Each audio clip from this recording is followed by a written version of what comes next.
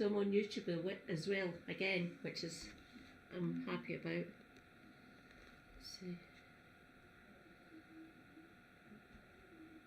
And there, like that, there we go. YouTube.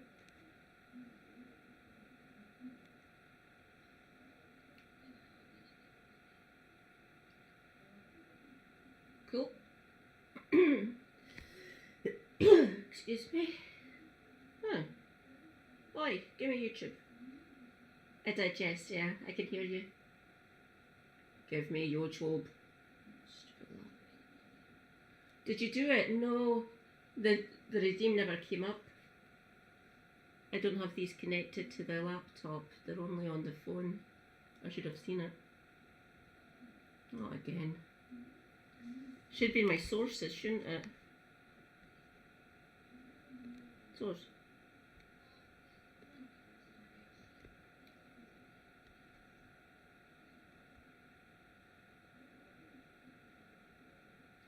Do. There, alert boxes. And source.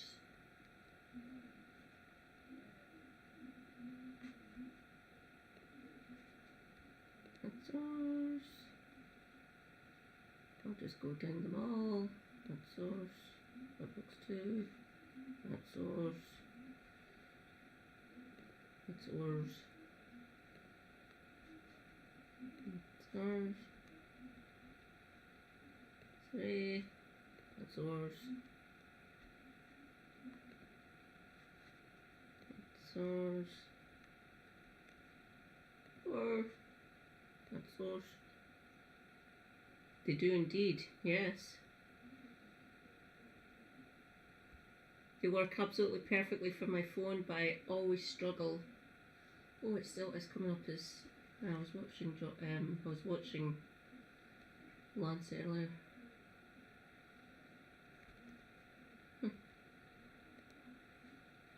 Huh.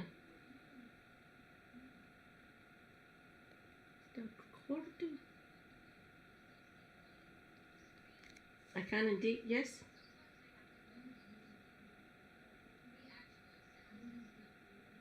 I can do that.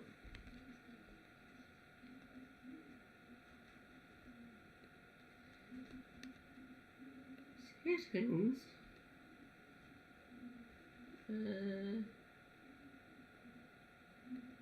System.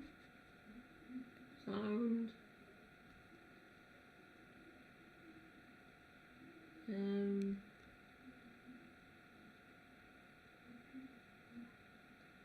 Yes, I've got the microphone on.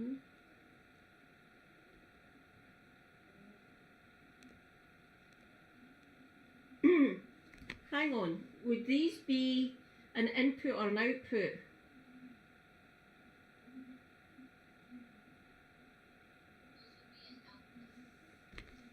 Right. Add a new device. Let's see.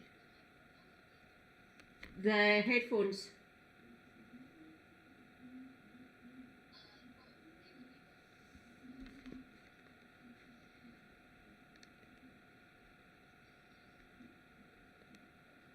Oh. Add a setting.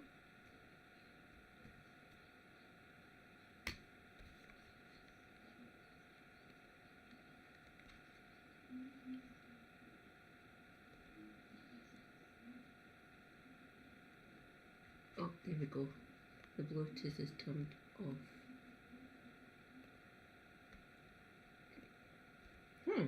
Doesn't let me connect.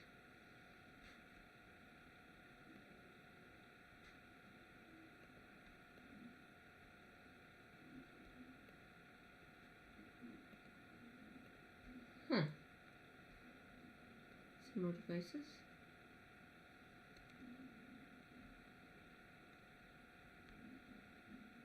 Does Bluetooth need updated? Is that what's wrong? That's why I am so stupid. Connect my headphones.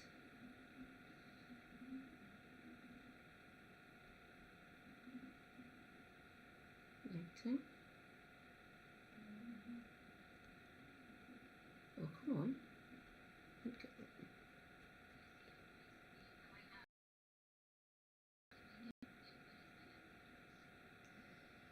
Yeah, I've got a mic that I use. People seem to hear me good on my mic.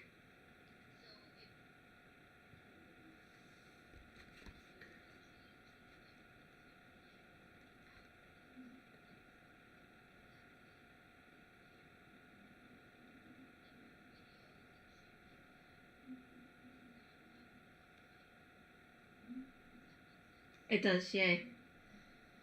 If it lets me connect, I can turn it. Oh, Christ's sake. Devices. Let's see what's wrong.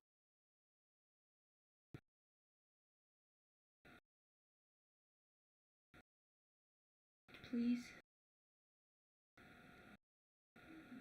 Connecting.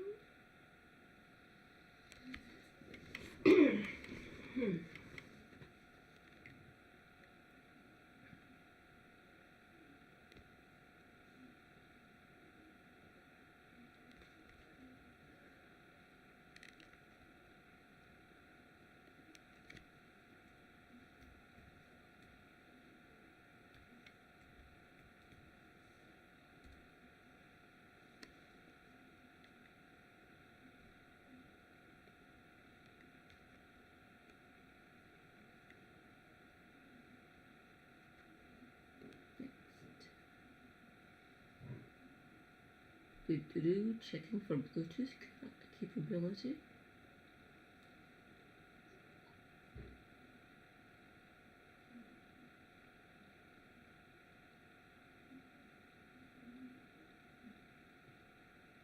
Bluetooth on.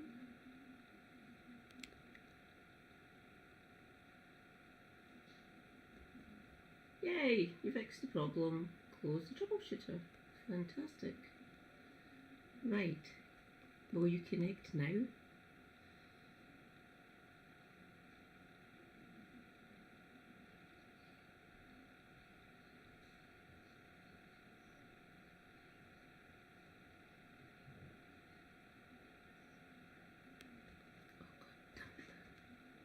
Yeah, sure, of course. Connect my headphones, god damn you.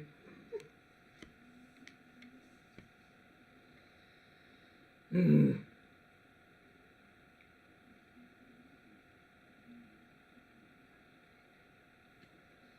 problem. Oh, god damn it. Connect! Right, do you need fucking annoying me? Windows update. Do you need updated? Check for updates.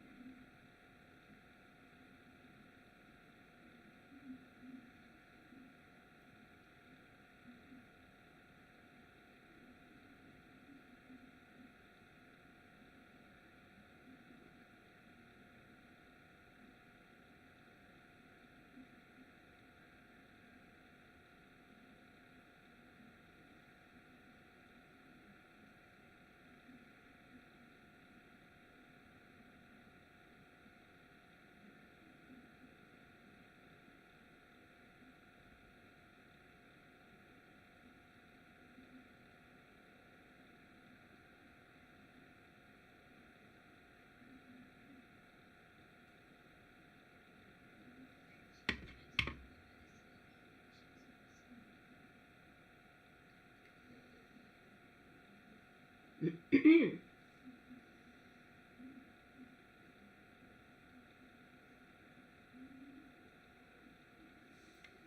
we go. Bluetooth and devices. Well, you aren't now, you're not connected to the phone. There we go.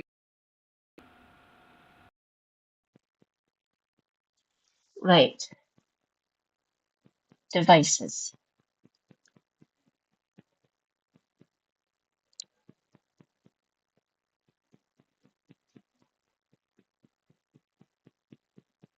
More options.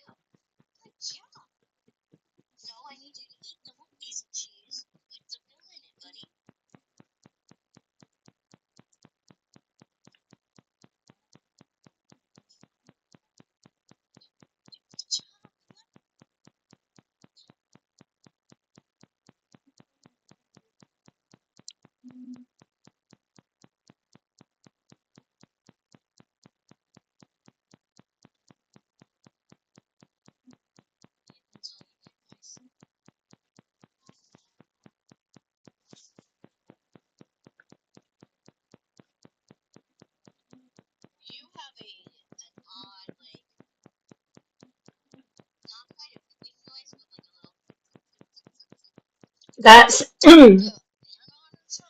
it's my laptop cooler. I've got it on the low setting I feel safe doing for my laptop because it does get rather heated. So what you're hearing is the laptop cooler. Getting one that's nearly soundless is going to take me a bit of time to save up for.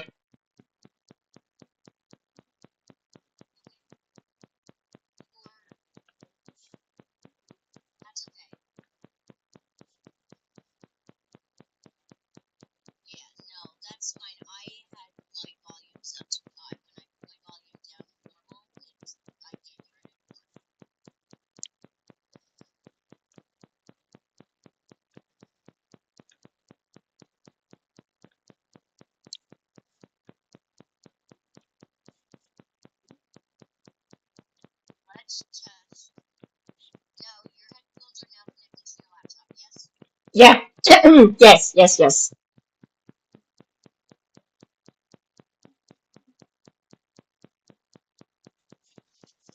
There we go.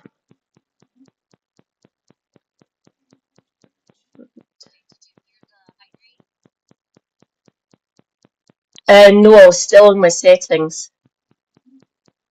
There's my, oh, that's my chat box.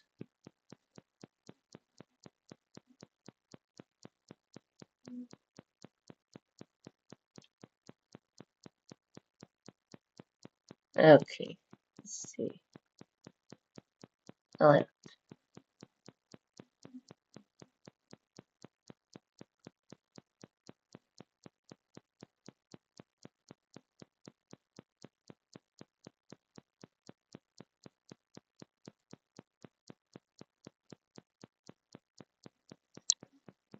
right, there's my, there we go.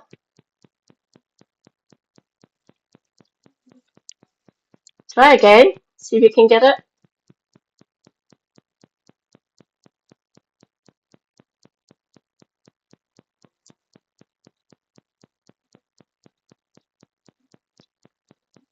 Oops.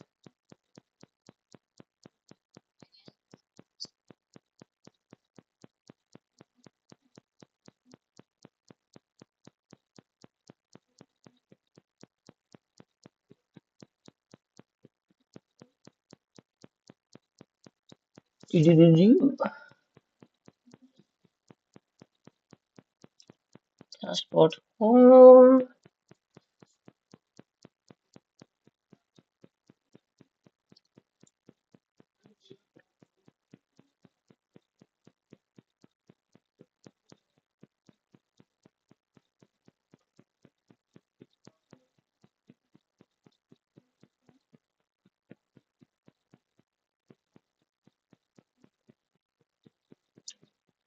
Alert box.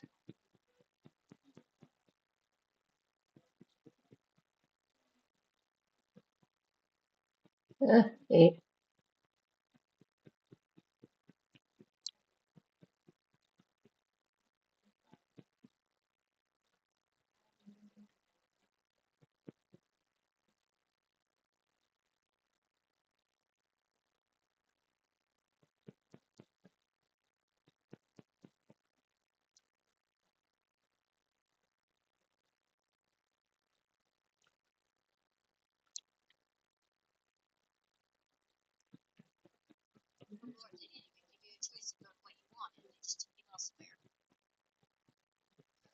Crying out loud. 8 seconds.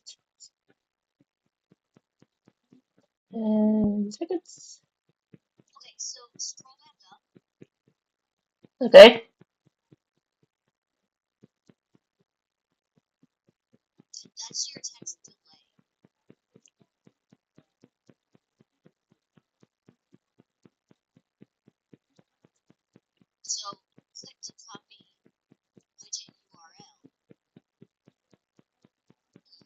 Copy.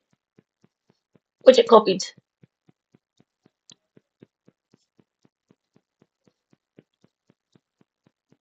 Do do do do. Oh, wrong way then. Hold on.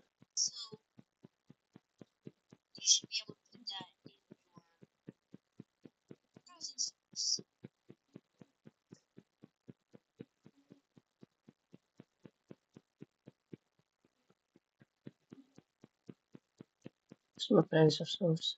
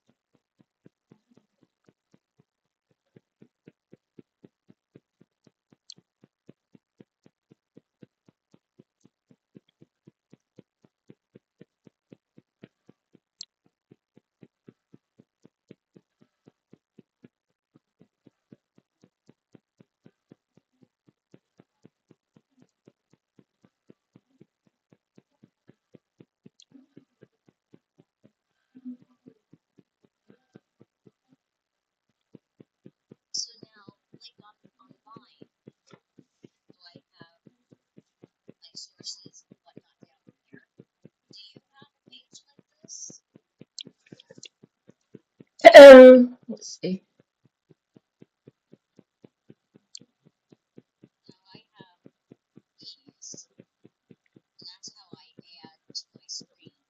I've got overlays, I've got sources, and I've got my mixer.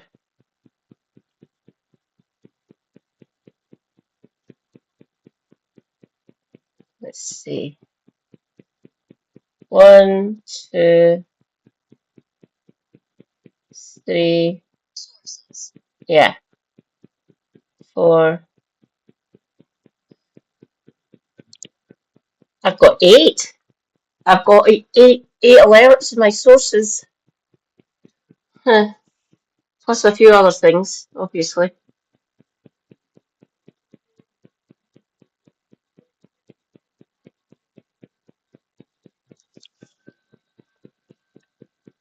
Test. Touch.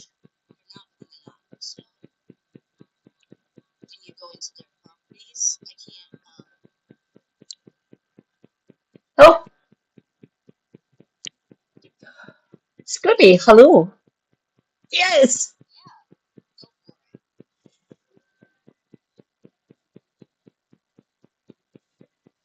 Oh my god, they're all coming up. Ah, cool. I do that. I do love that chromatic purple. It looks. Yes! Victory! Whoa.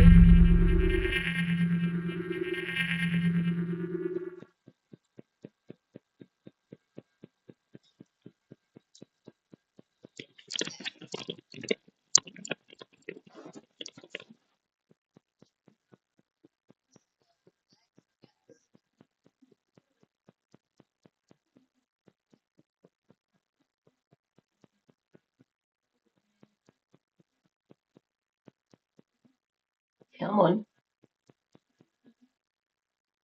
But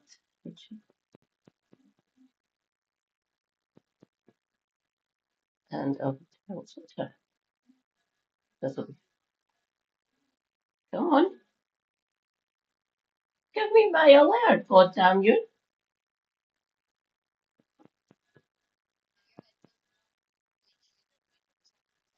No, they're not. They're not. They didn't. They don't seem to be connecting to my laptop. I don't know if there's something wrong with my Bluetooth driver. I've been trying to check it, but it's, I don't. I seem to be going wrong somewhere. Rather weird. Oh, give me a minute. I have to go through and get my medicine bag and the juice. Be right back, sweetie.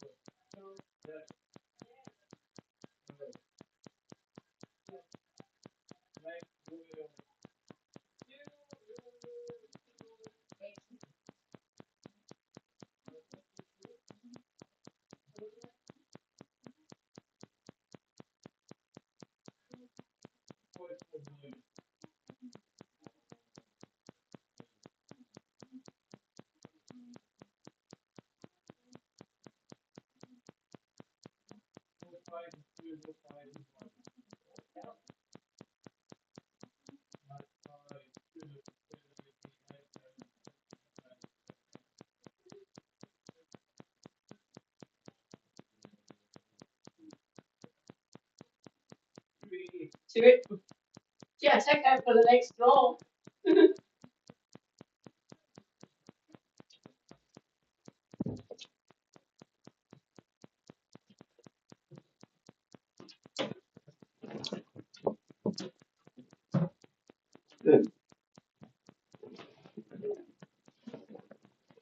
You're on my YouTube, Scribby. Through.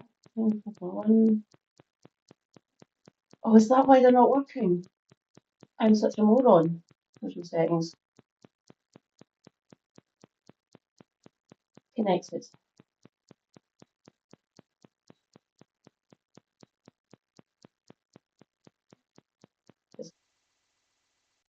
Maybe you'll work now. Oh, that's my YouTube. YouTube.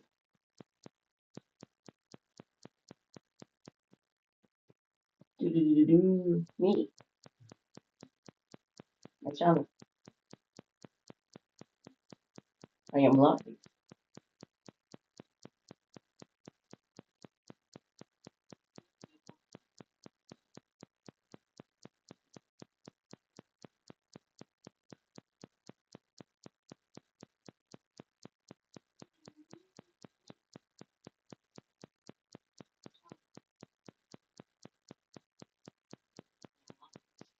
Oh.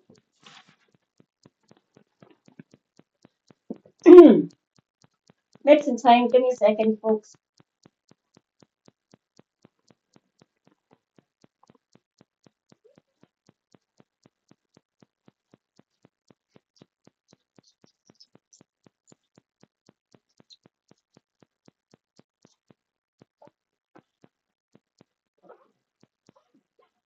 Medicine time. Give me a second.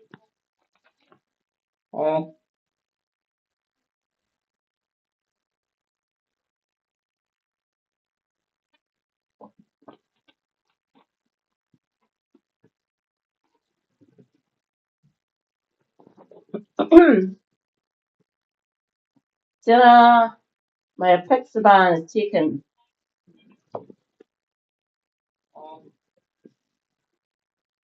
Oh, I can put you that one down. found it.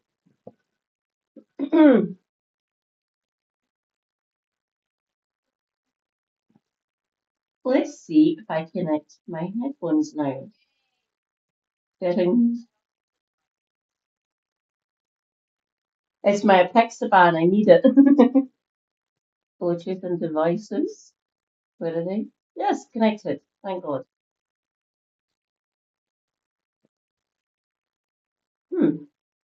Brilliant.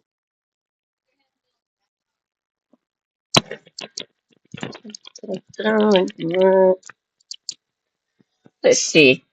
Yeah, let's just see if I can get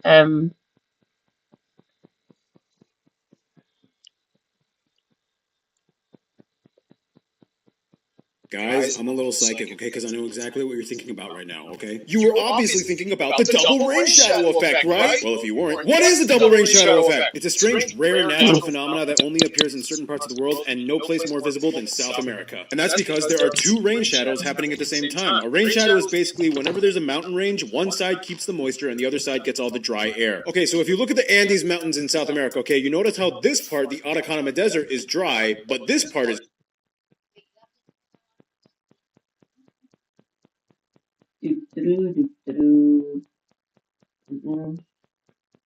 settings.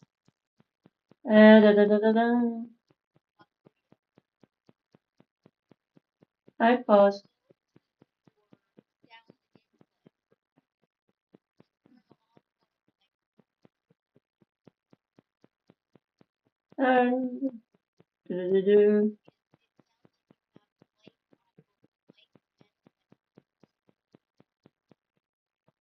The headphones aren't connected, which is weird. I've only got my microphone on.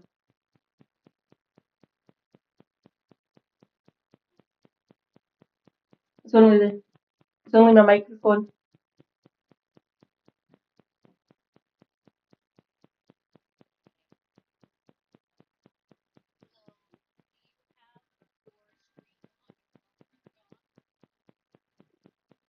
No, I'm on with you.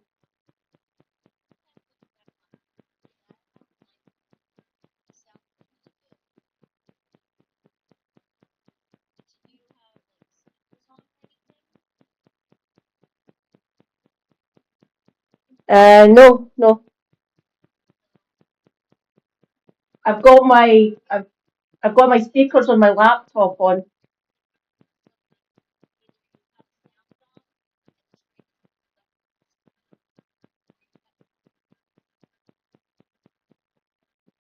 There's nothing coming through my headphones at all from anything. I've got my head.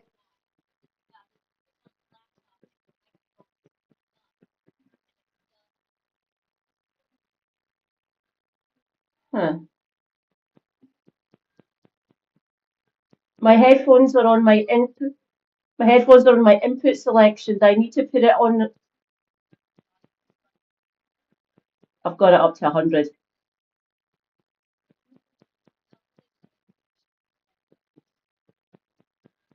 Okay, add a new device. Controllers.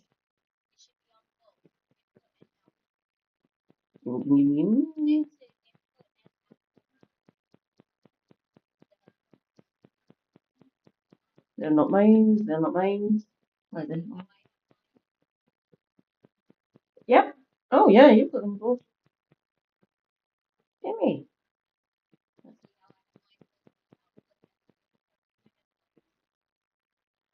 Seem to be folding them. Weird.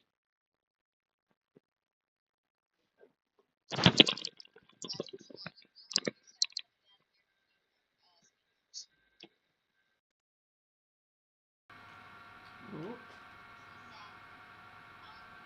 power on.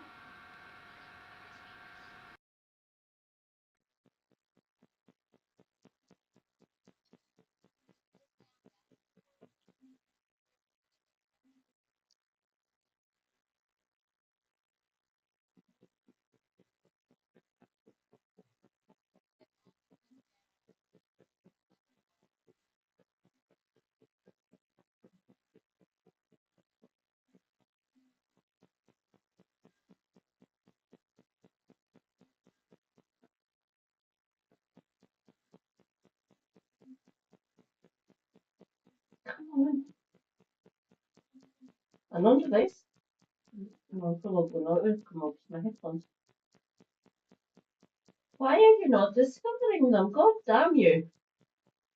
Yes, they're on. Undiscoverable. I do, yeah.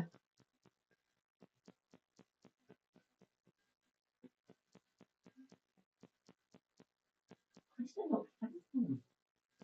Right.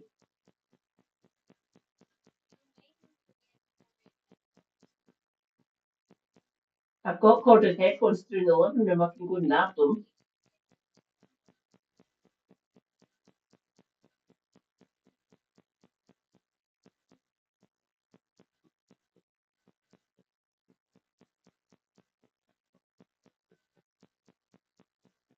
Right.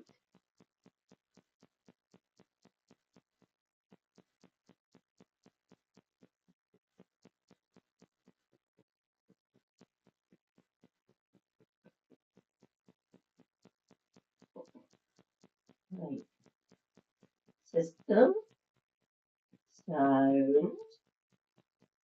Add device. Bluetooth.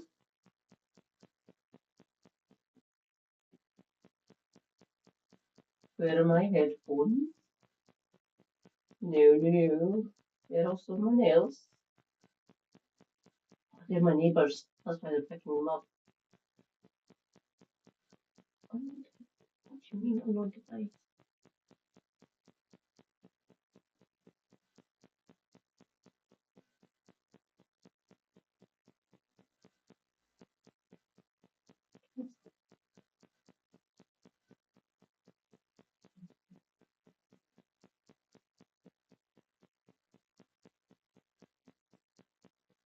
Add device. Bluetooth. Where are my headphones? Why is it not finding them? Nope. It's definitely not Hisense. Where the hell are they? Right, this is really annoying me. Give me my headphones.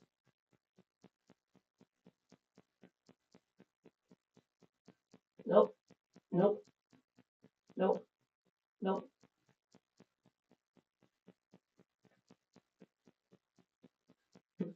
It's picking up someone's telly. What the hell? Bloody.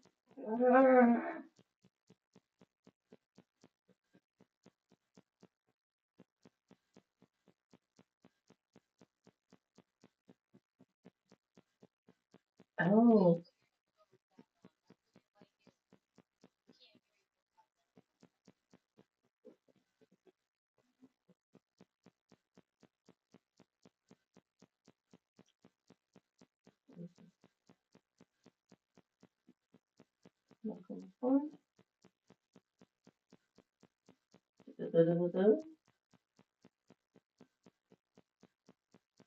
They're turned on.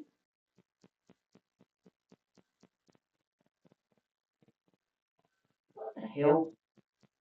Come on.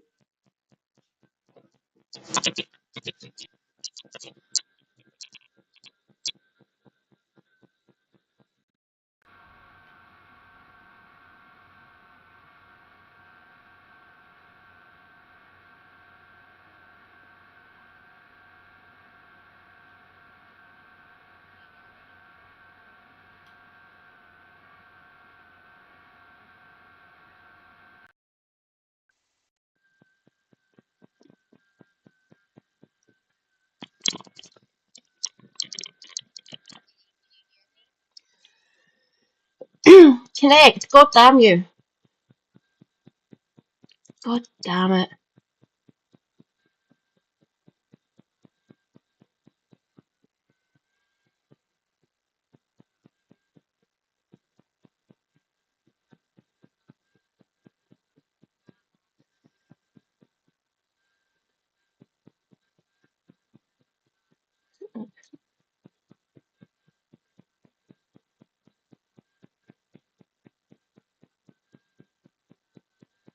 Connect, please.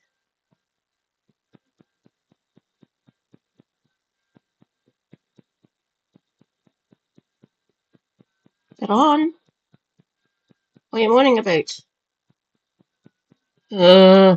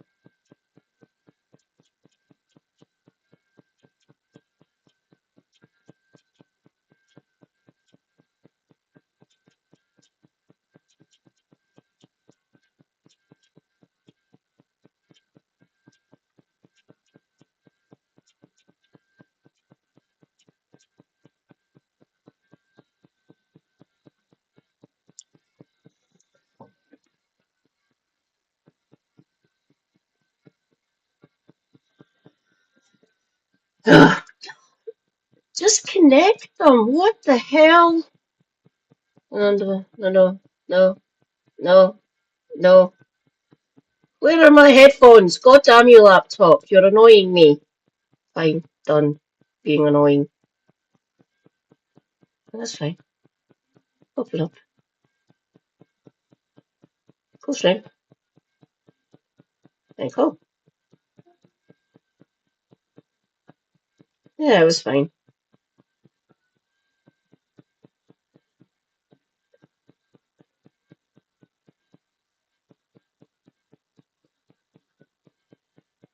Yeah, I'm on that.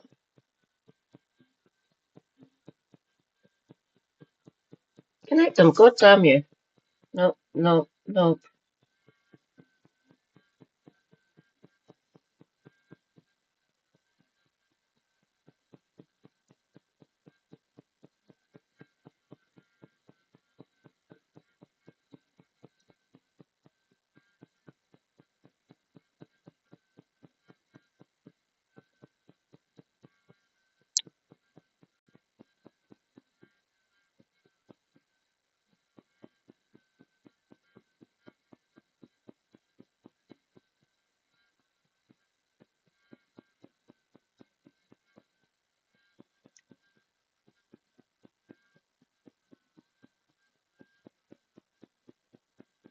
Here.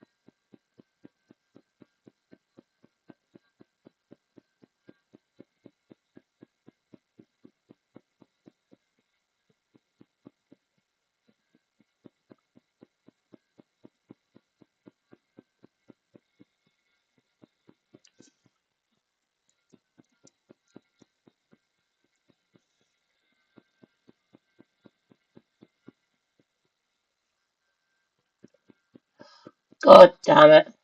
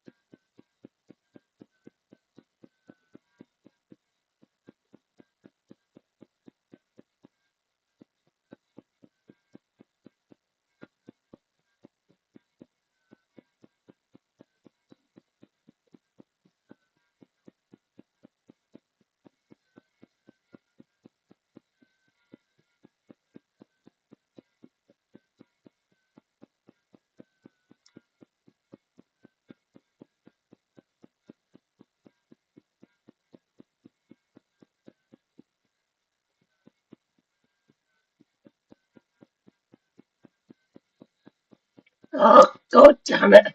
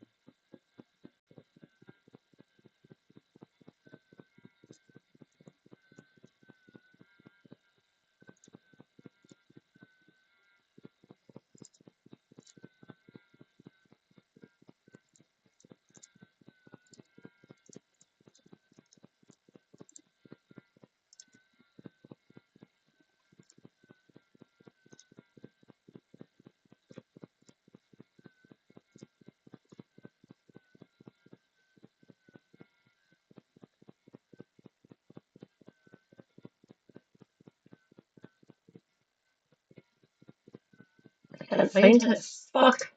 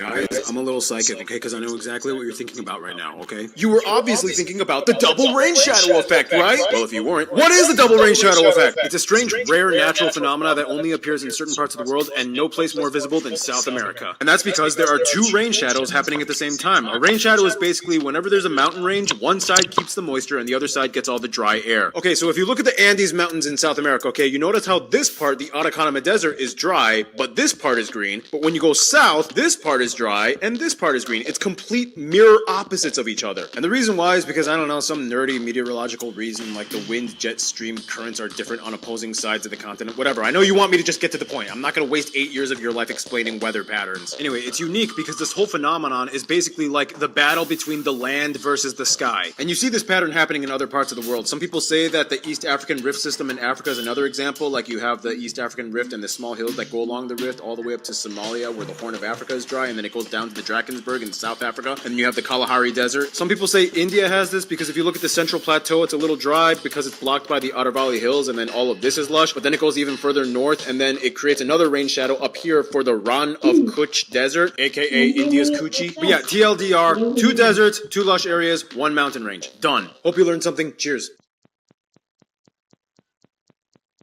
Republicans love to talk about reducing the deficit, but they just sabotaged tens of billions of dollars in their war on immigrants. I've seen estimates reported of more than $20 billion in potentially lost revenue. Despite the Republican rhetoric that immigrants are a drain on social services, they are a crucial part of the tax base, contributing billions in taxes to support public services. Public services that they can't even receive themselves. $20 billion is just one estimate of how much we might lose. Another estimate reported that undocumented immigrants paid $97 billion in taxes in 2022. That is 2/3 of what DOJ claims to be saving the government. 2/3. Meanwhile, the IRS just agreed to share immigrants' tax information with ICE to facilitate deportations. We have had for years a safe harbor for non-citizens who can't get a social security number to have an avenue by which to pay their taxes. The deal is we would not use the information as a mechanism to initiate immigration-related activities. That safe harbor is being eliminated. This move is not only cruel, it's financially stupid, as the IRS will lose out on countless workers who will now live in fear of paying taxes. Let me make one final point here. If you are undocumented and paid even $1,000 of federal income tax, you've officially paid more than Elon Musk did in 2018, Jeff Bezos in 2007 and 2011, or many other billionaires with an army of accountants to dodge taxes. Here's some things I'm comfortable wearing since transitioning. Vests because top surgery and weight and muscle gain. V-necks, mostly the same reasons, they both show a lot more than I ever used to want to show. Swim shorts show a lot more than I ever wanted to show to anyone, including the mirror. Still learning to feel fully comfortable in these. And finally, suits. I used to be in love with suits as a child, but as I grew older, they used to hug in all the wrong places for me personally, especially the hips. But since transitioning, they're now one of my faves and I'm back in love. Right, so the fallout for Keir Starmer's benefits bashing, disability dismissing Labour Hello? Just want to see if you can hear me with this. I've got it muted now. If you can still hear me with this, I'll be very surprised.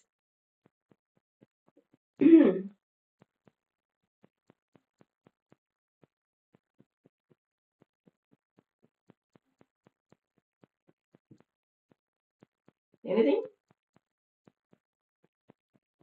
Can you hear me on this?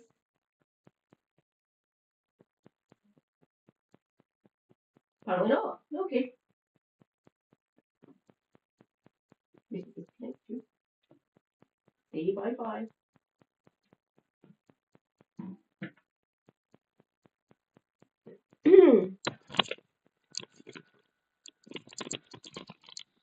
Right.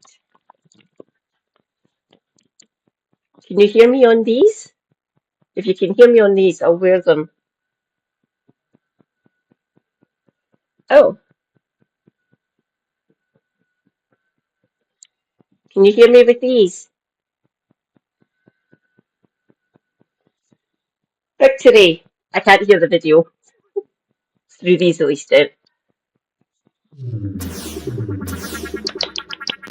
Fantastic! Hello there. Woohoo! Hello there. Yay! That's weird. You can hear me, but I can't hear this video or the alerts. I can hear them coming out the speakers on the laptop, though. But if that works, that works. And if there's no echo, that's good. Thanks, Shanice, very much appreciated. Sozzled, thank you. Welcome in, Sozzled.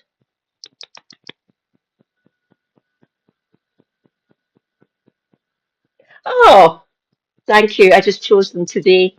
I thought, let's mix things up a bit. Give everyone a little bit of a surprise with the alerts. How rude. I will not show the brand. They're not sponsoring me.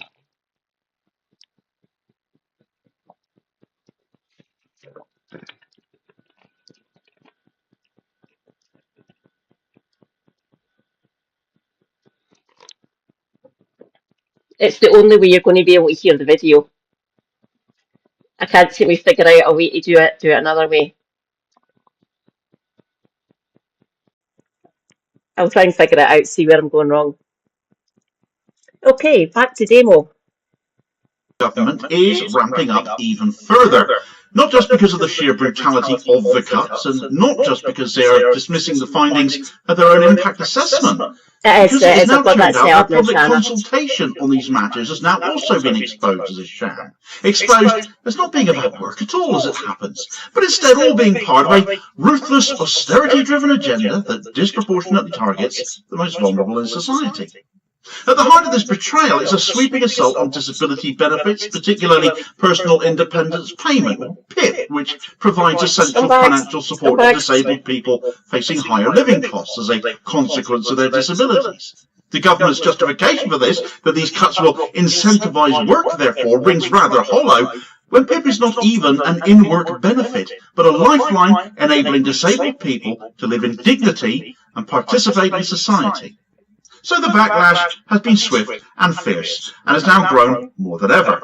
Labour MPs, disability rights groups and activists are now in open revolt, with one rebel MP, Richard Bergen, having now launched a high-profile campaign called Tax Wealth, Don't Cut Disability Support, demanding the government reverse course and instead fund social security through wealth taxes, a call being made all the more loudly in a policy position long been held by the Greens. Meanwhile, another petition in DWP boss Liz Kendall's own constituency underscores the growing public fury, hitting Labour MPs on their doorsteps now. The fallout has exposed deep fractures within Labour. Over 80 MPs in the Labour Party now are at risk of losing their seats due to the sheer number of PIP recipients in their constituencies versus their own parliamentary majorities. Therefore, this scandal and this political choice, which has come straight out of the Tories' playbook, is hitting so much harder than even they ever did. This could well end up as a result becoming Keir Starmer's poll tax moment now. And there will be consequences for him and his government electorally if they do not change course on this. They won't. Right, so, Keir Starmer's poll tax moment, is it, Damo? Coming for the disabled under the guise of trying to get more people into work. It's all coming undone. The longer this farce and this cruelty that passes for government policy knocks on for. This is more than a policy dispute. It is a moral crisis for a party formed to represent ordinary working-class people, when now it claims only to represent work itself. Not the workers, therefore, but the bosses instead. Starmer's government, rather than taxing ever-growing and extreme wealth, has chosen to balance the books on the backs of disabled people, on the backs of low-income families and struggling households as we continue to endure this cost-of-living crisis. But by coming... Scum. I'm lucky. I'm shielded a little bit. I'm shielded quite a lot up here in Scotland. Oh, sozzled! Thank you. Much appreciated.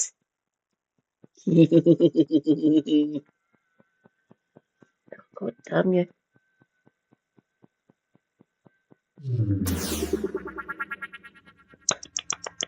Finally, got them to work. Woohoo! Yes, Labour are now scum. Should just as well have called them Tories now at this point. Why are they hell-bent on targeting people like me? Seriously. We're on the bare minimum as it is. And they keep on coming after us. The disabled specifically, they can't even claim it is all about work, but many can't, and of those who can, their PIP payments may actually enable that. Labour's proposed cuts to PIP are part of a broader assault on social security, framed as necessary to reduce welfare spending and get people back into work. Yet PIP is explicitly designed to cover the additional cost of living with a disability. Costs that do not disappear as someone finds employment and may in fact contribute to their ability to find employment. The government's own impact assessment, which was quietly published after Rachel Reeves's joke of a spring statement last month, admits that these cuts will plunge thousands into deeper poverty, with disabled people disproportionately affected most of all. That was all bad enough. That has caused enough of a crisis within the Labour Party, but this government haven't stopped there, and certainly are not paying the blindest bit of attention to the trouble they appear to be in. You see, apart from the impact assessment, there's also the public consultation, which is still going on. Well, you can imagine that disability rights activists and organisations and disabled people themselves will have been absolutely breaking the doors down to make this point clear, wouldn't you? That PIP has nothing to do with work at all. It's about daily living. It is possibly about accessing work too. But Labour seem to have seen that one coming, and their public consultation on these cuts has deliberately excluded any discussion of PIP reductions, suggesting the government knew the move would provoke outrage and therefore made sure the remit of the consultation wouldn't include anything about this, any comeback on the part of disabled people for their living benefits, if you like, being impacted, their rights or their concerns thrown out the window, don't appear to matter.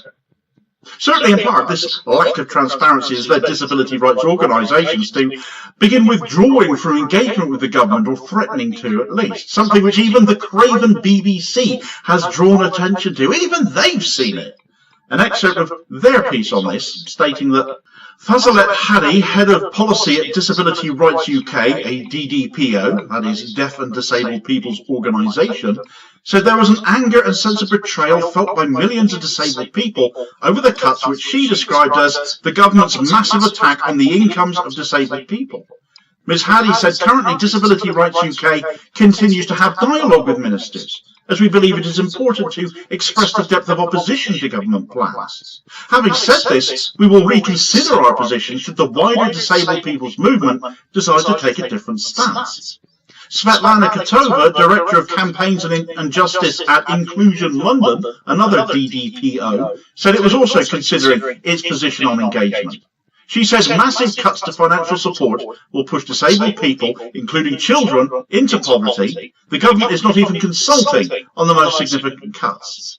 At least they, as organisations, can still access government, though it seems. Ordinary people, as pointed out by this public consultation, where it certainly comes to PIP, cannot, because the government is not consulting on those most significant cuts. And of course children were raised there as well. Children can actually be disabled too. It's amazing how these DWP reforms are refusing to acknowledge disability in people under the age of 22, for example, especially when it comes to universal credit as well. It's almost like they don't believe such people exist. Unfortunately for them, they do. And things have escalated to a point that now even a lefty Labour backbench MP has found sufficient spine to do more than go down the strongly worded letter route that they always seem to do so, and we can all get behind this move too, actually. Richard Bergen, the Labour MP for Leeds East, having only recently regained the Labour whip after defying the party over the two-child benefit cap, another cruelty against children, Bergen is once again challenging his own government and his own party, this time with a petition demanding wealth taxes instead of disability cuts. He might have been listening to the Greens for all we know. He'd certainly get a lot further if he defected to them right now. At least he would be allowed an opinion without risk of being punished for it again. But his campaign, called Tax Wealth, Don't Cut Disability Support, has already garnered over 40,000 signatures, reflecting widespread public opinion to austerity targeting the most vulnerable. Bergen's intervention is also significant because it exposes the ideological divide within Labour still, something Starmer absolutely hates. He wants everybody to do as he tells them after all. It's his party, it's his government. We hear this all the time.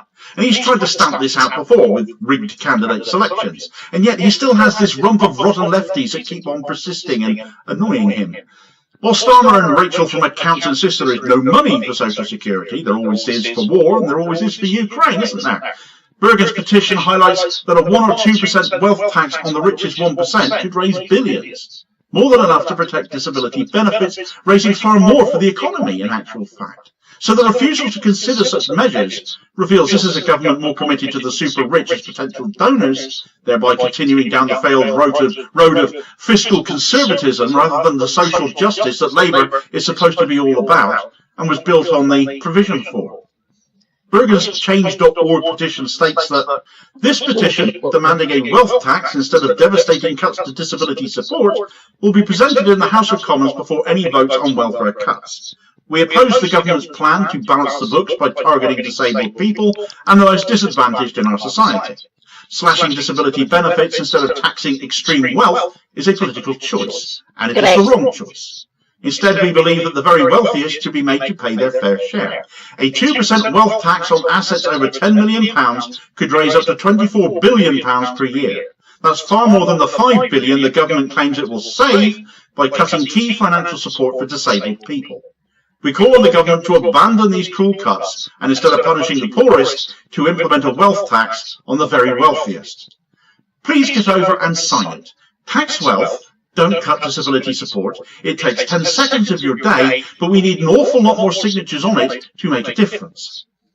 Adding to that pressure, though, a disability rights activist, Abby Broomfield, who is unfortunate enough to have DWP boss Liz Kendall as her MP, has launched a separate petition on the parliamentary website condemning the cuts called Protect Disabled People Who Cannot Work from Planned Cuts to Benefits. It has thus far garnered just over 10,000 signatures, and again, it needs your support, so sign that one too, please. Kendall, as Work and Pension Secretary, is the architect of these reforms, of course. They aren't reforms, though, are they? They are devastating cuts that will destroy lives, that deserves to have the nexus of a fight back on behalf of disabled people happening on her own patch, 11% of whom are in receipt of PIP. And they are now mobilising against her as their MP, and this is a figure that is becoming more important to more Labour MPs nationwide, the difference between their majorities and the number of PIP claimants they might have in their constituency. You see, this local backlash is a microcosm of the broader electoral threat to Labour particularly. As it turns out, there are some 80 Labour MPs who have majorities that are smaller than the number of PIP claimants they have in their constituencies, meaning in theory these cuts could cost them their seats if all of those PIP claimants took their votes elsewhere. That in itself is likely to be an underestimate as well, given families of said people, not to mention people just generally disgusted by attacks on the disabled, would also be more likely to turn away from Labour over this, therefore making this one of the most politically suicidal policies in recent memory. So, could this indeed be Starmer's poll tax moment? Like the poll tax, Starmer's benefit cuts are regressive, deeply unpopular, and ultimately self-defeating. According to the OBR, some 52% of current PIP claimants would lose their support under these new measures that Starmer and Kendall and Reeves are bringing in. That's money they spend in their local areas, which boosts the local economy. That's a lot of people who will be challenging their reassessments with all the associated costs of that involved. The poll tax led to mass protests, Tory infighting, and ultimately it was Thatcher's downfall. Now Labour faces a similar reckoning, with so many Labour MPs in the firing line, including several ministers, and the upcoming local election results widely expected to be bad for Labour, not just for this, but for a whole host of other reasons that they've been disgusting and horrible to the public of this country over, could be seen as a shot across the bows for them to change tack or else. Disability rights groups, trade unions, even Labour's own backbenchers are sounding the alarm now. Even the BBC, noting the internal dissent is growing, with MPs fearing a voter backlash in the next election, as well as those upcoming locals. Richard Bergen and Abby Broomfield's petitions need to keep gaining traction as a show of how disgusted we all are as well, especially when we can't seem to tell them any other way. They won't let us through the public consultation, and how disgusted we all are of these attacks on the most vulnerable as the rich just keep getting richer.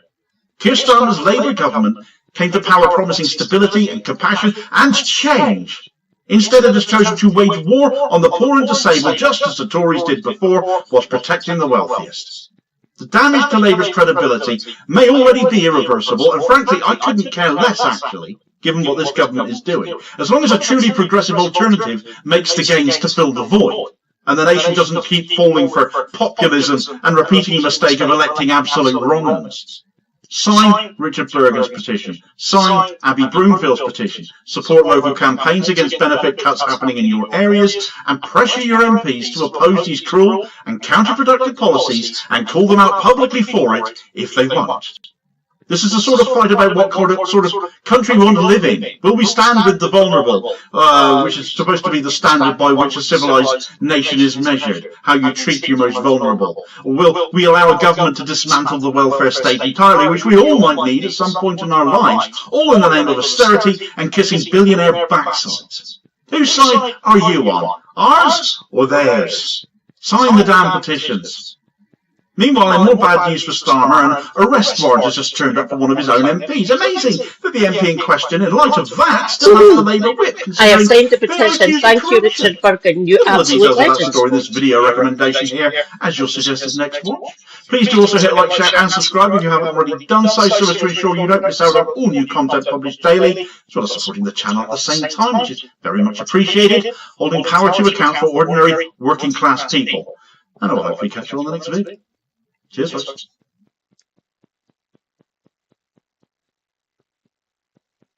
On the 10th of December 2024, YouTube turned off my monetization. Why? To this day, no one knows. But I was demonetized for 10 days, and during that time, I thought to myself, I should investigate other platforms that can host my videos. I mean, I was demonetized without any explanation. There's no reason they couldn't just delete my account without any explanation. So I looked into Instagram, I updated my Odyssey account, and I made a Twitch account. And then YouTube monetization went back on as mysteriously as it had disappeared, and I forgot all about it until the 18th of March 2025, when I received the following in an email. Based on a review of your activity or content, we have issued a global suspension on your account. Due to the severe nature of this violation, or the fact that you've incurred multiple violations, your access to Twitch services is indefinitely restricted. Reason? Fraud. Where the violation occurred, in purchases or payouts. Suspension length? Permanent. Your suspension will not be automatically lifted. Access to our services may only be restored upon successful appeal. Here's the problem. I have not logged into my Twitch account since creating it in December of 2024. There was no payment information on it with which to commit payment fraud. There were no card details. There were no personal details. I hadn't even filled out the profile. The email address associated with the account hasn't been involved in a data breach, as far as the internet knows. Twitch hasn't been involved in a data breach, as far as I know. So how did the fraudster get into the account? How did they even know the account existed? Now, obviously, I should have activated two-factor authentication like I have on all of my other accounts. That would probably have prevented this. But still, I thought that I would reach out to Twitch and try and explain the situation and see if we can't get this cleared up. So I fill in the appeal form, and 2 days later, I get this. After careful and extensive review of your account history. What account history? Usage patterns. Again. What usage? And unauthorized charges. Obviously they're unauthorized. I didn't make them. We have found your claims to be unsubstantiated at this time. Your account is indefinitely suspended for purchase fraud, such as using stolen payment information, abusing Prime Gaming, or abusing chargebacks. We do not unsuspend accounts that have engaged in this level of abuse. There are no appeals for purchase fraud. This is the last communication you will receive from us regarding this topic. So here are my questions. 1. Has this ever happened to you? 2A. No. Is a permanent suspension the same as a ban? Or 2B. Can I just sign up for a new Twitch account? 2C. Does it require me to use a new email address, for example? Or have I been IP banned? And possibly the most important question of all, 3. Have I found a company with worse customer service than YouTube? Or is it just that YouTube's customer service for me is marginally better than for everyone else because I have 500,000 subscribers? Answers on a postcard to the usual address. Alright guys, let me just tell you, I am losing my mind over here because we get news stories every day about how every good part of the federal government is being dismantled right in front of our faces? Right. Some Kyle. Here we go. What is this one actually? Let's see. Some turns on MAGA states and shocking betrayal. Not surprised. He is a wank, after all. And it's hardly ever talked about, right? It's sort of like with Israel doing their genocide, at some point, people just started thinking like, yeah, they're Israel and they do a genocide. I know that's what's happening.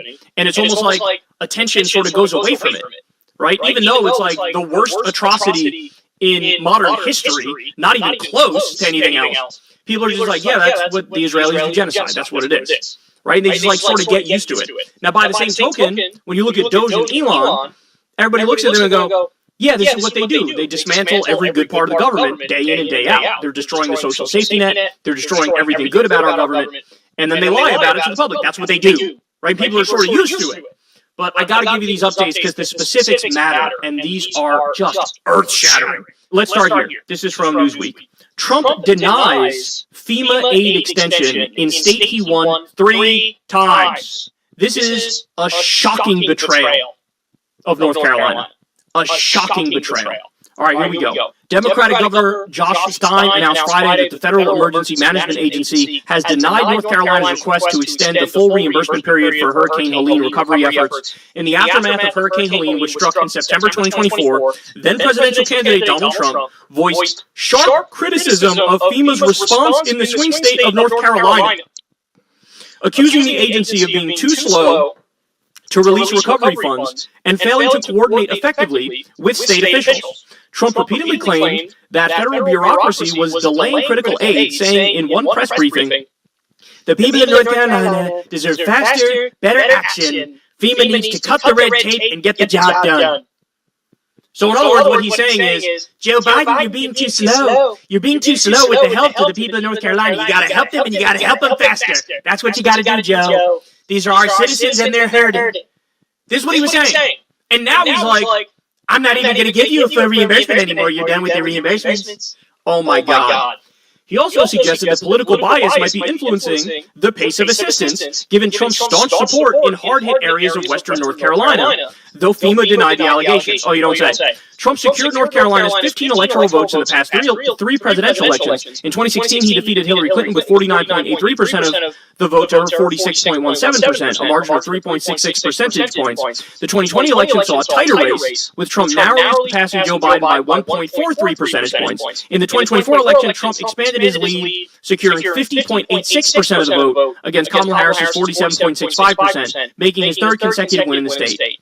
So, he won the state 3 times, views it as a total MAGA state, knows that the areas hardest hit are the more red parts of North Carolina, criticized Biden for not helping them enough and not helping them fast, and then here he is, he's like, we're not going to give you the reimbursement anymore.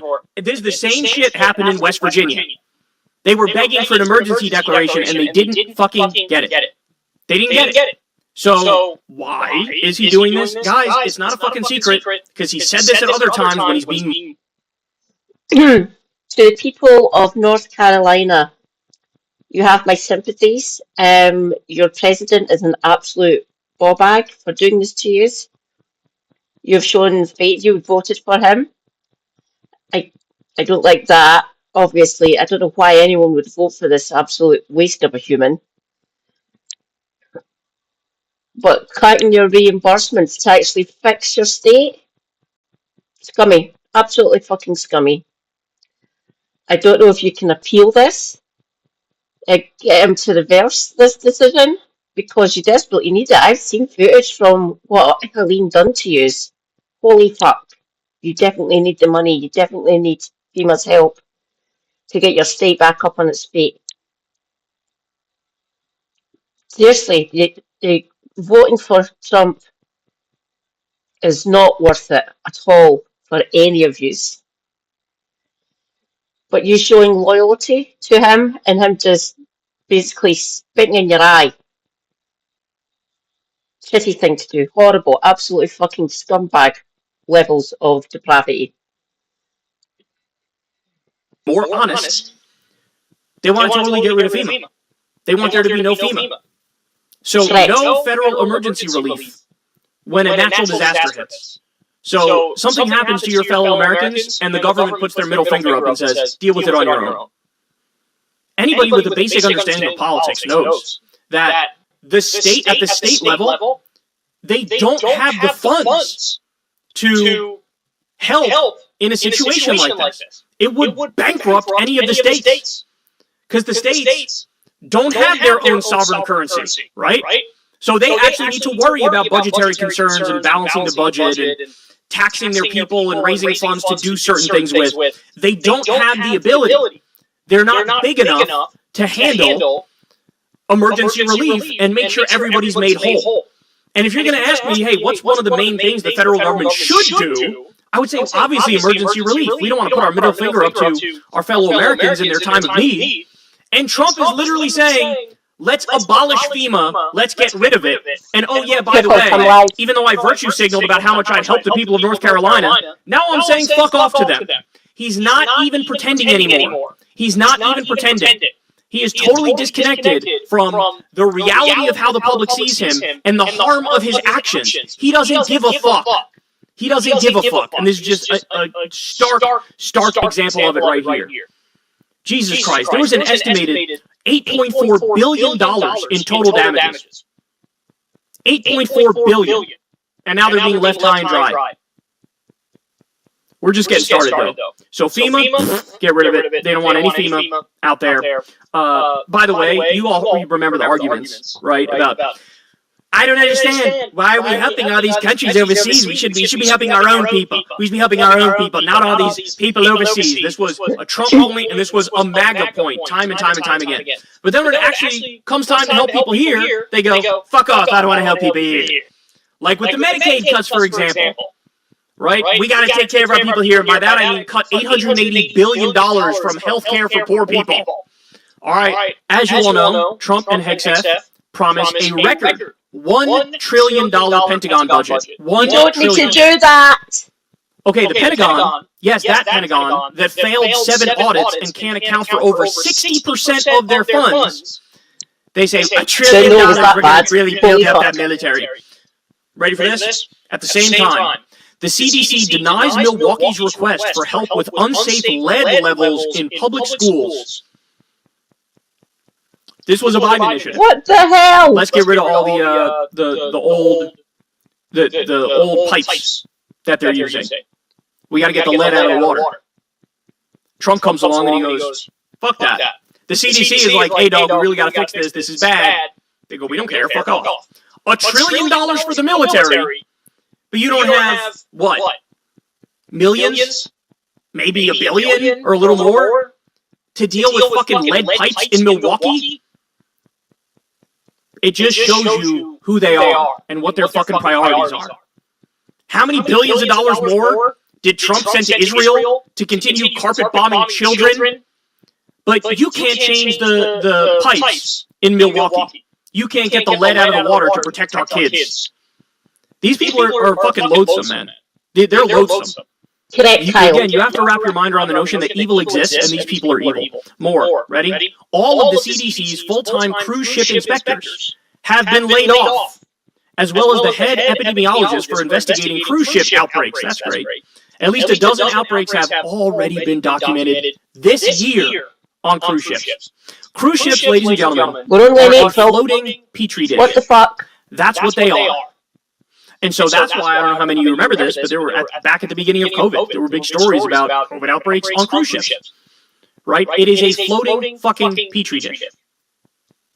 And now they're saying, well, what do we need cruise ship inspectors for that work at the CDC? Why do we need a head epidemiologist for investigating cruise ship outbreaks? Let's just fucking YOLO it. At the same time, Elon is taking $8 million a day in government subsidies for his own businesses and just got another $6 billion contract. So that $8 million a day number is going to go up. So don't cut any of Elon's funds, but cut the head epidemiologist for investigating cruise ship outbreaks. We are purposefully trying to return to being an underdeveloped country. The Trump administration plans to eliminate the research arm of the National Oceanic and Atmospheric Administration, close all weather and climate labs, and eviscerate its budget along with several other NOAA offices, according to internal documents obtained by CNN. As you all know from our previous coverage, they reduce the number of weather balloons that are used to get forecasts, which means what? We're not going to get nearly as accurate forecasts as we did. And ultimately, the goal will be they want to privatize the shit, right? They want to privatize, and they want one of their robber baron buddies to get a cut. So you and I have gotten too comfortable with the notion of free weather reports, right? We're too comfy with that. We're freeloaders. We're parasites for, wanting to know the weather. They want you to fucking cough up and pay money over it, and they're destroying the government's ability. By the way, even private outlets, all of their information comes from the government when it comes to our weather. They will all tell you that. There's some weather YouTubers I watch, and they say the same fucking thing. And they're destroying our ability to get accurate weather forecasts. It really is incredible what these people are doing. It really is. More. The Social Security Administration will be shifting its public communication exclusively to X. Sources tell Wired. This comes as agency plans to cut its regional office workforce by roughly 90%. I literally don't even know what to say anymore. I can't. Like, what are we talking about with Social Security? First of all, they already are cutting 50% of the offices, right? They're already saying, we're going to cut the Social Security Administration offices by 50%. Then they also say, sorry, no more phone line, which is used for nearly half the claims. Because people on Social Security are older, they're old school, they want to make a phone call, right? So they try to shove it online and slash the number of offices up front. Now, you're shifting all of your public communication to X, forcing people to sign up to Elon's private website, forcing 70-year-olds to do that. By the way, again, I just have to reiterate this. Literally everything we've talked about so far in this segment, these things are totally illegal. You all know the way the system works. You all know that Congress has power of the purse. You all know when something becomes law, that's it. The funds get dispersed by the Treasury, and that's the end of it. But what Elon and Trump have done is repeatedly, illegally hacked into the back end at the Treasury and just slash whatever government programs they want to slash whatever jobs they want to cut, right? And this is why Elon has targeted, in many instances, a lot of the agencies that regulate his businesses. He doesn't want to be regulated. He doesn't want there to be a check on his power. And so that's what they're doing. And in this instance, they're trying to make Social Security collapse under its own weight. They don't believe in it. They don't like it. They only want government money to be given to them and robber barons like them. They don't want there to be a social safety net for your grandma or your dad, or the guy down the street who's elderly. They don't want a social safety net for them. They even tried to cut off the money that goes from Social Security to fucking orphans, dog. Orphans. If both your parents die, Social Security gives you money. Because, if you're a kid and both your parents are dead, that's kind of a rough situation to be in, right? And Elon went out and said, I found fraud in Social Security. We have kids getting Social Security checks. Can you believe that? You don't know the first fucking thing about this program, but you're destroying it in front of our eyes. Again, we need the courts to intervene, and we need Congress to grow a fucking pair. Why does everybody who's watching my show right now, why do they have to learn this from me? Shouldn't this be screamed about on the floor of the Senate and on the floor of the House? Shouldn't there be Democratic politicians everywhere explaining to people exactly how this man is dismantling every last good thing about our government in front of our eyes? Here we go, agent busy rate at Social Security, so the destruction is already happening. Percentage of callers who heard a pre-recorded disconnect message when trying to reach a representative at Social Security. Look at this chart. That's only going to get worse, y'all. And remember, they're already illegally freezing payments to people who have every right to get their earned benefit money, their Social Security money. They claim somebody was dead, he wasn't. They claim somebody was born overseas, he wasn't. He was born on a U.S. military base in Germany, which is U.S. soil, which means he's an American citizen. And how many hundreds of examples are there of that already? Right? Only a few got to the media. I bet more are coming. Never mind the nightmare stories of just, people trying to correct a problem or whatever, and they can't fucking get in contact with somebody. They are breaking our government, breaking it right in front of our face. All right. Everyone at the Department of Health and Human Services who sets federal poverty guidelines, which determine whether tens of millions of Americans are eligible for programs like Medicaid, food assistance, childcare, and more, has been fired. They fired everybody at HHS who sets the poverty lines, which then determines who gets Medicaid, who gets food assistance, who gets childcare, etc. Guys, this is a war on data.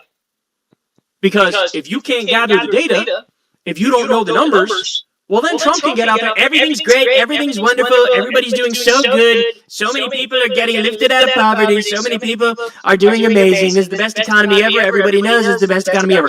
It makes it easier for them to lie if you destroy the ability to gather the data.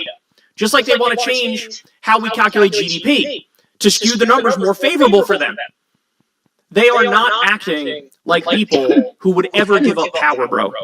They are acting like they don't have to face elections ever again. And then finally, from USA Today, exclusive, Trump budget proposal would fully eliminate Head Start. More than 1 million parents wouldn't be able to go to work under the proposal. The National Head Start Association warned late Friday. So, as I keep telling you guys, you look at our federal government, you look at every single program which is actually responsible for helping the American people and making their lives better.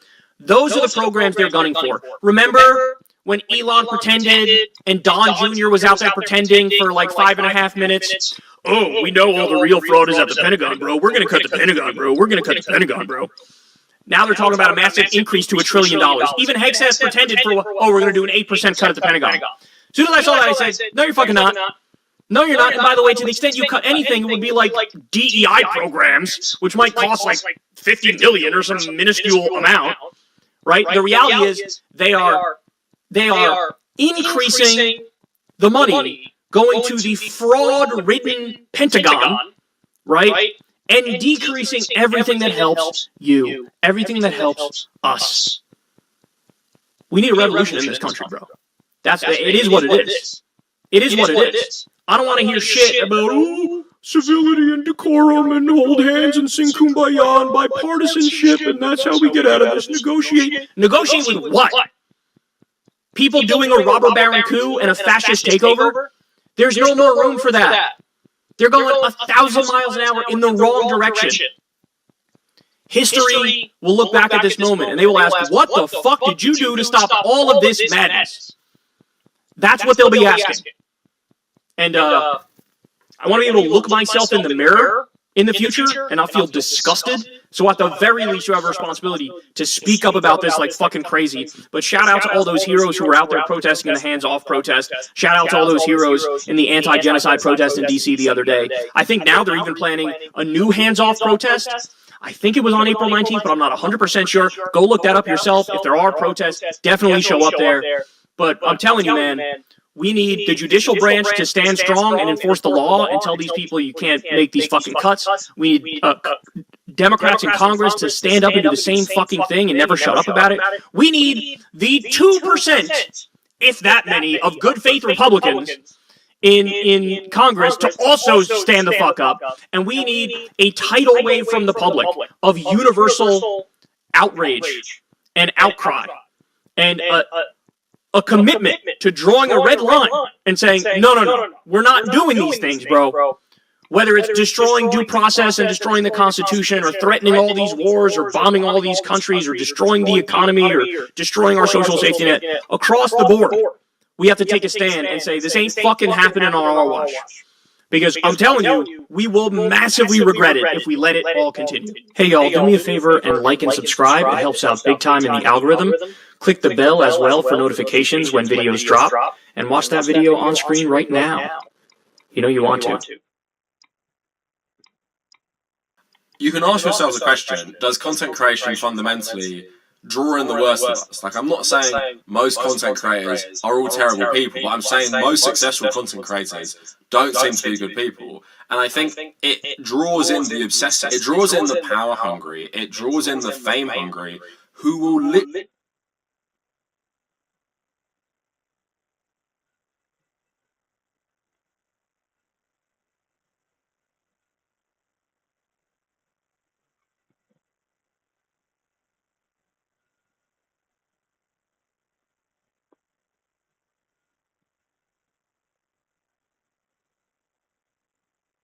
These are hostages, including child hostages. Israel's the only state on earth which systematically tries children in military courts.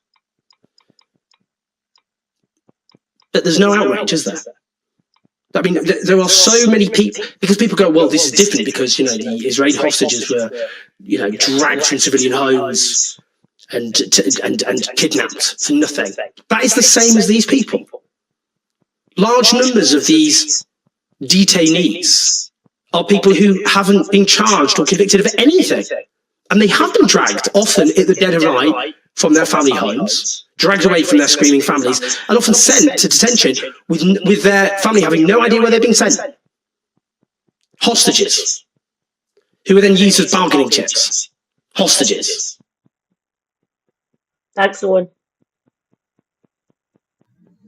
Right, so as if matters were not catastrophic enough, with numerous resignations battering Starmer's Labour in name-only Tory tribute act of a government, with more having happened since my last video on such matters, including one that marks a major blow to Labour. What will hurt them more is the mass rejection of the party up and down the country. Where many outlets have fixated on Reform UK's battering of Labour in Manchester, in truth they have lost far more by-elections than they've won. And of those they have won, so much of it has been mainstream media driven, with the likes of Nigel Farage rarely ever off of our screens, rather than anything they actually stand for. Of more importance, of greater impact, has been the clobbering of Labour in David Lammy's own backyard, though, by the Green Party. A victory that was built on collectivism, on getting behind a decent left candidate, and a party with an actual progressive vision that has achieved something in an area that just a short while ago would have been deemed unthinkable.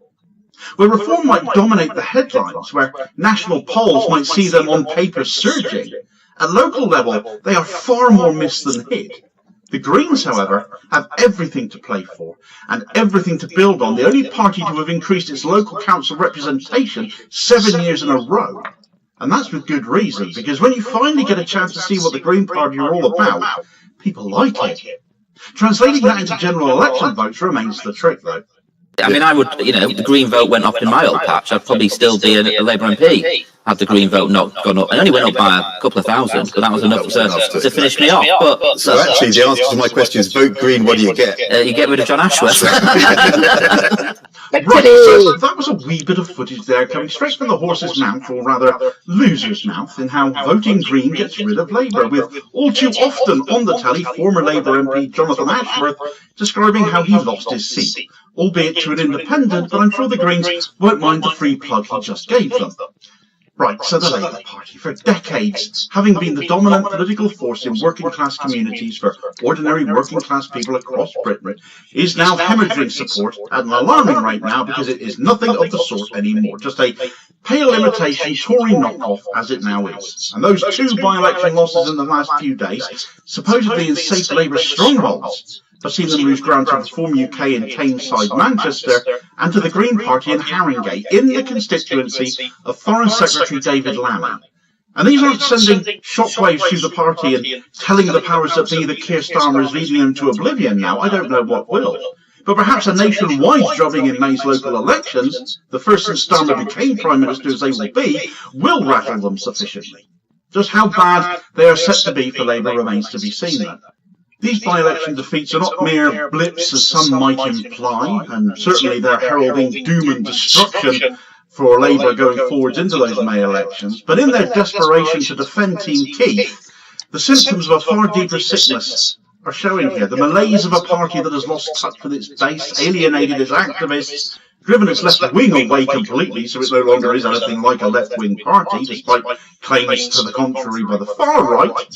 Everything is left to them, quite frankly. And they've abandoned their principles under Keir Starmer's supposed alleged leadership. People who have long thought Starmer a Tory plant have seen nothing thus far to demonstrably prove them wrong, given his actions. With local elections looming, Labour's collapse in these key areas suggests a shift in British politics against Labour that could see the party punished heavily at the ballot box in ways not seen in decades. And if moves to remove Starmer are ever to appear, making May 1st a very bad night for him, as bad as it possibly can be, would go a very long way towards that. So let's start with the Green win here in Haringey St Anne's ward. The Greens pulling off a remarkable victory, the likes of which has never been seen in this area before, overturning a Labour majority in a constituency that should have been as safe as houses for the party. They took 55% of the vote, as Labour's vote share tumbled 21%, with no other party anywhere near them, anywhere to be seen, including the rancid far right of Reform UK. The Green candidate, Rory Patton, ran on a platform of affordable housing, of climate action, of opposition to Labour's austerity-driven drivel of local governments. His success was not just a protest vote, but a conscious rejection of Labour's rightward shift under Starmer. And what makes this victory extraordinary all the more is that it was achieved without any significant media coverage. Par for the course when it comes to the Green Party, I'm sure you'll agree. Often people wonder, well, why do we not hear anything from them? The media don't give them a platform to, unlike Reform UK, which benefits from... We were trying to get these reconnected, and you should be able to hear me through my headphones. I've disconnected my actual mic. No, I thought we had dealt with the echo, but it's back now that I've connected these. So I guess I'll have to try and rejig it again when I've got a minute to myself.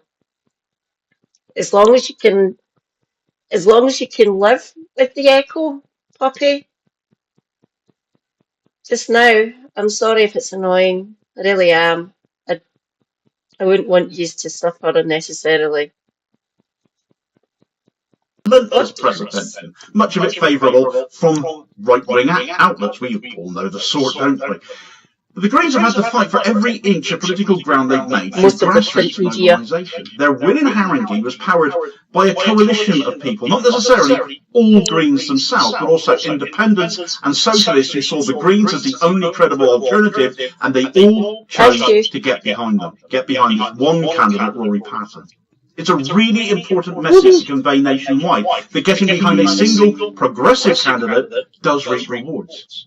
And what a reward they got. If the Greens can win in Labour heartlands like this, even in the seat of a prominent Labour minister like David Lammy, they can win anywhere and do so without the media spotlight. Their potential for growth in other urban areas, therefore, is also substantial.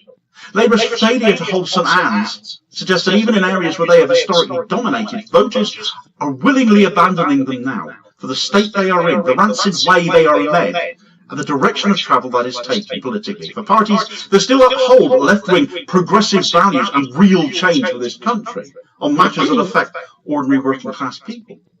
Well, the Greens' victory is absolutely a positive story of grassroots organising. Reform UK's success in Tameside was a different beast entirely. Labour's collapse here was not due to a surge in support for Reform's policies. Anyone bothering to actually look them up ought to be horrified, quite frankly, but rather a massive protest vote against a party that has taken its traditional voters for granted. We've seen the danger of this before. The last general election was an anyone but the Tories vote, which Labour massively benefited from, regardless of the state Labour was in and who they were being led by.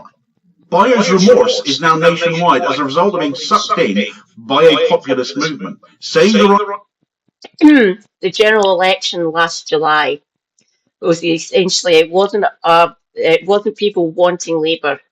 It was literally telling the Tories to fuck off.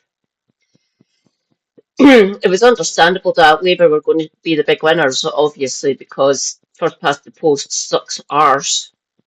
God, it's garbage. I want rid of it. Fuck. It was basically kicking the Tories, saying to them, no, fuck yous, go away. That's why that happened. And we've just got more Tories.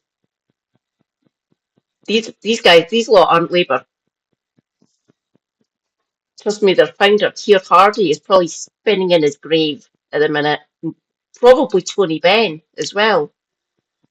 Attlee's probably not doing well either. He's probably, God, Bevan. Surprised he hasn't risen from the grave. He's saying, what the fuck are you doing to my NHS? That'd be funny.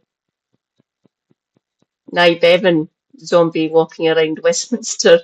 Chris, he's probably more coherent than some of the cabinet members. right things, and they're not doing them.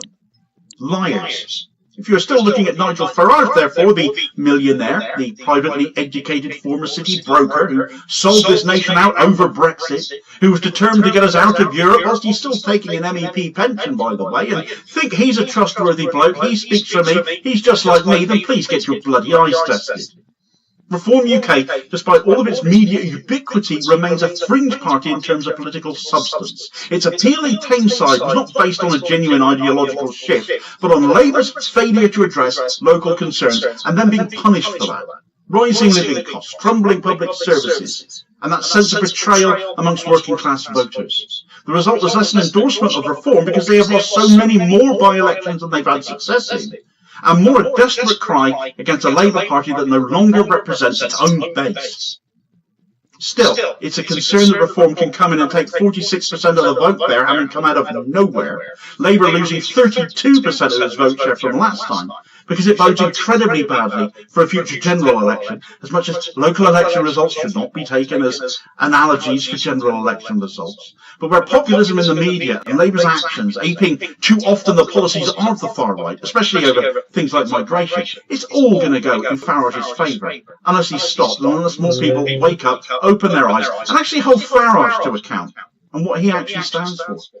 This should be a five-alarm fire for Starmer. If Labour cannot hold off reform in its traditional northern strongholds, it risks losing even more ground in the upcoming local elections. So there's more than one dynamic at play here, all of which is going against Labour. The Tameside result is a warning. Voters who once had nowhere else to go are now willing to lend their votes to anyone who isn't Labour to the same ill effect as ushered Labour into power. Conversely, it can be defeated with a conservative progressive offering, as the Greens have shown in Haringey. The by-election losses are not isolated incidents, but part of a broader pattern of internal decay, as has been demonstrated by other councillors quitting Labour and either defecting to other parties, resigning the whip and remaining an independent or triggering a by-election themselves. Labour is bleeding members and elected officials at an unprecedented rate of late, and they've just lost the most high-profile figure in recent weeks yet, with Mish Rahman, a member of Labour's own National Executive Committee, the NEC itself, Labour's highest ruling body, now quitting the party with a scathing resignation letter, laying bare the party's moral and political failures. Here's an excerpt of what he had to say. I am resigning from the Labour Party with immediate effect, not with regret, but with fury and disgust. As a former member of the NEC, I have watched this party become an empty vessel for authoritarianism, cruelty and betrayal. What was once a movement for workers, for social justice and for the vulnerable has now fully transformed into a mouthpiece for the establishment, indistinguishable from far-right Tories and reform in all but name. Let's be clear, this is not the party I joined. It is now a party that upholds brutal austerity, starves pensioners and keeps children locked in poverty. A party that once promised economic justice, but now refuses to commit to lifting the two-child benefit cap, knowingly condemning families to hardship. A party that has abandoned the very people it was founded to represent, while bending over backwards to appease the wealthy and powerful.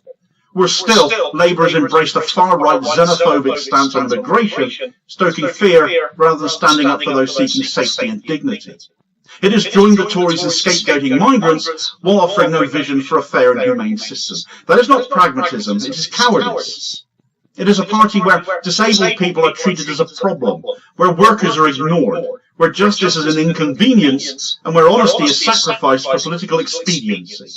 I will now dedicate myself to removing this party from power at every opportunity and fighting for a society that does not attack the most vulnerable, but instead uplifts and empowers them. I leave with resolve, not anger. Real change will not come from within this hollowed-out sham of a party. It will come from the streets, from the movements that refuse to be silenced, and from those who still believe in true justice and solidarity. And solidarity back to you there, Mish. A damning indictment of Labour under Starmer, as that is, and I agree with every word of that and more. His full resignation can be read online if you look Mish up on social media. And proving much of what Mish had to say right there has literally been happening in Birmingham, as another Labour councillor, Sam Forsyth, has resigned from the party in absolute disgust, as is the common theme, after the Labour-run council had decided, in light of the ongoing trade union dispute with their own bin workers, which has now been going on for some 5 weeks, to charge residents for rat taxi services because of the rubbish piling up. a move that epitomises the party's abandonment of public service principles completely. Labour charging residents for pest control over their own refusal to engage in meaningful talks with their own employees, the party formed by the trade unions, clashing with their own workers and their trade union now, representing their workers, and worse, it's a Labour-affiliated trade union at that. It's Unite. Sharon Graham, how about you cut Labour's funding off until this is resolved? Just a thought.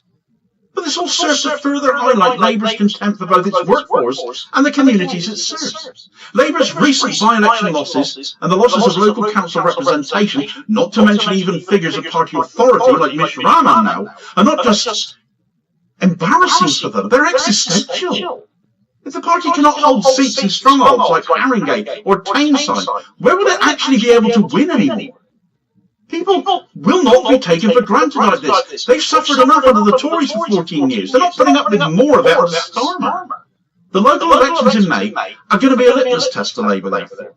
If Labour suffers heavy defeats, heavy losses, and I think they could be historically bad, I cannot remember a Labour Party as hated as this one is, it will confirm that Starmer's project, a Labour Party that mimics far-right Tory and reform politics while suppressing internal dissent and binning any semblance of social justice and being on the side of ordinary working-class people, is electorally doomed, and for progressive politics to return to the fore, maybe it needs to die in its entirety to reset UK politics as the left gets behind a new movement as a whole and drag that Overton window back from creeping ever further rightwards.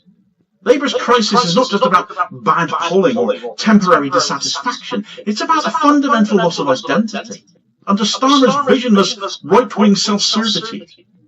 Voters are fleeing, not because they have suddenly become right-wing or suddenly become born-again environmentalists, if I might stereotype my own party for a moment, but because Labour has stopped offering them anything worth voting for, so people go elsewhere. Correct. Well said. The Green Party's success in Harrogate shows that progressive politics can win when presented with conviction, and when local people get behind a single candidate as one movement.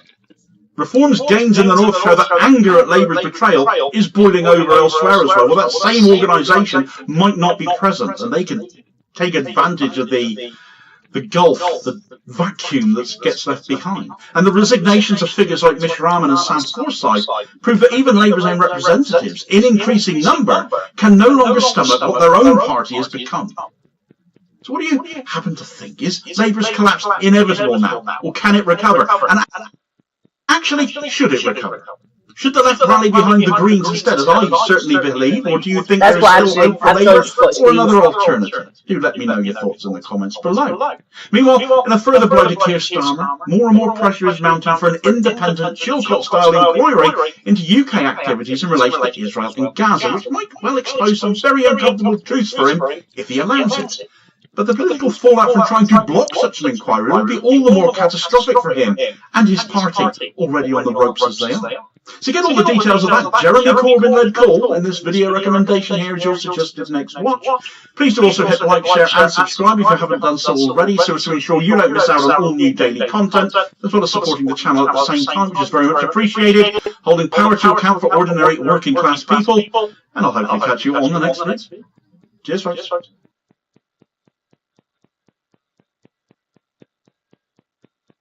So as you all know, Trump has been following the authoritarian playbook. One of the things he did, which was a real eye-opener to me, is he started targeting specific law firms. Now, these law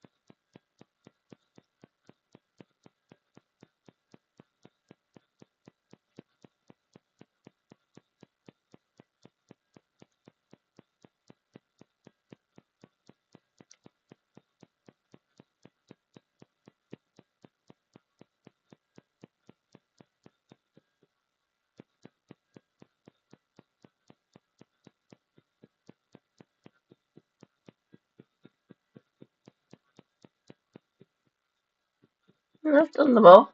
Right.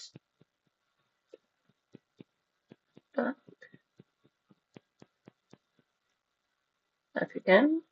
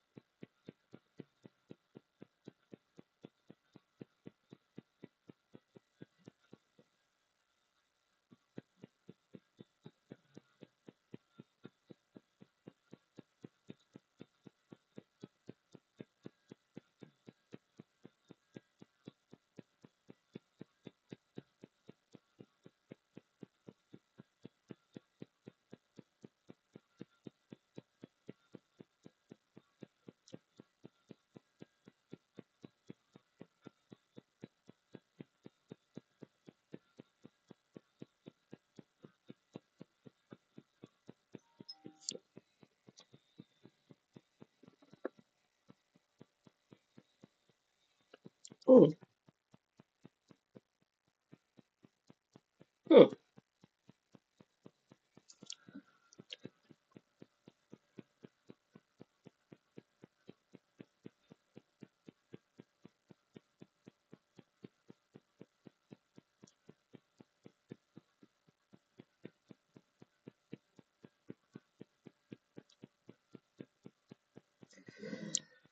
Hmm.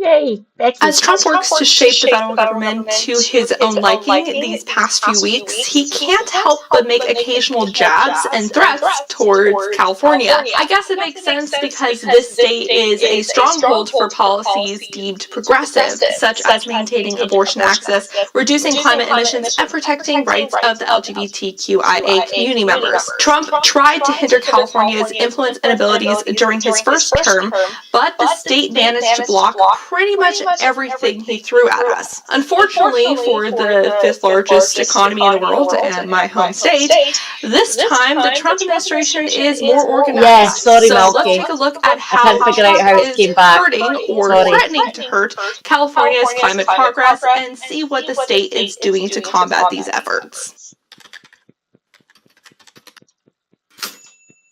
Hey y'all, it's Becky here from the Becca Sphere, where we talk about the climate crisis and clean energy transition. If those sound like interesting and important topics to you, hit the subscribe button below and ring the bell so you don't miss every time I post. Trump continues to get a lot done, to put it mildly. He's frankly given us so much content to go over that I need some help covering it all. Thankfully, today I'm joined by my friend Adam to help discuss today's topic. Hi, Adam. Hi, Becky. Adam is a climate scientist with a PhD from Oxford and has an awesome channel where they break down climate change topics in an engaging and understandable way. So, Adam, has anything surprised you about the first part of Trump's new term in office? I think for me the biggest surprise has been just how much it's like what we thought it would be like. You know, you do your best research on what could happen, but you kind of hope that you're wrong. It's kind of wild to see pretty much all of our fears being borne out by reality. The other thing is less about what and more about when. Everything's just happened so much faster than I thought would even be possible. And that seems to be deliberate, to inspire shock and awe, and so to paralyze action. Yeah, I think you and Dr. Ella Gilbert, another amazing climate YouTuber everyone should subscribe to, by the way, summed up pretty nicely how Trump's second term would go. And yeah, it's going that way. I'll leave a link to that video below. One of the elements that we saw in the first Trump term was his continuous spread of misinformation about environmental topics, which is something we saw again before he even took office when Los Angeles burst into flames in January. To be clear, there were a whole lot of reasons why Southern California got scorched. The state's ecology developed around fire, and when colonists arrived in the states, they imposed fire suppression policies for the sake of continuous development. This, of course, entirely ignored forest management practices like controlled burns that indigenous people have employed to promote a healthy ecosystem for centuries. And while the Forest Service now understands the importance of clearing brush, decades of overgrowth combined with a warmer, drier, and windier climate and people living in fire-prone areas has all created Those controlled burns are essentially creating fire breaks so it doesn't spread as quickly or as far or as wide, blah, blah. So doing these controlled burns is actually very good forestry management. We're having some fires here in Scotland as well. We always build in artificial fire breaks, and they need to be maintained very well to make sure it doesn't spread too far. So fire breaks, these controlled burns are actually quite good. Obviously, you need to do more than that. Obviously, you need funding for that. And cutting FEMA won't fucking do that. Oh, God. He doesn't get it, does he? Doesn't understand whatsoever. very complicated situation, something that Trump clearly does not understand. Instead, he thinks people can just snap their fingers and fix decades of environmental management practices. Right, billions of dollars are sent to the state of California for forest fires that, with proper forest management, would never happen unless they get their act together, which is unlikely. Shut it. I have ordered FEMA to sign no more money. It is a disgraceful situation in lives and money. So that was during his first term. 9th of January 2019, so that was 5 years ago. So he's been doing this for a while, essentially. And I hope he doesn't get his third term seriously. I read fuck off. No. They're hell-bent on destroying this planet.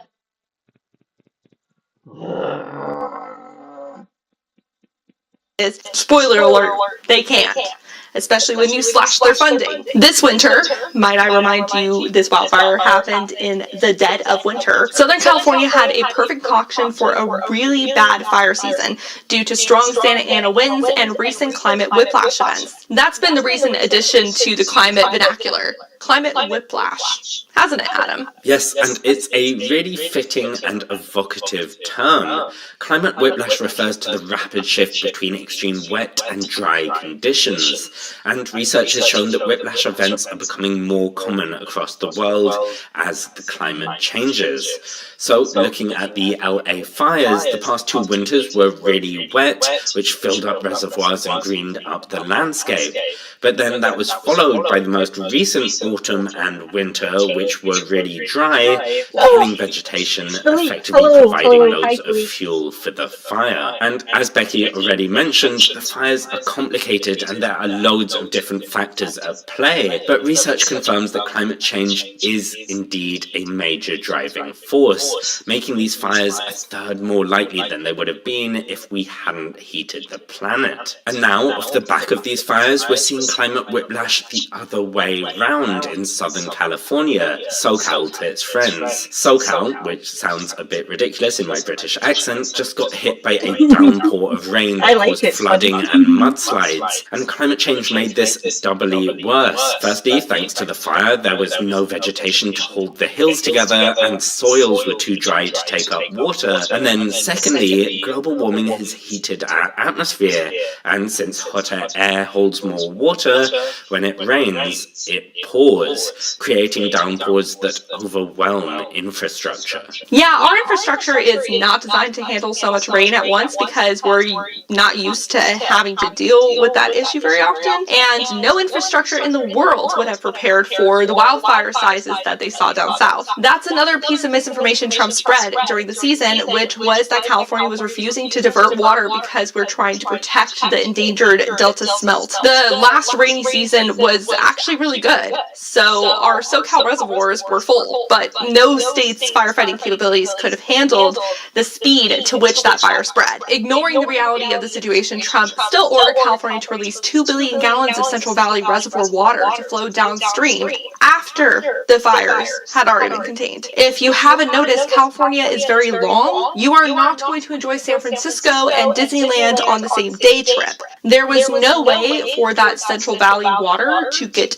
down there to be helpful. This stunt just caused flood risk downstream and wasted farmers' water, which Trump said he would protect. Well, that's not like Trump, endangering the very people he said he'd protect. I know. Very unusual. The farmers aren't very happy about it, especially because it's winter, so not much is growing to make use of all that water. So that's been one of the biggest ways Trump has impacted California's environmental policy so far this term, but he has many more plans in the works. He wants to go after California's ability to lead states in air quality standards. As a short explainer, California's air quality was so bad in the 1970s that the US government added language to the Clean Air Act that allows California to set stricter air quality standards than the national requirements, and that states are allowed to follow those standards if they wish. 17 states and DC follow California's clean vehicle emissions standards, which sees states banning gas-powered cars by 2035. Trump has already created a speed bump in that goal. California recently announced that it would drop its goal to require more than 30,000 diesel trucks to be converted into battery-powered semis by the end of the year because they would have needed a waiver signed from the president, which was just not going to happen. So, do you think that Trump's actually going to be able to block California from creating stricter emissions standards? Well, he tried and failed last time, because it requires an act of Congress to remove California's ability to do so. Granted, he's doing a lot of things that arguably should have gone before Congress to enact, so nothing is off the table. It would be a huge blow for U.S. climate policy if that were to happen. For now, California is maintaining the EV tax credit for state residents, even though the federal one has already been scrapped by Trump. Also related to transportation, Trump ordered California's bullet train project to be investigated. The project, which would create a route straight from San Francisco to LA, has been very delayed and way over budget. So this is a rare example where I will say very delayed. That's an understatement. I don't know how much has been sunk into it so far. Just between that and bloody Hyperloop, Elon, piss off. Workers have already been hurt while they were been doing that. Stupid, boring company. That's That's fair, Trump. Yeah, that seems like a project that's gone off the rails. Oh, thank you, Adam. Did I Adam. mention that they are the pun master of the climate YouTuber world? And what a hard-won title that is. But years ago, I actually took the train between LA and San Francisco, where I was giving seminars on my research. And while the train ride was stunning, it was definitely pretty slow. So at least in theory, a bullet train in California sounds like it would be a game changer. So it kind of sucks that the project's been chugging along so slowly.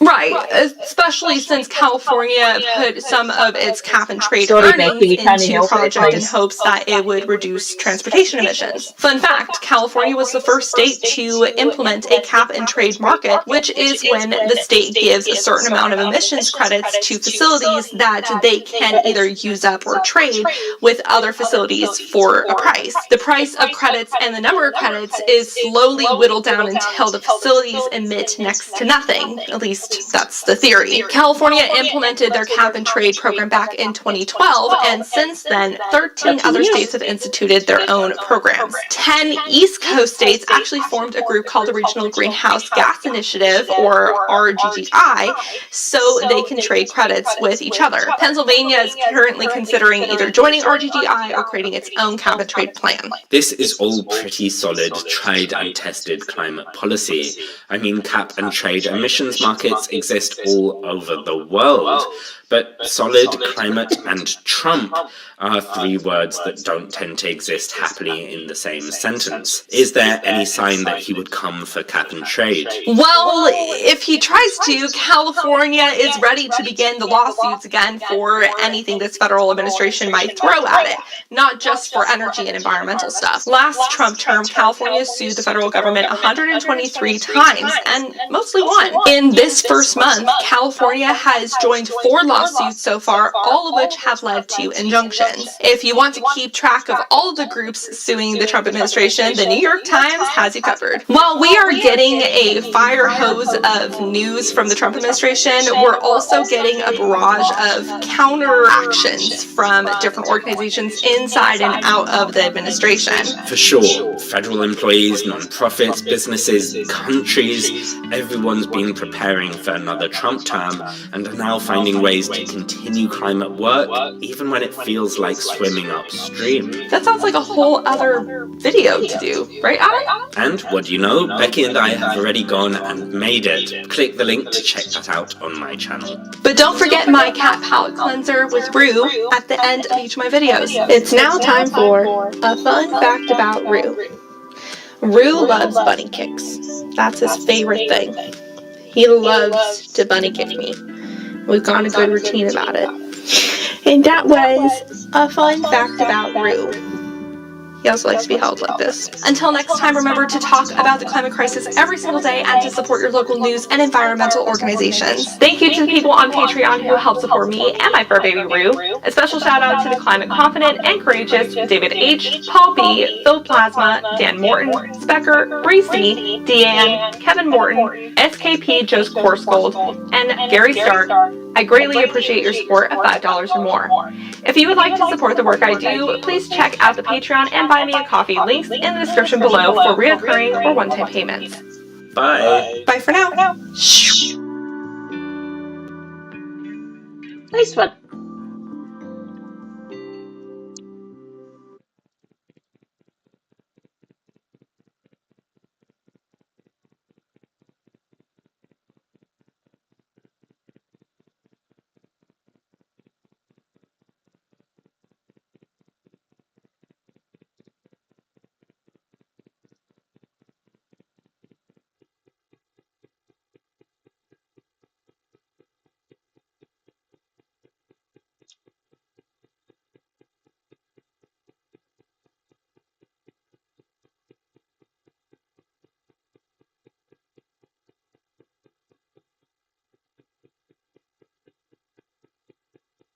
Let's see, what are we in the mood for? Still haven't checked out his channel. 32,000 subscribers. Not bad, President Sunday. Do do do do do do do do do do. Let's go and check out Big Madge. Big Madge is a British YouTuber, and he really is quite good. We like Big Madge on this channel.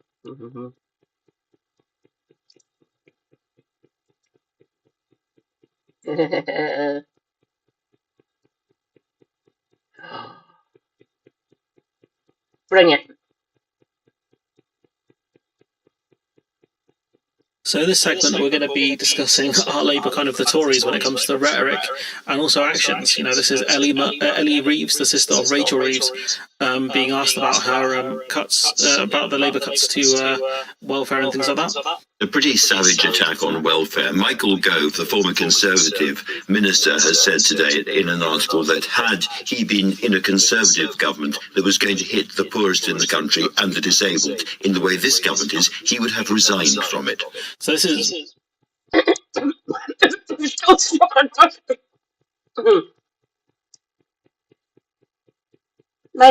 Michael, please listen to me, you absolute scum. Your government done that when you were in coalition, then after 2015 you ramped it up. You've already done this shit to us before. So don't you get on your fucking high horse. I don't know fucking why. You knew exactly what you knew exactly what you were doing. Exactly what you were doing. So you don't get to say anything about this shit. Because you've already done this to us before. So no. Let's see what this bastard has to say.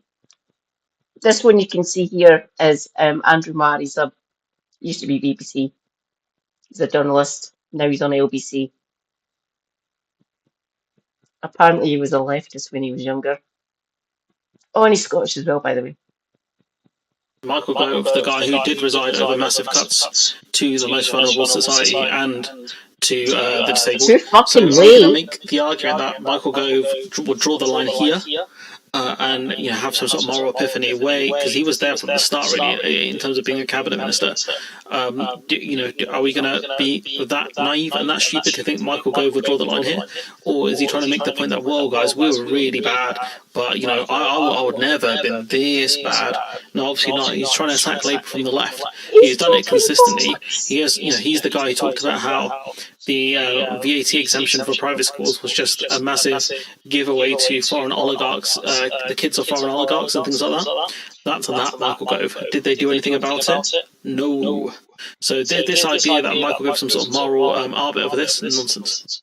You're more right-wing than Michael Gove. How does that feel? I don't accept that. No, I don't accept that either, to be honest. I really don't like any of these people, but...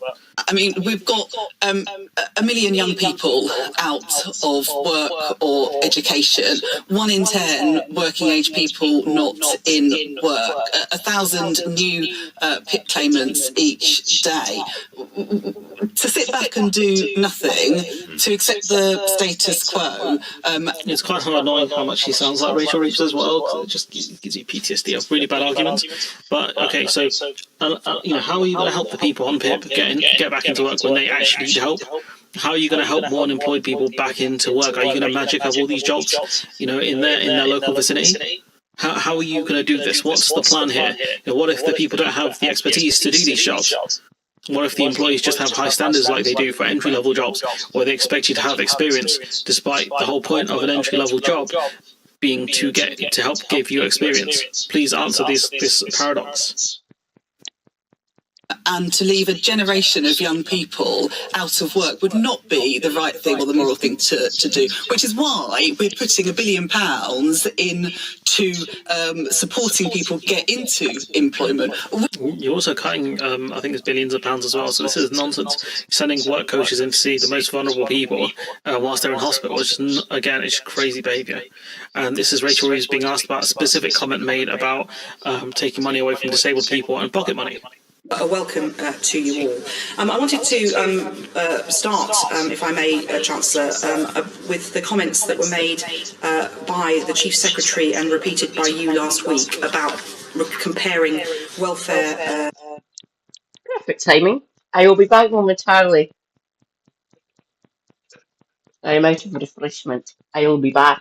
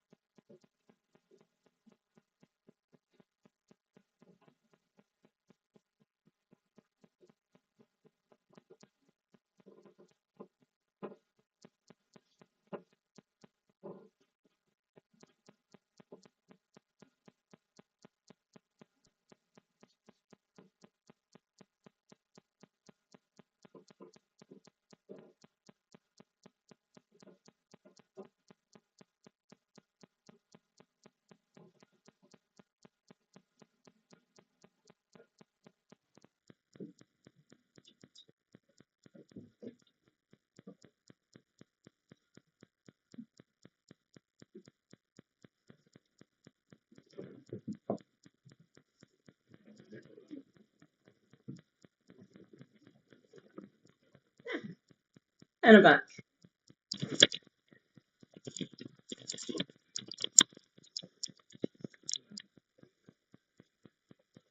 Hello, I'm back. Recipients and children's pocket money. And I wonder if, on reflection, you think that was a wise comparison to make. Well, it's a pleasure to be here at your Select Committee today, Chair and members of the committee. The Chief Secretary to the Treasury has apologised for the clumsy language that... So he should. Clumsy language, I need to remember that. So it was an accident. Used.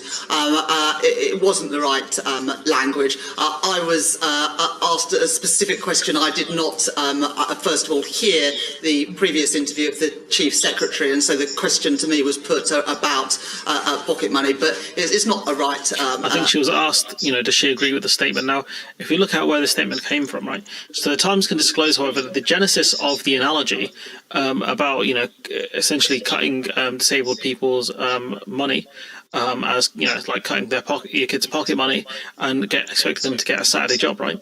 It was first made by Starmer at Cabinet on Tuesday during a discussion about official impact assessments showing that 250,000 people, including 50,000 children, face being pushed into poverty by the government's welfare cuts. The line stuck in Jones' mind to an extent that he repeated it on the broadcast round. So the question is this Darren Jones briefing against the Prime Minister, his own boss? Trying to defend himself by saying like, it was Starmer who made this line. Look, I just remembered it, during the broadcast meeting. Or was it more likely, given that Reeves backed the line as well, that this was a deliberate media statement pushed in order to try and justify the cuts by saying, look, guys, why don't they just get a job? We're cutting the money short. Just get a job, guys. Some of us can't get a job. You absolute ghouls. So piss off. Thank you. Ran over. And by a little bit, get yourself a little part-time job, and you can make up the money. Easy. Piss off. Which one do you guys think it is? Because I think it's Hamlin's razor. Don't attribute malice where you can attribute incompetence. I think that's how the phrase goes. But this looked like a very deliberate line that they pushed. They must have focus grouped this as well. And then suddenly it's, oh, sorry guys, our bad. When clearly, you got someone briefing the Times there, probably on Darren Jones's team about this. Saying that was not the case and blaming the Prime Minister. Analogy and God, I despise this woman so much. You're making an apology too for the comments that you made on the other. I don't think I made the same comments, but the analogy of comparing pocket money and personal independence payments is clearly not right. Okay, well, thank you for that. Chancellor, you've made it clear already in today's evidence how much you value the work of the Office for Budget Responsibility, the IMF and the independent economists who helped sort of frame the UK guardrails effectively. And I note that in their Article 4... That is a lot of tabs Madge has got open. Bloody hell, Madge. I know you do a lot of content, but that is a lot of tabs. I thought I was bad when I was at uni 20 years ago, but apparently not. The worst I've seen, though. Dr. Homozygote. Thousands, I think? Hundreds? I can't remember. I think he's managed to close them all down now, though. But that's a lot of tabs to have open. Examination of the UK economy last year, which was published on the 1st of July, the IMF said this about the UK economy. It said, growth is recovering faster than expected, inflation has fallen rapidly to target. And then you became Chancellor on the 5th of July, and the budget came out at the end of October. And I was very struck by the difference between the report that the Office for Budget Responsibility put out last October and the one that was published last week with your spring statement. In those 5 months, their forecast for inflation this year has gone from 2.6% to 3.2%. Obviously, you highlighted the fact that their growth forecast has halved from 2% to 1%. This stuff really is not that important. I think partly down to the tariffs and things like that, along with their increase in national insurance contributions for employers. And this is, I think, with Labour as well, I think they're going to go back to looking at welfare recipients again. Nick, what are they thinking in government? What are they saying in government about bills, tariffs, and what that might mean for the government's economic policy? Obviously, there is. So this is just April 1st, just after the financial year, began. Cautious optimism about what might happen over the next few weeks with Donald Trump and these tariffs. But in terms of the run-up to the budget in the autumn, there are nerves. And the nerves are like this, that if Rachel Reeves is not going to put up taxes, if Rachel Reeves is going to stick to her fiscal rules, there will simply have to be more cuts. And I'll just say, self-imposed fiscal rules, self-imposed. They're doing it for ideological reasons. They don't need to do this. Just like Damo said earlier on, tax the wealth. 2% on anyone that has over 10 million in assets or property, basically. 24 billion extra a year. And this taking people off a PIP, depraved behaviour, in my opinion, depraved.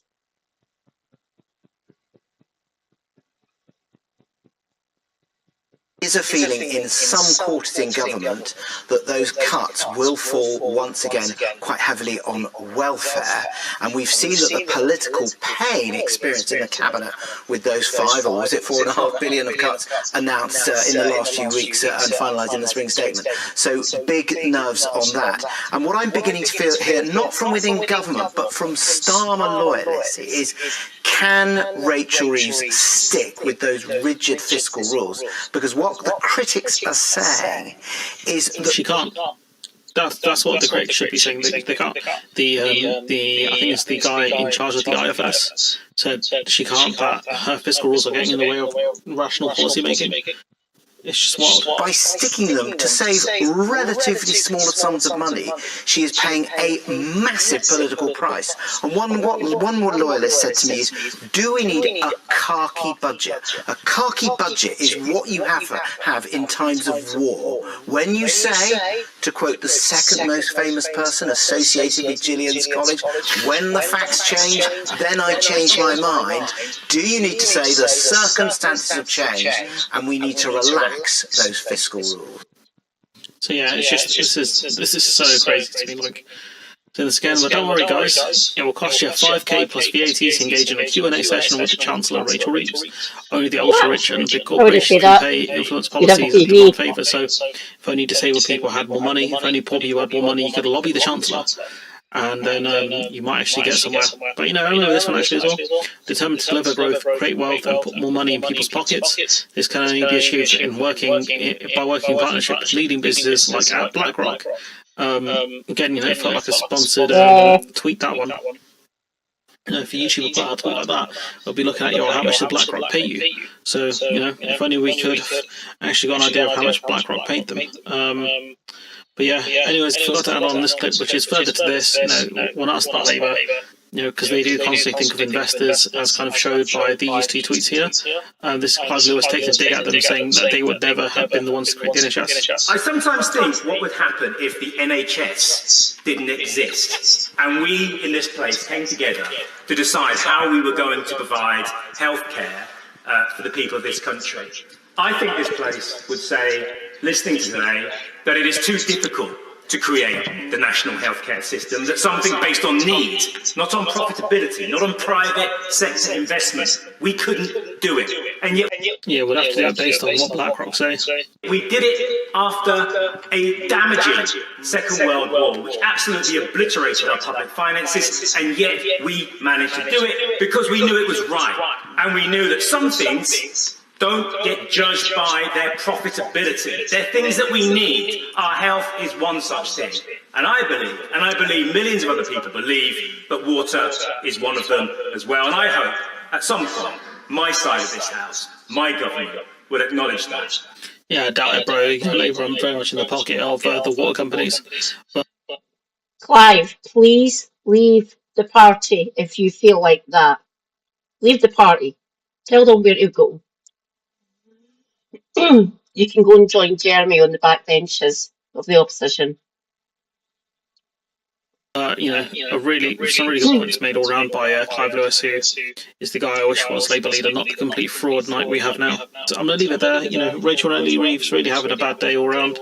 But yeah, we're going to have to see if she's going to go back to the well and claim all of her money somehow. But anyways, I'm going to leave it there. Let me know what you think in the comments below. Like, comment, share, subscribe. Support the channel on Patreon if you can. And hopefully I'll see you in the next one. Viewers. Hello, hello.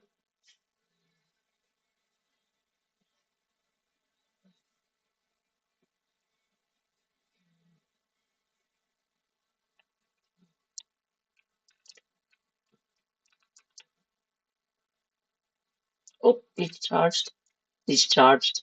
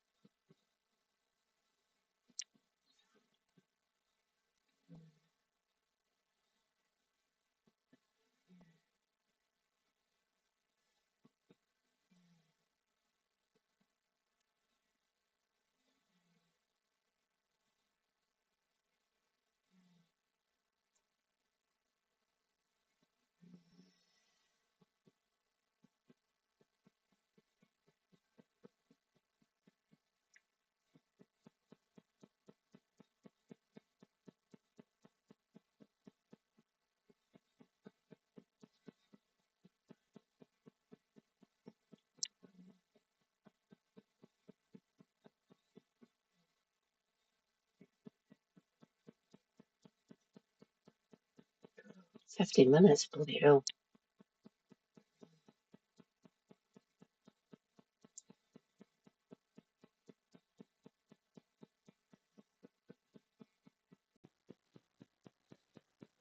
Oh dear God.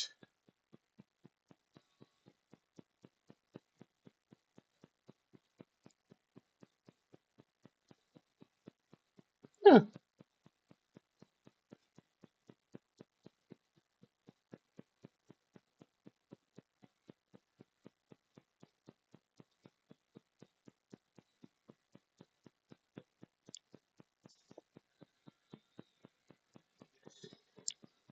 In August 2009, the Center for Naval Analyses published Insurgent Tactics in Southern Afghanistan. The intended audience, the authors write, is soldiers and Marines deployed or getting ready to deploy to Afghanistan. Among their warnings were, "You're being watched." The Taliban operates an extensive network of informers and forward observers that keep close watch on the movement of coalition forces, whether by foot, vehicle, or helicopter. It is safe to say that the enemy is aware of most patrols and convoys and can predict where they will go and by what route. The authors aimed not only to warn the troops, but also to briefly introduce them to who they'd be fighting. The Pashtun tribesmen who fill the ranks of the Taliban were raised in a culture of perpetual guerrilla warfare. Most learn to fight at an early age and are natural infantrymen, physically fit, comfortable with a rifle, and used to extreme hardship and risk. They are naturals at fire and maneuver and at moving quickly across difficult terrain. They are also well-versed in evasion and escape, and know how to avoid artillery and airstrikes. Against such an adversary, technology and heavy firepower are no substitute for aggressive infantry tactics, rapid maneuver, blocking positions, immediate closure, and pursuit. Few places have seen as many rulers come and go as Afghanistan, a veritable crossroads of empires. From Alexander the Great's brief tenure to the Islamic conquests, the Mongol invasion, and Mughal rule, Afghanistan remained a strategic prize. Central Asia later became a battleground in the Great Game, the colonial rivalry between the Russian and British empires. Afghanistan's heartland and hinterland were battlegrounds of the Afghan Wars. In these wars, British soldiers were at the mercy of Afghan marksmen, who, with their jezails, effectively used the rugged terrain as shield and sanctuary. Indeed, the British spent nearly a century trying to control Afghanistan. Their first attempt to conquer the country was in 1839. It was a disaster. Only one man survived the retreat from Kabul. They tried again in 1879. Things went not quite so bad. Their soldiers lost a major battle, the legendary Battle of Maiwand in 1880, but got out before there could be any catastrophic rout. Britain gave up on interfering in Afghan affairs in 1919 when Afghanistan attacked their forces, wary from the First World War, on the frontier. As a result of their fierce resistance, Afghanistan never became a colony of a Western power. Not only a crossroad of empires, Afghanistan is commonly referred to as a graveyard of empires. In another famous defeat, the Soviet Union itself didn't last long after their withdrawal in 1989. In November of 1994, the U.S. consulate in Peshawar cabled Washington, informing them of a new movement, the Taliban. Later that month, a U.S. Embassy Islamabad cable discusses the origins, goals, and sponsors of the Taliban, or Religious Students Movement. The organization appears to have its origins in the jihadi group of the same name, which consisted of Pashtun madrasa students from Afghanistan's southwest, who fought with distinction against the Soviets. Following the Soviet withdrawal, Afghanistan was plunged into civil war.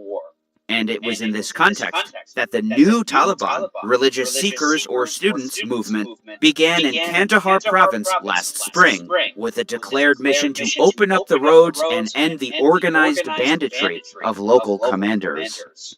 The statement of one quoted source is especially interesting in hindsight. "They're trained to be mullahs," said one source, "and they don't understand logistics or administration. How far can they go?"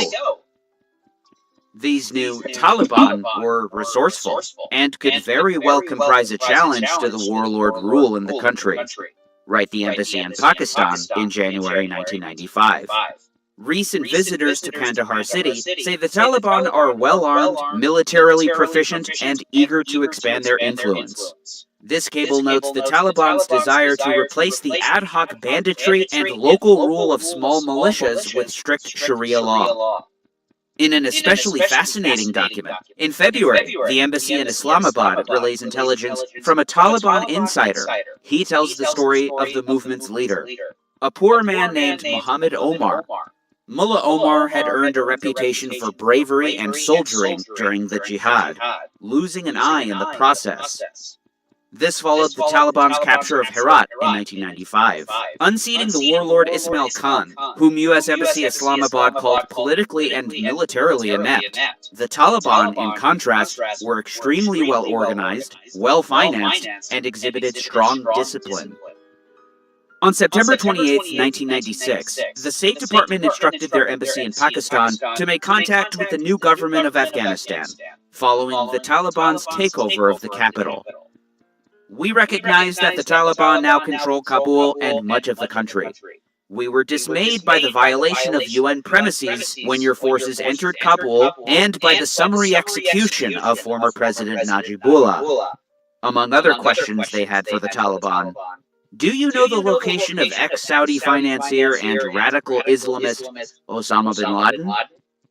We had heard previously that he was in the eastern provinces. His continued presence here would not, we believe, serve Afghanistan's interests." Interesting. Just weeks after 9/11, Donald Rumsfeld delivers the foundational document of the American invasion of Afghanistan to his Undersecretary of Defense for Policy. Among other U.S. goals, terminate the rule of the Taliban and their leadership. Al-Qaeda and the Taliban's main assets are people. They must be destroyed. Writes Antonio Giustozzi in The Taliban at War. Following September 11, 2001, Taliban forces were obliterated in a lightning war prosecuted by American Special Forces and their Afghan allies, supported by an armada of warplanes. These included F-15s, F-18s, B-2 bombers, AC-130 gunships, and the hulking B-52. U.S. forces dropped 5,000-pound bunker busters and the 15,000-pound BLU-82, the Daisy Cutter. PBS reported round-the-clock bombing with B-52s and B-1 bombers, dropping 500-pound unguided bombs and 1,000-pound cluster bombs on Taliban troops and garrison targets. Though observers say sites near the capital, Kabul, received the heaviest strikes to date. Human Rights Watch condemned the indiscriminate nature of cluster bombs and also reported that bombing raids hit facilities belonging to UN agencies and the International Committee of the Red Cross. Indeed, they bombed a Red Cross warehouse in Kabul, destroying supplies. Despite further consultations between the Red Cross and the US, the same compound was struck again by US forces on October 26. According to the Red Cross, food and non-food items meant for 55,000 people were destroyed in the second attack. The human toll is evident in the plight of the refugees. Hundreds of thousands of Afghans were displaced during the year from their homes within Afghanistan. Not many in-depth studies of the civilian cost of U.S. bombardment exist. One Mark Harold gave sobering numbers for a September 2002 issue of the International Journal of Urban and Regional Research. Examining the first 20 weeks of U.S. bombing of Afghanistan reveals the following human cost of this attack. Well over 3,000 civilians killed directly by bombs and missiles, another 4,000 to 6,500 civilians injured, many requiring prostheses, 4,000 to 6,000 dead Taliban and allies, an additional estimated 19,800 Afghan refugees dying of hunger, disease, and cold in camps. Other deadly consequences include the scattering of thousands of cluster bomblets, the use of depleted uranium, and the destruction of infrastructure, including bridges, power plants, water supplies, roads, communication systems, electrical power plants. The most severe consequence was cutting off power to hospitals and clinics, which were compelled to use diesel generators. Numerous reports exist of the deplorable conditions in hospitals, lack of supplies, staff who fled, operating without anesthetic on the injured, cramped facilities, etc. Hospitals resorted to diesel-powered generators, but diesel fuel became very scarce once U.S. planes targeted privately owned fuel trucks. The destruction of electrical power supplies also hampered the operation of Afghanistan's meager clean water treatment and sewage treatment plants. Along with the decision of U.S. military planners to bomb perceived military targets in urban areas, the use of weapons with great destructive blast and fragmentation power necessarily resulted in heavy civilian casualties. The weapon of choice during the first 3 weeks of the air campaign was the 500-pound bomb, which has a lethal blast range of 20 meters. Later, the 2,000-pound bomb became the weapon of choice, and it has a lethal blast range of 34 meters. The Taliban also suffered a devastating collapse of their emirate, which ceased to exist as a physical entity. Indeed, even ABC reported the Taliban were carpet-bombed. Sami Yousafzai interviewed a number of Taliban fighters, comprising an oral history of the Afghanistan war. One of the Taliban interviewed spoke of the bombing. The entire government started to fall apart. I never thought the Taliban would collapse so quickly and cruelly under U.S. bombs. Another one of them concurs. When the bombing started, I was commanding some 400 fighters on the front lines. The bombs cut down our men like a reaper harvesting wheat. Bodies were dismembered, dazed fighters were bleeding from the ears and nose from the bomb's concussions. We couldn't bury the dead. Our reinforcements died in their trenches. So the Taliban retreated. It would take them years to recover. On February 3, 2006, Taliban fighters launched RPGs into the police headquarters at Musa Qala. The district governor, Abdul Qudus, was killed by a direct hit on his headquarters. Fighting with the Afghan police lasted 2 days, killing 28 officers. This clash marked the beginning of the grueling 2006 offensive, authorized directly by Mullah Omar. He'd entrust the operation to his military commander, the legendary Dadullah. When asked about Dadullah by Antonio Gistosi, one Taliban cadre said, "All the people were afraid of him. No one would ever dare to wrong him. He would tell people that either they captured an area or they were not to return to him." Helmand, And Kandahar would see the greatest bloodshed in the Great 2006 Offensive, with the combined 3,700 police suffering 27% losses, comprising 500 casualties and 500 desertions. The Taliban had also stormed and captured most of Zabul, Farah, Uruzgan, and Ghazni, described in detail in The American War in Afghanistan, where Carter Malkasian writes, "The offensive was one of the most decisive events in America's war in Afghanistan. After the 2006 offensive, the Taliban ruled an impressive amount of territory. They established a degree of stability in their areas that was at least as resilient as what Karzai had provided. Though the front lines were violent, villages within Taliban territory were fairly peaceful other than the random airstrike or special operations raid. Indeed, after years of laying dormant, save for sporadic hit and runs on police and army outposts, the Taliban's guerrilla war had begun in earnest. The Western forces that would be sent in to fight them would be at a number of disadvantages. Mark Selinsky, a veteran defense intelligence analyst and adjunct professor at the United States Army War College, summarized several of them in The Taliban, Afghanistan's most lethal insurgents. As historical accounts of invading armies attest, Afghanistan is ideally suited for insurgency warfare. The unforgiving harshness of the land offers strong tactical advantage to insurgents who can command the forbidding mountains and valleys with their intimate knowledge of the terrain. The works contained in Poetry of the Taliban are most valuable when studying the Taliban's intimate attachment to the geography of their homeland. Writes one mujahid, "My home is the mountain, my village is the mountain, and I live in the mountains. I know the black ditches. I always carry a rocket launcher on my shoulder. I know the hot trenches. I always ambush the enemy. I know war, conflict, and disputes." The Strategic Studies Division at the Center for Naval Analyses was also mindful of the challenges posed by Afghanistan's diverse geography and flora. From 2006 to 2008, the Taliban showed themselves to be skilled in several aspects of small unit tactics. Most of all, their fieldcraft was superb. The lush Helmand River Valley proved surprisingly fertile ground for guerrilla tactics. The insurgents used 2-meter-high poppy fields, orchards, thick mud walls, and a system of interlocking canals and irrigation ditches for cover and concealment. The authors of this study illustrate an adversary that learns quickly and is utterly devoted. Afghan insurgents can be brave and tenacious, with a gift for small unit tactics. They have frequently engaged U.S. and NATO forces directly, often for long periods, and made effective use of fire and maneuver, including flanking and encirclement. At times, they have pinned down patrols and closed in for the kill.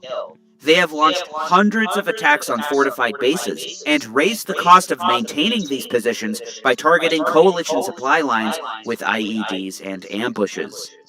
When attacked, Afghan insurgents often counterattack and maintain contact even when faced with vastly superior firepower.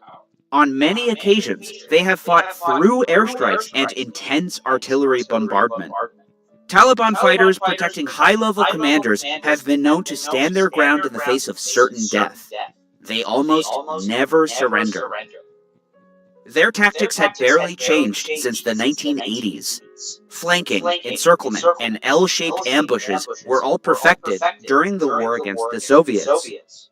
They learned early on, as others fighting foreign occupation do, that smaller units, stretched far and wide, are preferable to conventional tactics, certainly to human wave attacks, which can easily be mowed down or bombed into oblivion. Most ambushes began with a volley of RPGs, followed by small arms fire. In most attacks, the insurgents broke contact before air support arrived, though in a minority of cases they fought through airstrikes. Indeed, the value in the tried and true hit-and-run ambush is unmistakable. The insurgents rarely took serious casualties in hit-and-run ambushes. Their command and control often broke down when U.S. or British forces struck from multiple directions and closed, yet Taliban fighters were rarely cornered. Noteworthy is the fact that an ominous warning of an impending ambush could be a sudden departure of civilians. The insurgents frequently warn civilians before launching ambushes near populated areas, despite the fact that this practice provides opportunities for coalition forces to receive early warning. As can be gleaned from Zelensky's work, the Taliban were quite resourceful. Hot meals were provided to fighting men, often during long battles. Administrative affairs were decentralized, and each staging ground for battle had a mobile kitchen. The Taliban also gradually improved their healthcare infrastructure in order to treat battle wounds. Writes Justosi, over the years, the Taliban established health commissions. By the end of 2013/early 2014, there were about 80 fixed facilities, including 12 hospitals, mostly in Pakistan, and 68 clinics. Additionally, the Taliban had small, mobile medical teams in each province, as well as cadres in charge of managing the system and evacuating the injured to Pakistan. Overall, more than 4,000 Taliban were employed by the 3 health commissions at the beginning of 2014. The Taliban also displayed a particular strength in human intelligence.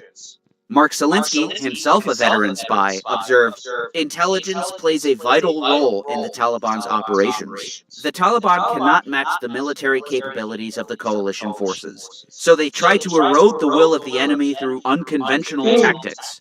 Without strong intelligence, the Taliban would not be able to commit effective suicide bombings, nor could they infiltrate effectively the Afghan military, intelligence, and police." Further, the Taliban have personnel who exclusively focus on intelligence and counterintelligence. The Center for Naval Analyses also warned of the Taliban's intelligence acumen. Forward observers often reported all details of a convoy, such as the number and types of vehicles, the presence of tactical air controllers, whether the convoy was carrying artillery, and so forth. In many areas of Helmand in 2006, it was an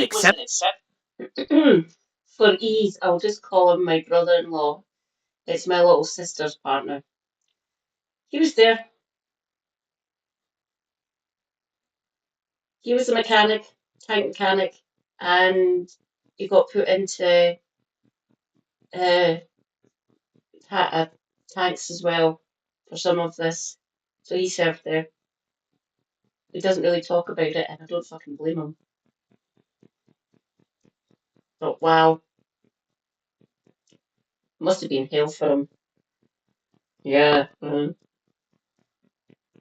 He joined when he was 16. You know, the glamour of joining the army and everything for the glory of whatever. He got medals from it. I can't quite remember what ones. I'll not ask my sister because she'll suspect I'm going to say to people what he got. But it doesn't really matter what he got. Still part of the British Army. Fact that if a patrol stayed more than 10 minutes in any one place, it would be ambushed. The Taliban organized over time into different groups based on their specialized skills, writes Justosi. While the majority of groups were in fact guerrilla units, others specialized in mine laying, in intelligence, in special operations, heavy weapons, sniping, tax collection, and so forth. The Taliban would avoid associating the specialization of these groups with their names, aware that their communications were being scrutinized by their enemies. C.J. Chivers, writing for the New York Times, was embedded with Weapons Company, 3rd Battalion, 1st Marines. He underscores how the watchful eye of the Taliban can have lethal consequences. The Taliban watched the Marines' habits carefully, including how small units react in the first instance of a firefight. "This is what they do, shoot and observe where the Marines go," said Lieutenant Colonel Matthew Baker, the battalion's commander. "And where the Marines go, this is where they'll put an IED. A persistent problem, evident in the testimony of a Lieutenant Mark Morrison. "They've watched us all winter, seeing how we work. Quoted by Julius Cavendish in the Christian Science Monitor, who writes, "Frequent attacks on Charlie Company's combat outposts with small arms, rocket-propelled grenades, and anti-tank guns testify to the fact that the terrain is perfectly suited to the Taliban's brand of hit-and-run tactics. The explosive blossoming of vines and marijuana fields along Kandahar province's main river allows insurgents to come within close range of their targets without breaking cover." Captain Duke Rhyme, who commanded Charlie Company, bemoaned the cover provided not only to Taliban fighters, but also their IEDs. "Everywhere we walk out there could be our last step. Guys are very meticulous about what they do. They pay attention more to where they're walking. To say they're scared, I hate to use that term, but they're just very aware of what they're doing."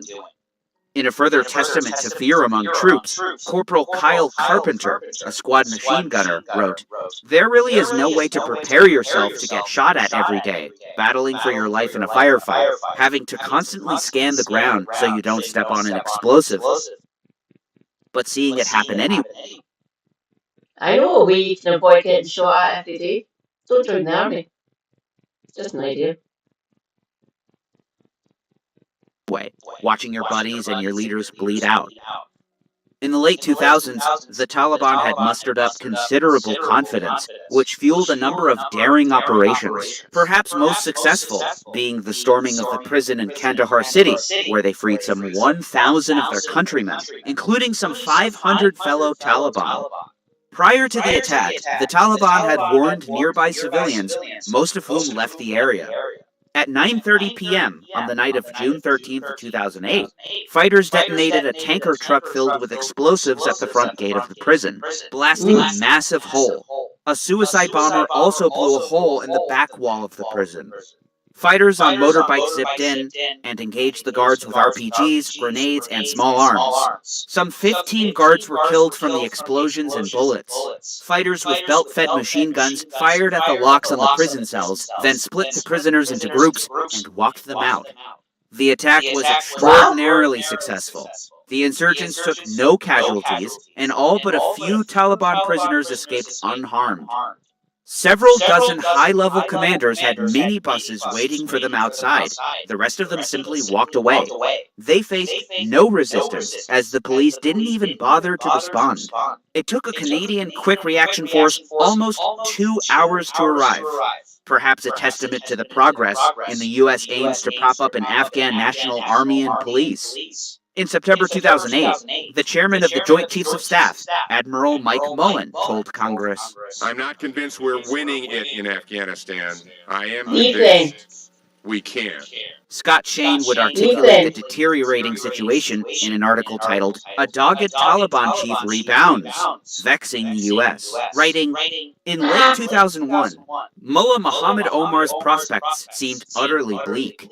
8 years later, Mullah Omar leads an insurgency that has gained steady ground in much of Afghanistan against much better equipped American and NATO forces. Far from a historical footnote, he represents a vexing security challenge for the Obama administration." Quoting former CIA officer Bruce Riedel, an advisor to the new president, "This is an amazing story. He staged one of the most remarkable military comebacks in modern history. His reputed humility, his legend as a ferocious fighter against the Soviet invaders in the 1980s, and his success in ending the lawlessness and bloody warlords feuds of the early 1990s cemented his power.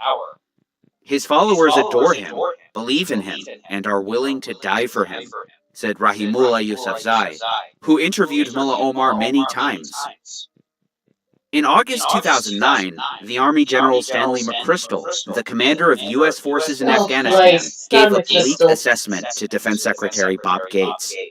He concluded the insurgents currently have the initiative, and that the overall situation is deteriorating. This was only less than a year after the devastating firefight at the American outpost at Wanat. On July 13, 2008, American and Afghan soldiers came under fire from RPGs and Dishkas. One Sergeant Ryan Pitts was present. Things just started exploding inside our fighting positions. Multiple RPGs were shot at us, along with hand grenades. After 4 grueling hours, the Taliban fighters finally retreated. 9 American soldiers lay dead, with 27 wounded. The battle attracted international news coverage. 2 days later, Americans withdrew from the Waigal district entirely. Withdrawal admitted defeat. The U.S. flooded Afghanistan with troops for a total of some 100,000. This was the surge. In the spring of 2011, the Taliban leadership issued a new directive to shift towards asymmetrical tactics. In the south, this was rolled out with specific training courses. Justozi interviewed one Taliban commander for Marja in May 2012. It's almost 1 year since our training system changed, and now we are focused on getting training for IEDs, making suicide vests, preparing suicide bombers, and conducting guerrilla warfare. The most important weapon in their arsenal, as was the case for the Iraqi resistance, was the IED. They greatly accelerated their production. In Helmand, workshops could build an IED every 15 minutes. Before 2007, most IEDs were made with military explosives, repurposed artillery shells, and bombs. In 2012, ammonium nitrate fertilizer, according to the Pentagon, accounted for 59% of IEDs in Afghanistan and for 90% of casualties. Wow. One senior Taliban leader emphasized the importance of these Holy weapons. fuck. If there are no IEDs, we cannot defeat the... Wow, that was an explosion and a half, that one. See that truck fly? Bloody hell. They got very good at this, obviously, as the title of the video goes. No one should be going into Afghanistan, ever. Ever. It never works. The terrain precludes that, obviously. Especially, all these fighters knew all the terrain. They specifically recruited people from different regions for different tasks. This happened throughout history. Trust me on this. I've read some of this stuff. I'm usually more medical and science-based history and mythology and classics, really. But some of this is very interesting. The Afghan army. You can see that the Army and the Americans say that 80% of their casualties are...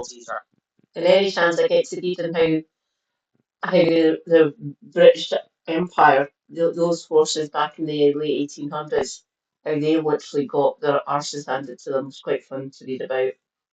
There's also historical fiction about it. It's quite fun. are from IEDs. So why should we stop using them? Apart from IEDs, the adoption of suicide bombing was controversial within the Taliban. But by 2006, the Taliban's paper Al-Samud would underscore the psychological value of the tactic. Let the Americans and their allies know that even though we lack equipment, our faith is unshakable. And with the help of Allah the Almighty, we have created a weapon which you will not be able to face or avoid, i.e., martyrdom operations.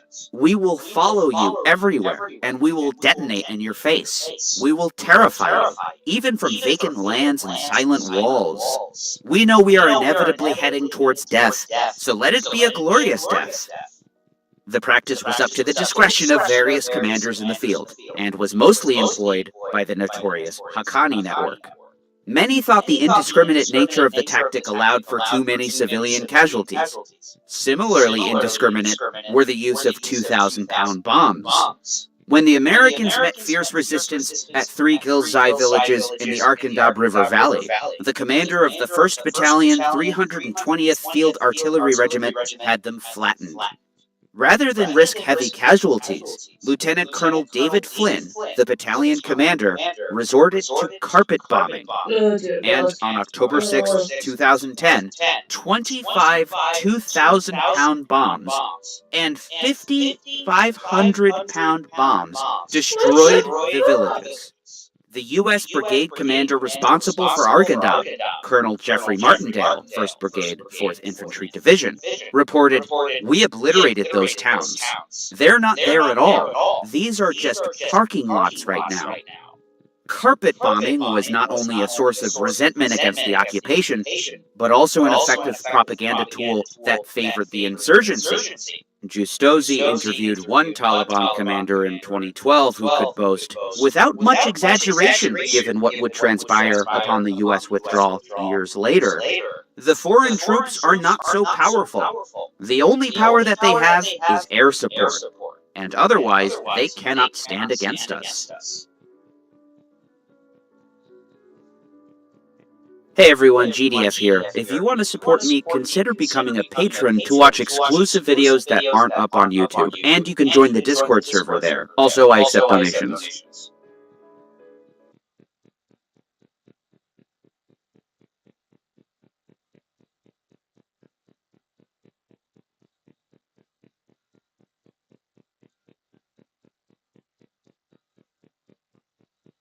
Part 2. Excuse me. On the night of June 27, 2005, a Chinook helicopter dropped a 4-man Navy SEAL team into a valley called Abbas Ghar.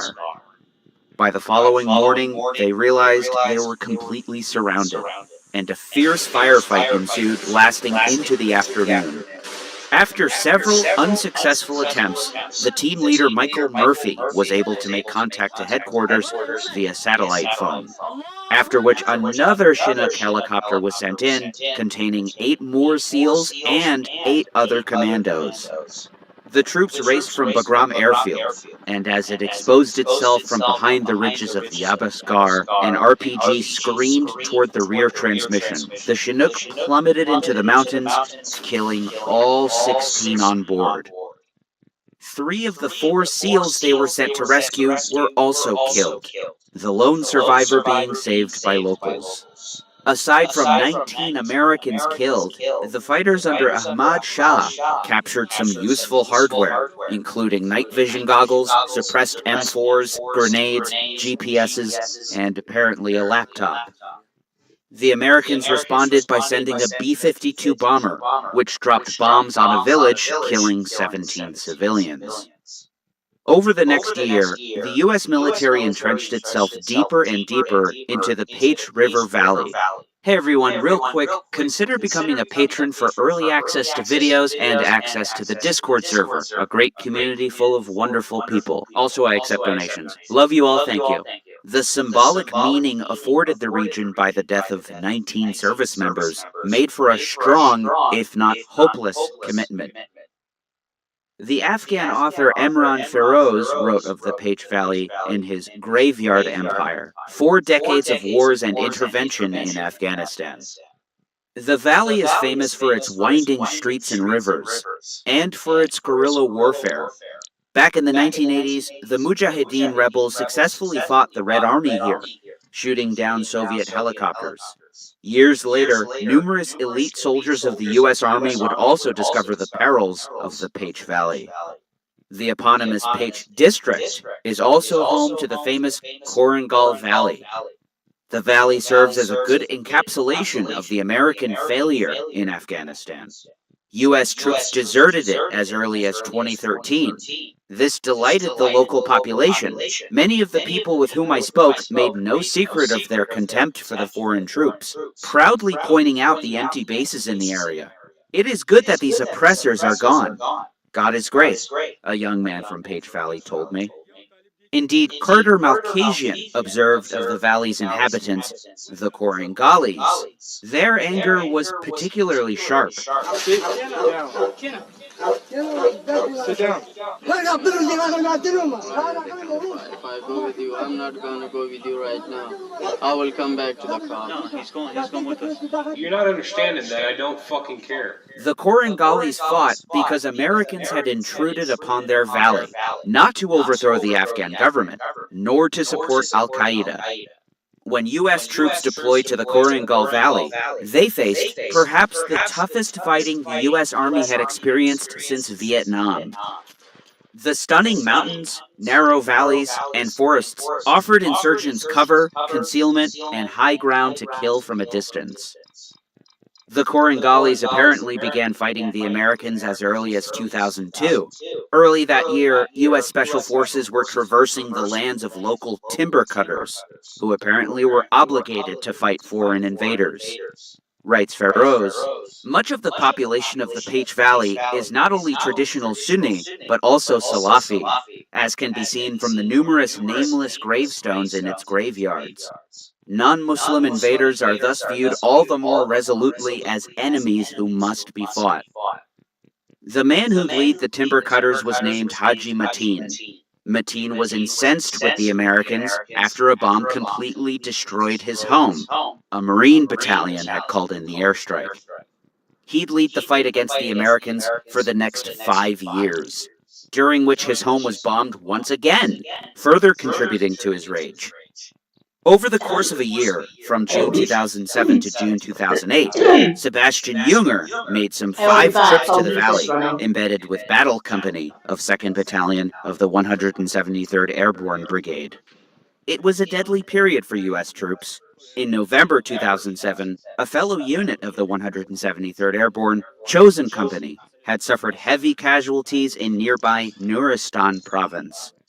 On the 9th day of the month, 14 soldiers and a Marine walked into the middle of a full 360-degree circle of sandbagged positions. The troops took fire from all sides. 6 Americans were killed, and every other person there was injured. As noted by Junger, an American patrol hasn't taken 100% casualties in a firefight since Vietnam. Battle Company, says Junger, was surrounded by high ground, and to mount an attack, local fighters had only to scramble up the backsides of the ridges and pour machine gun fire down into the compound. This is called plunging fire, and it is hard to suppress or take cover from. The only way to fix the problem was to take over the high ground with small outposts, but these positions then also became vulnerable to attack. Quoting Captain Dan Kearney, Battle Company's commander, I was blown away by the insurgents' ability to continue fighting despite everything America had to throw at them. From that point on, I knew it was, number 1, a different enemy than I fought in Iraq, and that number 2, the terrain offered some kind of advantage that I'd never seen or read or heard about in my entire life. Indeed, Feroz observes, they would see that it was almost as if the valley had been created for guerrilla war. As soon as the combat helicopters of the U.S. military entered, fighters could hear them due to the numerous ravines and mountains, and prepare themselves accordingly. As Malkasian described the Mountain Valley campaigns, defeat followed defeat. On the 1st of May of 2009, fighters completely overran the outpost at Bari Alai and killed 3 Americans, 2 Latvians, 3 Afghan soldiers, and additionally captured 12 Afghan soldiers. In September, a column was ambushed as they approached the village of Ganjgal, near the border with Pakistan. Jonathan Landay, reporting for McClatchy, was present. We walked into a trap, a killing zone of relentless gunfire and rocket barrages from Afghan insurgents hidden in the mountainsides. The fighters taunted them over the radio. We will do to you what we did to the Russians, the insurgents' leader boasted over the radio, referring to the failure of Soviet troops to capture Ganjgal during the 1979 to 1989 Soviet occupation. The fighters displayed their much-lauded infantry tactics, dashing from boulder to boulder, diving into trenches and ducking behind stone walls as the insurgents maneuvered to outflank us. The terrain, craggy ravines and sweeping, tree-studded mountains riddled with boulders and caves, was made for guerrilla warfare. 4 U.S. Marines were killed, and Army Sergeant First Class Kenneth Westbrook died a month later from his wounds. That same month, on October 3rd, 2009, some 400 fighters attacked combat outpost Keating in the Kamdesh Valley. Again, the attackers nearly overran the position. Again, U.S. forces withdrew shortly after the battle. U.S. forces had now withdrawn from almost all of Nuristan. 8 Americans were killed. Overall, 120 Americans died fighting in the Korengal and other mountain valleys. And 312 Americans had been killed over the course of 2009. But that amount would increase substantially following Obama's troop surge. Despite his reluctance to escalate the war that he wanted to end, military commanders were intransigent, a problem that would plague his successor, keeping him from ending the war and pulling troops out of Afghanistan. The Obama administration, by swelling troop numbers up to some 100,000, aimed to slow the spread of the Taliban. This was achieved, albeit temporarily. Though this tactical success was far from decisive, there had been no tipping point. Any progress made was expensive in cash and blood. 499 troops would be killed in 2010, 418 Americans killed in 2011, by comparison, was seen as breaking the Taliban's momentum. Indeed, 2011 still witnessed considerable bloodshed, including an incident infamous as the single greatest loss of life for U.S. troops in Afghanistan.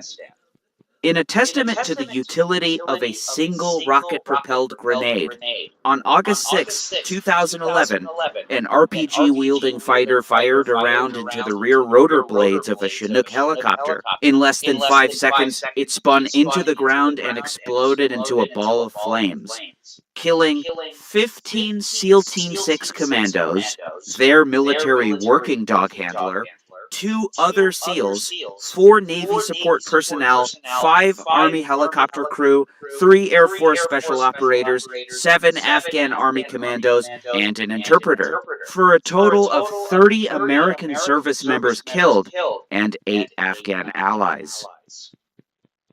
Though this was after Obama had decided that the tide had turned. In June 2011, he announced a troop drawdown.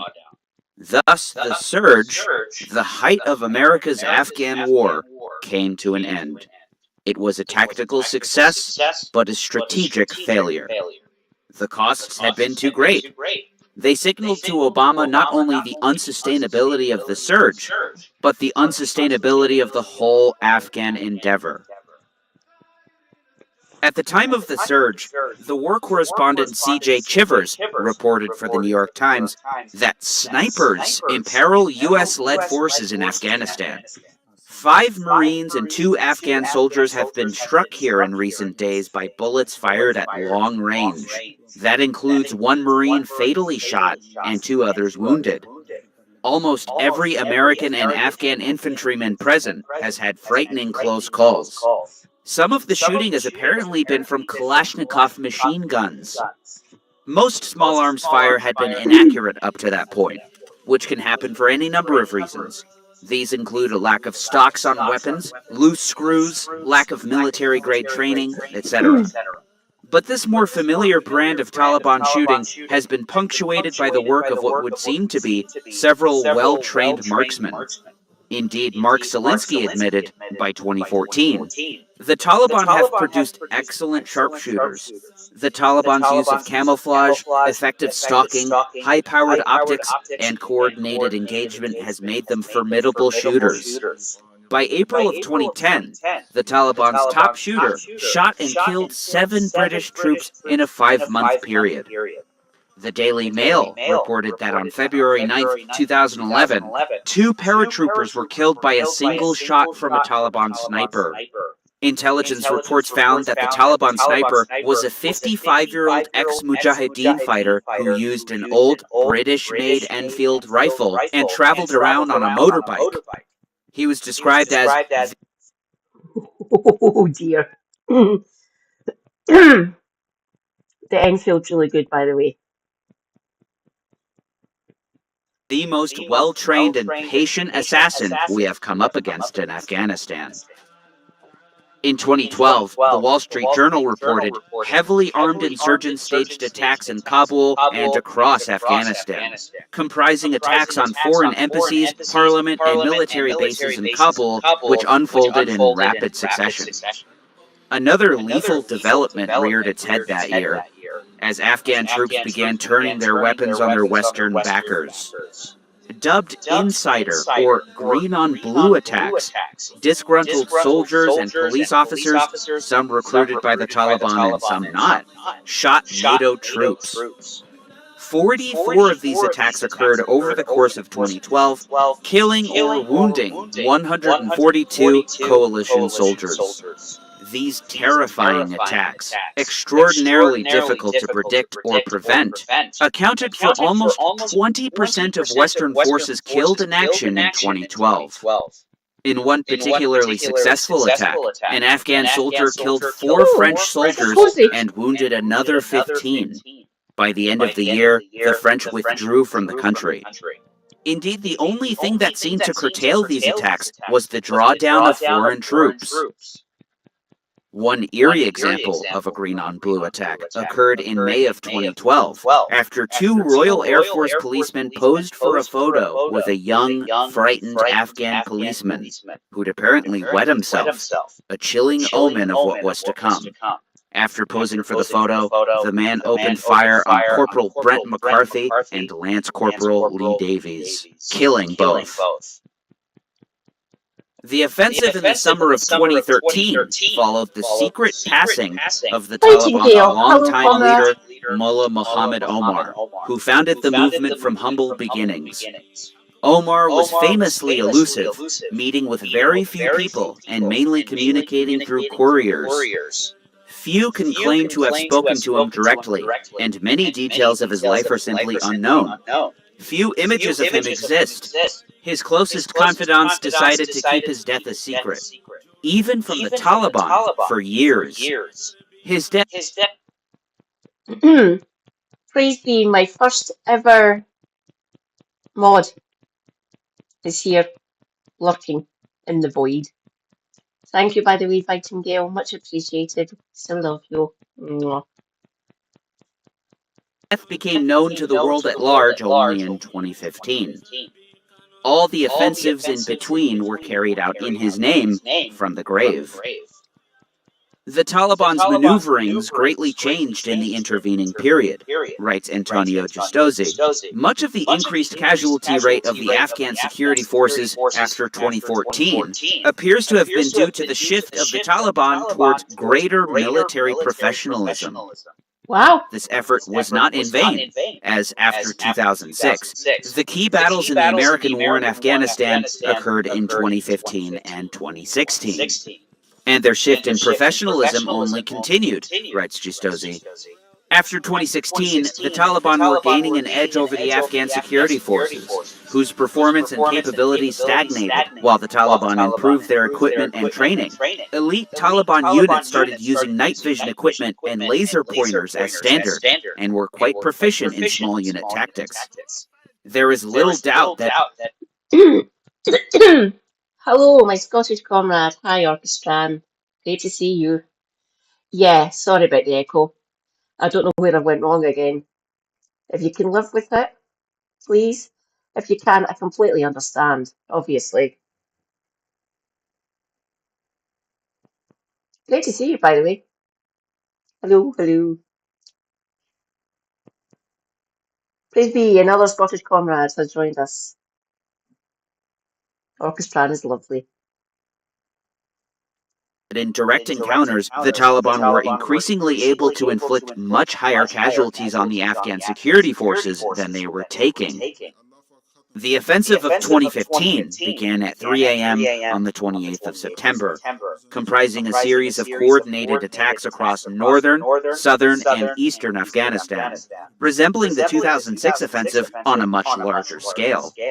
The Taliban's new leader, Akhtar Mansour, launched his fighters toward the provincial capitals in a dramatic escalation of the conflict. In just 2 days, they captured Kunduz, their first provincial capital since their devastating ouster in 2001.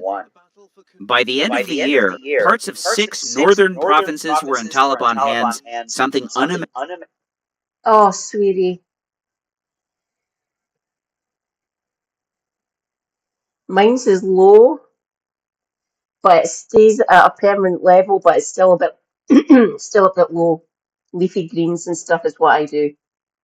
Baby spinach, kale, Broccoli, obviously. I'll be having broccoli with my Sunday roast on Easter Sunday. Tasty. Super hubby is doing a roast beef. Can't wait. Going to be delicious. Holy fuck. Yeah, they need to get that seen too. I assume you're going back to hematology. Oh, I'm on a Pixaban now, by the way. I didn't know if I told you. Can't remember. So I'm on blood thinners because of the clots in my lungs. So I don't know how long I'm going to be on the blood thinner for, but it's dealing with the clots. Mine's is usually hovering around 100-ish, between like 95 and 100. Still kind of low. See, as you can tell, just look at the colour of me, or lack thereof. Yeah. Oh, fucking hell, sweetie.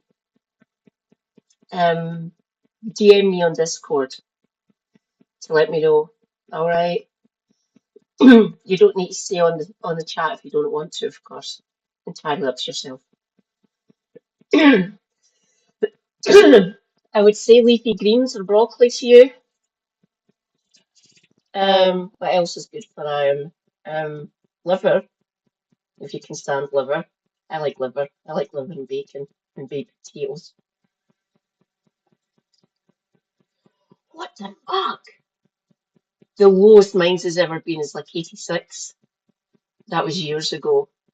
So I usually hover around 95, kind of. Frighteningly low, obviously, but it doesn't really dip down below the 95. 81 is far too fucking low. Do you? Good for you. Well done. It's meant to keep you on an even keel, kinda. Obviously, there's only so much the leafy greens can actually do. I'm sure you can look up what other things are good for iron. Or if you need to, iron tablets. God, I was on them when I was younger. Plus the leafy greens and blah blah blah blah. Imaginable 2 years prior. Some 20,000 Afghan soldiers and police were killed or injured in 2015, up from 15,000 in 2014. Worse yet for the government. The army and police often decided... Pause. There we go. By the way, everyone, a healthy hemoglobin level in your blood is 115 and above. So anything below that is considered anemic. I'm always below 100, but I stay on an even keel, kind of. Some of the medications I've been on in my life actually reduce the amount of hemoglobin due to how they interact with your metabolism and your endocrine system. But mine's is usually below 100. So anything 150 and up is seen as good. You have to go on medications if you go down to orchestrand's level, unfortunately, but that's because you've got a condition, an issue. I will not say what. But yeah, you need to see your hematologist about that. to flee, the military version of a run on banks. Indeed, over and over again, well-equipped soldiers and police facing inferior numbers of Taliban retreated after barely putting up a fight. The superior morale of the Taliban, compounded by corruption and dilatory U.S. air support, is the primary explanation for the defeats of 2015, the year of the Taliban's greatest successes since 2006. No doubt imperiled by the Taliban's successes on the battlefield, Obama ordered an unprecedented drone strike inside Pakistan to kill Mansour, leader of the Taliban, for less than 1 year. His successor still reigns today, and is seemingly as elusive as Mullah Omar, with apparently only one unverified photo of him online. Again, few details of his life are known for certain. In 2001, Mullah Haibatullah Akhundzada was reportedly head judge of the Taliban's High Court in Pakistan. He has been honored with many titles, including Malawi and Sheikh al-Hadith. denoting his religious scholarship. Despite his public prioritizing of negotiations with the Taliban, U.S. President Donald Trump also increased airstrikes substantially and would oversee the peak of U.S. bombing of Afghanistan. Haibatullah in turn ordered a change in tactics, ordering his men to attack army and police posts at night and to engage with unconventional tactics. His commitment to this effort is most underscored by the martyrdom of his own son, who died carrying out a suicide car bombing in Helmand in 2017, apparently with Haibatullah's approval. The act was a sign of commitment that, according to various reports, won Haibatullah popularity. Many men had tried to kill the powerful police chief of Kandahar province, the General Abdul Razik. A bomb was apparently placed under his chair in a meeting at the Kandahar governor's palace with Emirati diplomats. He had stepped out of the room when it went off. He narrowly avoided death, but the blast killed 11 people, including 5 UAE diplomats and Afghan officials. This was just one of several bombings in quick succession. 2 suicide bombers that same day killed some 30 people outside Parliament, and another suicide bomber in Helmand killed 7. It could be said that Razik's days were numbered. He was a prolific killer of Taliban fighters. In December 2010, he told the journalist Michael Hastings, referring to captured Taliban, "We don't take prisoners." After fierce fighting during the summer 2014 campaign, Razik announced in a security meeting, "I have ordered my soldiers not to let Taliban live from now on." By October 2018, the Taliban had recruited a bodyguard for Kandahar's governor, a man named Abu Dujana. Dujana's assignment placed him inside a high-level meeting with General Razik and, amazingly, Army General Austin Scott Miller, commander of U.S. forces in Afghanistan. When the meeting closed, Dujana shot and killed Razik, a massive blow to the government and a massive success for the Taliban. The Taliban had proven themselves an unstoppable force, though increasingly war-weary. In early 2020, the deputy leader of the movement penned an opinion piece for the New York Times, titled, "What We, the Taliban, Want." When our representatives started negotiating with the United States in 2018, our confidence that the talks would yield results was close to zero. We did not trust American intentions after 18 years of war and several previous attempts at negotiation that had proved futile. Nevertheless, we decided to try once more. The long war has exacted a terrible cost from everyone.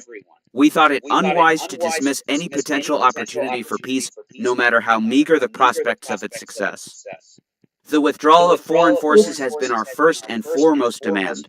That we today stand at the threshold of a peace agreement with the United States is no small milestone. That year saw the Taliban deploying troops to 3 key cities, not in large numbers, but small elite units, in a dramatic change in tactics. Writes Justosi, the Taliban did not deploy large numbers of fighters for these operations, approximately 2,000 for Lashkar-Gah and several hundred each for Kunduz and Faizabad, using elite units trained to operate in small, cohesive units. This reportedly allowed them to infiltrate the defensive rings of these cities and keep their forces inside the cities proper for long periods. Fewer men meant less materiel. As a result, Taliban forces remained inside Kunduz and Faizabad for several weeks and did not withdraw at all from Lashkar-Gah's 3rd and 4th police districts. This move amounted to something of a checkmate. If the Taliban were able to establish an operational presence in multiple urban centers and engage in prolonged fighting with security forces therein, over periods of weeks and months, this would represent a major deterioration of the conflict situation and make any response from Kabul and/or the U.S. exponentially more complicated. The re-engagement this would demand from the U.S. government in terms of resources and troop numbers would likely be prohibitively high for any administration, and particularly the incoming one. I'm now the 4th United States president to preside over American troop presence in Afghanistan. 2 Republicans, 2 Democrats. I will not pass this responsibility onto a fifth. I believed that our presence in Afghanistan should be focused on the reason we went in the first place, to ensure Afghanistan would not be used as a base from which to attack our homeland again. We did that. General Scott Miller oversaw the withdrawal, making him the last commander of U.S. forces in Afghanistan. The offensive that began in May saw Taliban forces luring Afghan army units into traps, forcing their surrender and retreat. One outpost after another surrendered. The Taliban began gaining territory so fast that they could not garrison it. They were forced to mobilize approximately 30,000 reserve fighters in Pakistan. On August 15, 2021, the Taliban, as they had in 1996, entered Kabul victorious.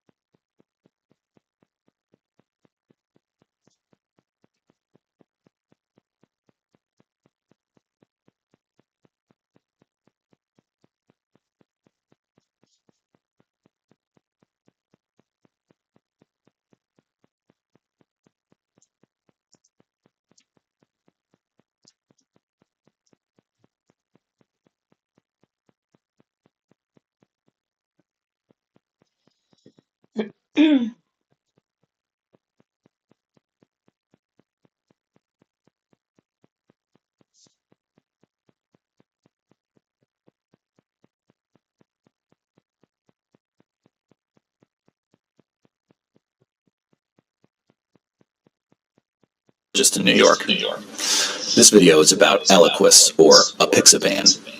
Apixaban is an anticoagulant medicine. It decreases the chance of blood clots forming in your body. Its main use is for preventing stroke and atrial fibrillation, and it decreases the chance of stroke by about 50% in this setting. It was developed as an alternative to warfarin, or Coumadin, which for many years was the only medical option for decreasing the chance of stroke and atrial fibrillation.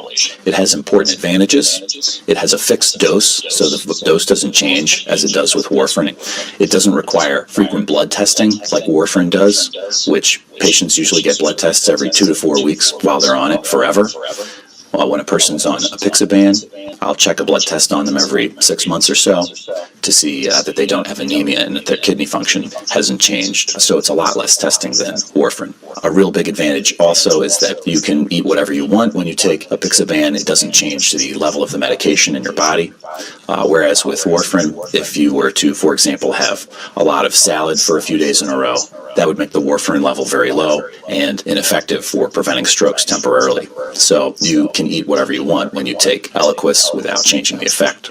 Some disadvantages of the medication, obviously cost. It's much more expensive than warfarin.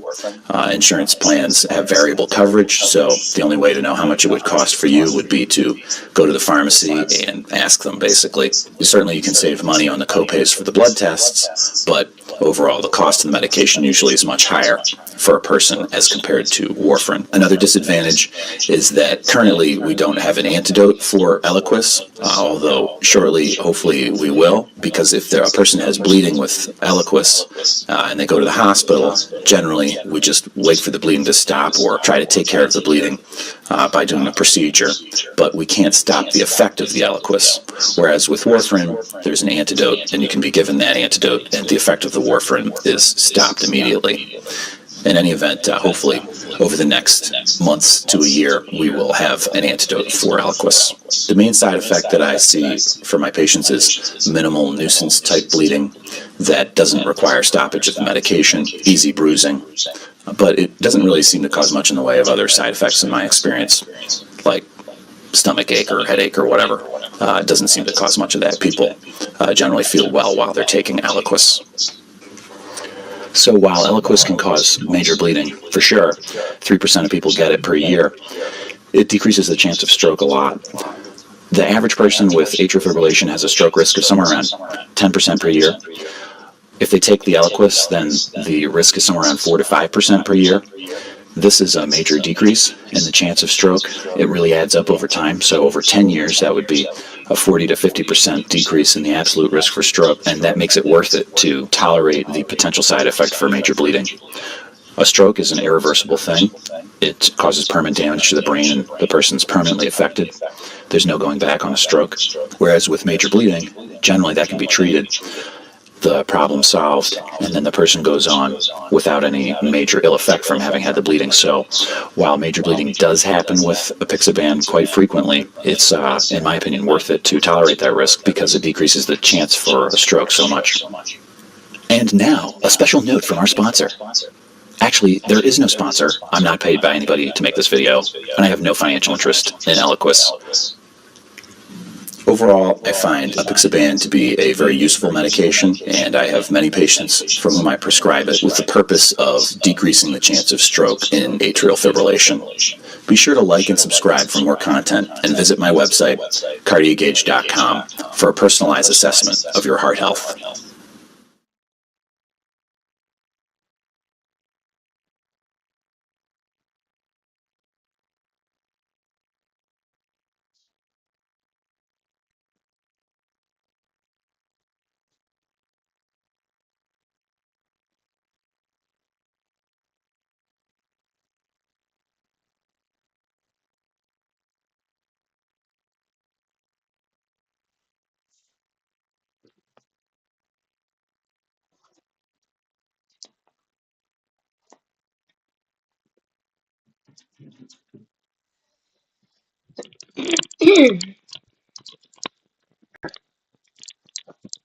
Oh, for any British comrades who are here, that is naturally radiant. It's a range done by Superdrug, and it is amazing. I love it. It's brilliant for my skin.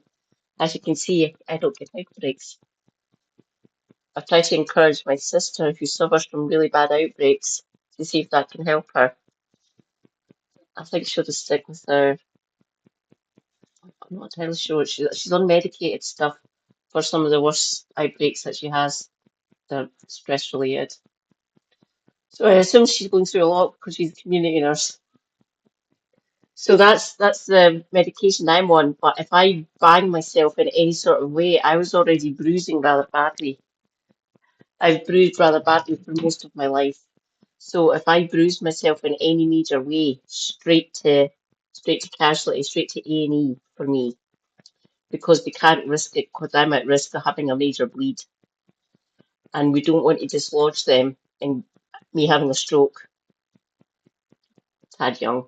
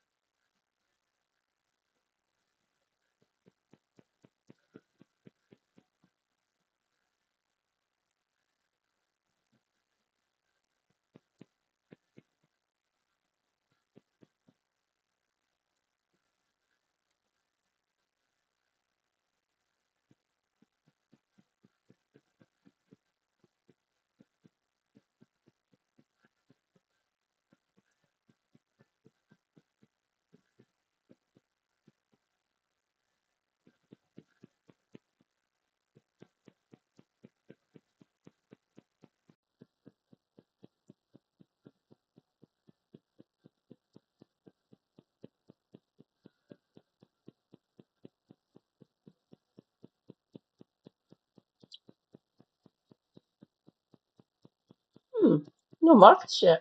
Iron deficiency anemia is a type of hypochromic microcytic anemia caused by insufficient iron levels in the body, leading to decreased hemoglobin synthesis and reduced oxygen-carrying capacity of red blood cells. Patients with iron deficiency anemia typically present with exertional dyspnea, fatigue, generalized tiredness, and headache.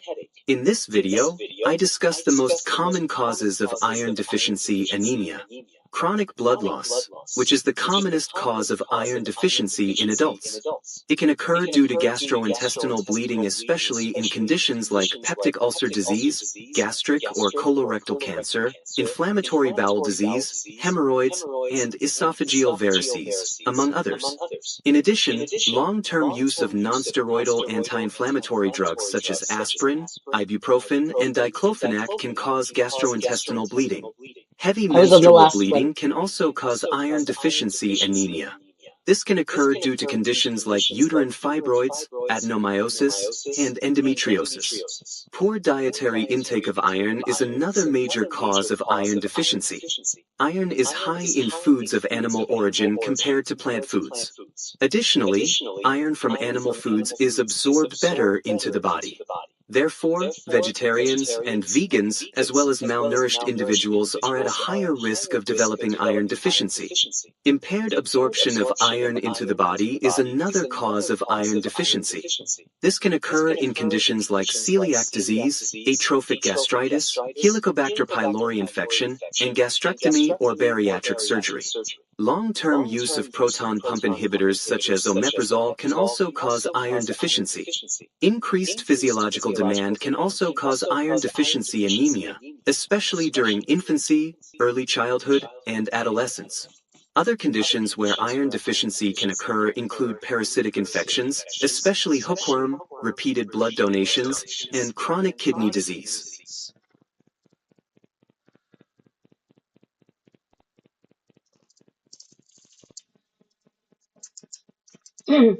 I've lost track of how long I've been on my omeprazole. I was starting from a low base because I've always been anemic since I was a child. I've always been this pale and interesting, apparently.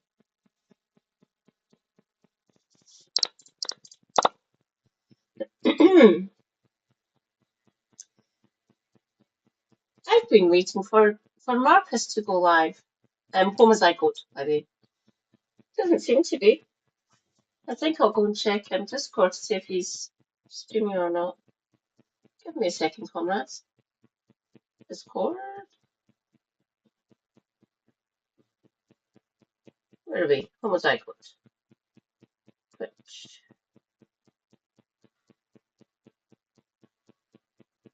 Oh! I didn't get the alert. Yeah, follow that channel. Optimum server. Channel. Follow. Got it. Oh, hang on. The 11th. Oh, no. That was last week.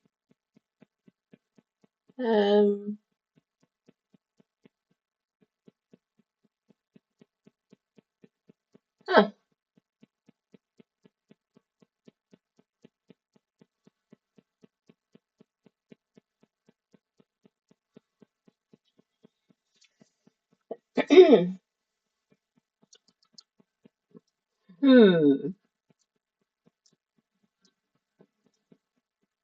Shall we read someone else then? Let's see who's live.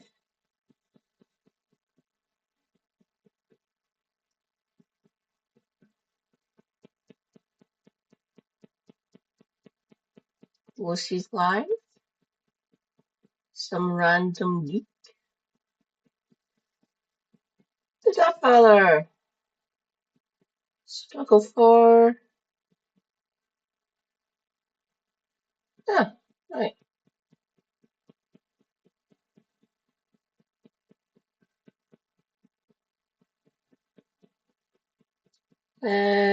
Cinemarxism. Capricorn. Rike. Chrysanthemum. Casara. Gnome. Gnome's live. Copy facts. Carol's live.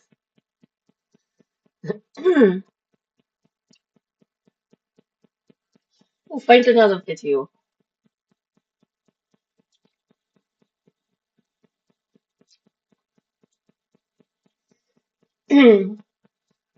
We'll give Homozygote until 2 o'clock.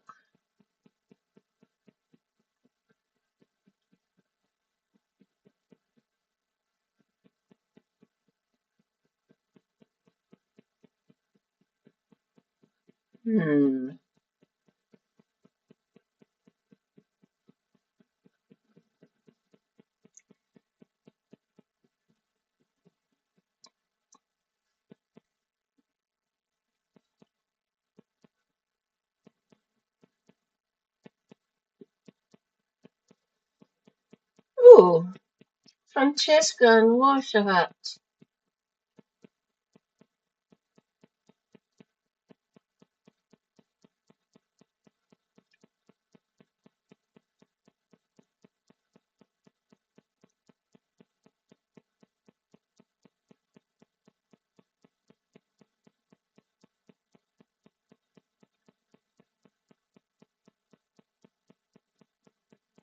You know what? I'll put it up again. I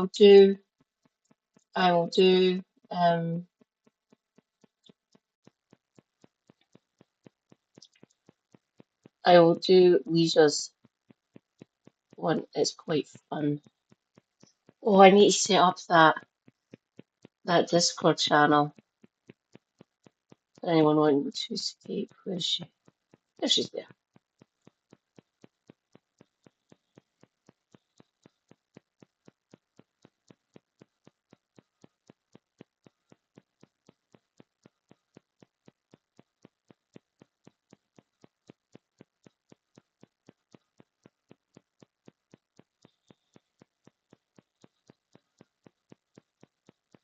This week, the Supreme Court issued a ruling indicating that Donald Trump can use emergency powers under the centuries-old Alien Enemies Act to deport people. His administration has indicated it wants to go even further, including sending American citizens to a high-security prison in El Salvador, notorious for human rights abuses. Well-known scholars of fascism like Timothy Snyder and Jason Stanley have fled the country. White ladies are even getting detained at the airport.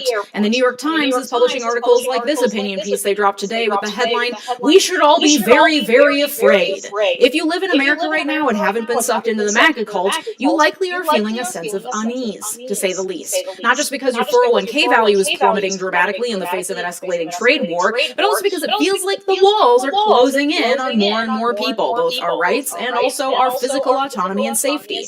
I don't know about you, but my fight or flight response has been active. I alternate between considering full prepper lockdown and fleeing to Europe, the motherland. I know which websites are the best for searching for apartment rentals in most major European cities because my doom scroll of choice is, I wonder how much an apartment in Paris costs, just in case, and also, how do you flee across an ocean with a petulant, stubborn English bulldog in tow? And so many more questions. It's exhausting, and on top of it all, the constant onslaught of horrible news makes it very hard to know how much panic is legitimate and what's an overreaction. And when I'm spiraling personally, I find that more information is helpful to get a grasp on what's actually happening, so it's less of a nebulous, unknown, foreboding sense of doom. And in fact, it can be very helpful for me to stop and remind myself of the privileges that I do possess so that I'm not in my own head obsessing about myself and can instead move forward with a clear mind and pay attention to what does matter and what is actually an emergency versus what is just a stress response. So today, in an attempt to offer you the same perspective and a moment of relief for your... I'll get that another night, Reza. Yeah, I noticed that she put a new one out. Thank you, Kaz. I'll get to it, don't you worry. Hello, Reza. Hello, hello. Mwah. Sorry about the echo. I will get it dealt with tomorrow. I'm not doing much tomorrow. Super Hubby's going out to get a prescription for me for my Apixaban, oddly enough. nervous system, maybe, I'm going to rank who should be fleeing the US, from get the fuck out to you are fine, including the news stories that I'm going to use to support my arguments, because you know I always come with receipts. And this is not to make light of the situation, but instead because we have to laugh to keep from crying. We're having fun here. Let's get into it. Thank you to my partner on today's video, PDS Debt. Credit card debt sucks, I know from personal experience. And now that it looks like the economy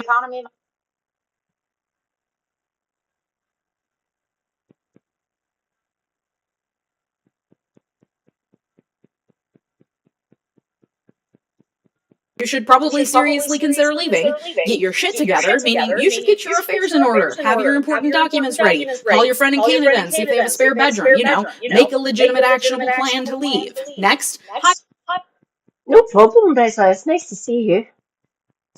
If you can't stick around, obviously, don't feel obliged. It's always lovely to see you, though. Yeah, stick around for as long as you can. And if you can, watch this video on your own time when you've got a minute. Well, 27 minutes. It is worth it. I get it early. I'm a Patreon now because Legion needs all the help she can get. alert! Begin to consider the possibility that it might be safer for you in a different country and consider what that might look like for you. Next category, keep your eyes peeled. Your safety is not actively under threat. There are not credible reports that you are being targeted for jail or deportation, but you're certainly vulnerable to perhaps a watch list. And as things escalate, you may want to consider leaving if credible reports start surfacing. And then there's the you are fine. The regime wants you here. Even if you don't openly support them, keep calm and carry on fighting the good fight. Now, obviously, a few huge caveats because I can picture the comments already. Obviously, this stupid chart I'm making isn't going to take into account every single potential identity of all 330 million people here. Everyone's situation is incredibly nuanced, and boiling people down to a single identifier is naive and paints a very incomplete picture. But the regime is boiling us all down to a few key identifiers, so I'm using their criteria to determine who should or should not be worried. Additionally, you may have several personal identifiers that appear on this chart in different alert categories, and this will hopefully help you to suss out the nuances if there are some mitigating factors for or against leaving. And finally, yes, this is stupid. We live in the stupidest possible timeline. It is infuriating. It is so fucking stupid. This is all stupid. I'm meeting the moment with the stupidity it deserves. But this is what I've been thinking about for weeks, and I can't stop thinking about it. And creating this little graph has helped actually, figure out what's worth taking action on and what's just my brain spiraling in unhelpful and anxiety-driven ways. So this is stupid, but I'm doing it because I also think it's helpful. And then, of course, there's the major question of okay, I'm high up on this list, I want to leave, but how? And I'll get into that at the end because that is also a thing I've been spiraling about, so I've done a lot of research. Great, with those ground rules in place, let's do this. We're going to start with the highest tier first. Coming in. What was I got just went live? Fuck it, I've put this video on and I like watching it. It's really quite good. So after this video's done, we'll go over to Homozygote because he is awesome. And at the top, the get the fuck out category. We have undocumented folks, and whether or not you're here legally, immigrants from countries where people are mostly brown and or mostly not Christian. The quote-unquote global south, if you will. If you are here in the US and you don't have proper documentation to show that you're allowed to be here, there is an active and proven threat against you. Whether or not you're a contributing member of society, whether or not you've ever committed a crime, whether or not you have any credible gang affiliation, honestly, no matter what country you're from originally. My sources? Frankly, too many to name, but the Supreme Court decision this week in the case involving Venezuelan migrants who were spirited away to an El Salvador prison without proof or due process shed some light on that threat. Trump relied on his alleged powers under the Alien Enemies Act to deport the immigrants in question, saying that this was an emergency, there's an invasion at the border, cartels and Mexican gangs are terrorist organizations, these people are terrorists, and by the power vested in me by this emergency situation, I'm going to deport them without any notice or a chance to be heard by a judge. And the lower court blocked that, meaning the judge said, no, there's a chance you actually don't have that authority. Turn those planes around. And they didn't turn the planes around, but the government also then appealed that judge's decision, and the Supreme Court weighed in and said, no, actually, lower court judge, you are wrong. Trump does have this authority. Because remember what I always say, the Supreme Court has a long history of giving incredible leeway when national security and emergency powers are invoked. Most famously in their Korematsu decision, where they decided that concentration camps filled with Japanese Americans on U.S. soil were A-OK. In fact, Justice Ketanji Brown Jackson mentioned Korematsu by name in her dissent, saying the court was wrong then, just as it is wrong now. That being said, the Supreme Court did confirm that these detainees do in fact deserve due process, to be notified of their pending deportation and have an opportunity to be heard in court before they are deported. That's little comfort to the people already sent to that prison in El Salvador. The government is arguing that the U.S. now has zero jurisdiction to do anything to right those wrongs, but it means anyone currently being detained should, at least in theory, be given due process rights. So the Supreme Court confirmed confirmed what should be obvious, but unfortunately bears stating plainly, due process does still exist, at least in theory. However, immigration court is not criminal court, and you are not guaranteed a lawyer. And the Supreme Court said that the way a person should contest their detention is through a habeas corpus petition. This petition is filed in court against the entity holding you against your will, and it's meant to prove that your rights are being violated by your detention. You can file a habeas petition on your own behalf, but you're going to be a hell of a lot more successful if you have a lawyer to file it for you and represent you in your hearings. There are many lawyers who do this work pro bono. Remember how I mentioned in an episode a few weeks ago that big law attorneys do a lot of pro bono work? A lot of them do work assisting with habeas petitions because they tend to be isolated cases that are more manageable to handle alongside your other law firm work. But guess what all the major law firms are doing? They're bending to Trump's will and promising they'll only do pro bono work that Trump approves of. And you can bet your bonnet he's not going to approve of them continuing to help immigrants by representing them in court. So even though the Supreme Court confirmed your right to a hearing, the availability of lawyers that can do low-cost or free work for immigrants, which wasn't plentiful to begin with, is dwindling. And if you are an immigrant here from a not predominantly white country, even if you are documented, are here legally, have been a contributing member of society for decades, have never committed any crime, have never pulled from the welfare system, have always paid your taxes on time, have been the perfect little immigrant, I'm putting you at the top of this list still, because there are credible instances of U.S. citizens and valid green card holders being deported, including to El Salvador, without due process, without having done anything wrong. ICE will make something up or fudge the truth, and it can be hard to prove your legal residency here because they don't care. Your safety is actively under threat, and if I were you, I'd be making plans to get the fuck out. Again, this is not meant to be alarmist. I am trying to genuinely assess the risks here based on the hours and hours I spend every week combing through the news. There are too many stories of lawful residents being detained and some being deported, and even just detention without deportation can be incredibly traumatizing.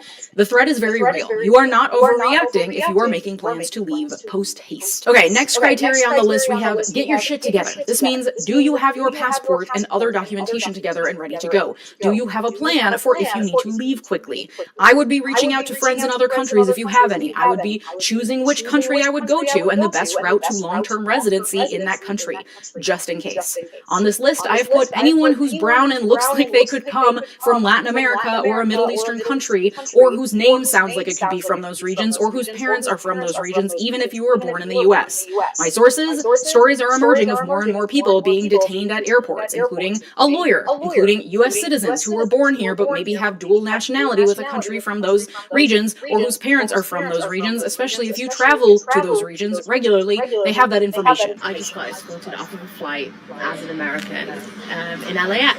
You are at risk of being detained, and given how quickly they're deporting people to avoid due process or being stopped, if you are detained, you are at risk of deportation without due process. I would be making an exit plan. If you are an immigrant from Europe, Australia, New Zealand, Canada, the white people places, you are in the get your shit together category. Numerous reports are surfacing of German tourists being detained and deported. A Welsh girl was backpacking through North America and was detained and ultimately deported because they said she was illegally working on her tourist visa. She was trading work for a place to stay, which is a very common practice called woofing, where you work on someone's farm or wherever and they provide room and board for you.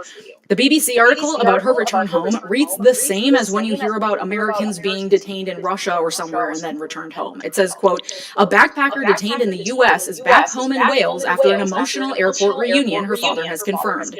Becky Burke, 28, had been held in the US Immigration and Customs Enforcement Processing Center for 19 days after being denied entry at the US-Canada border. Her father, Paul Burke, told BBC Wales the nightmare is over after his daughter was reunited with family and friends at Heathrow Airport earlier. Mr. Burke said, it will take some time for Becky to recover from this traumatic experience. A Canadian woman was detained at the southern border of the United States despite a valid work visa because there was record that a past visa application had been denied. She had gone through the correct channels to fix that visa issue and was simply trying to renew her legitimate visa when she was detained and questioned and ultimately told that the processing on her visa was incorrect. And it's still unclear why she was then held in a detention center for 2 weeks before being allowed to return to Canada. These are very real threats. Being detained in a U.S. immigration center is no fucking joke. If I were you, I'd be getting my shit together. And then finally on the get your shit together list is trans folks. And this one I was a little on the fence about because frankly, I think y'all have been in the get your shit together category since before Trump took office, but I also recognize that there are a few countries where it's easy to live openly and happily as a trans person. Additionally, I'm not seeing reports that there is new active danger of deportation deportation or incarceration being currently enacted by this regime against trans folks. Anti-trans laws are being introduced, and there is a lot of anti-trans rhetoric, but that was happening before Trump took office in January. That being said, the election of Donald Trump further legitimizes hate and violence towards trans people. You are not unreasonable if you are making plans to leave and getting your shit together, or at the very least, getting to a bluer state. Next category is high alert. This means you are part of a historically marginalized group. There are signs this administration actively wants to remove your rights, though there are not reports to show that your bodily safety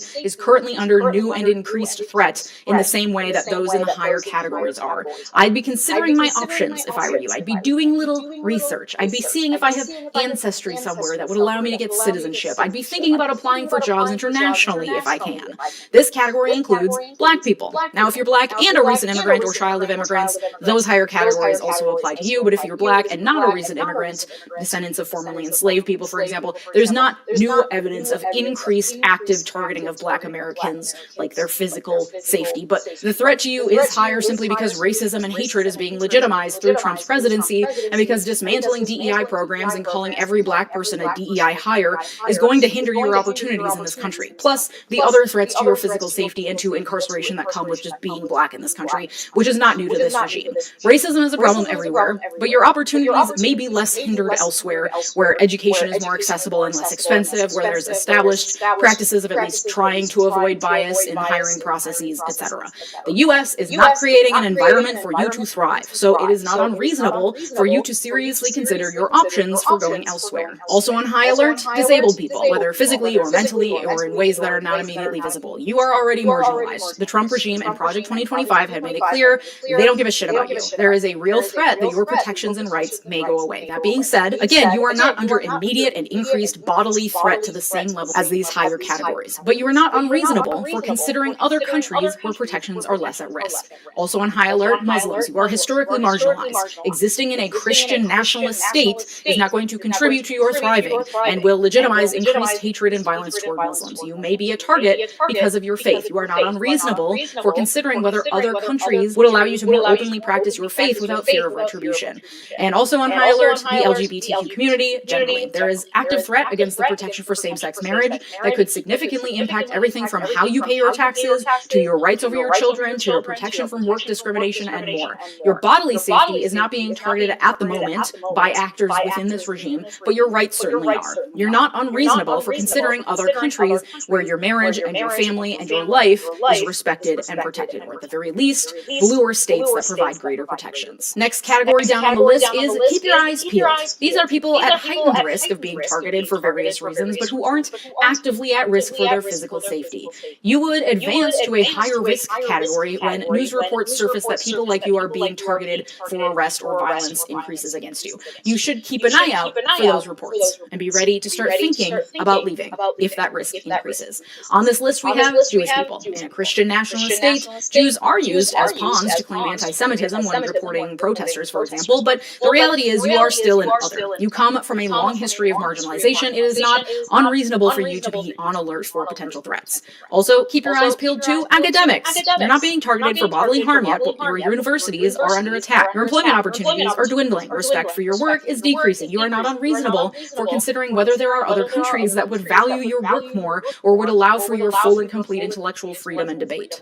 Lawyers, you also need to keep your eyes peeled. Recently, excuse me, academics, especially science ones, especially ones in my area, any other science ones, obviously, feel free to come over here. We could do with epidemiologists and virologists and parasitologists and population dynamics experts and things like that. Come on over.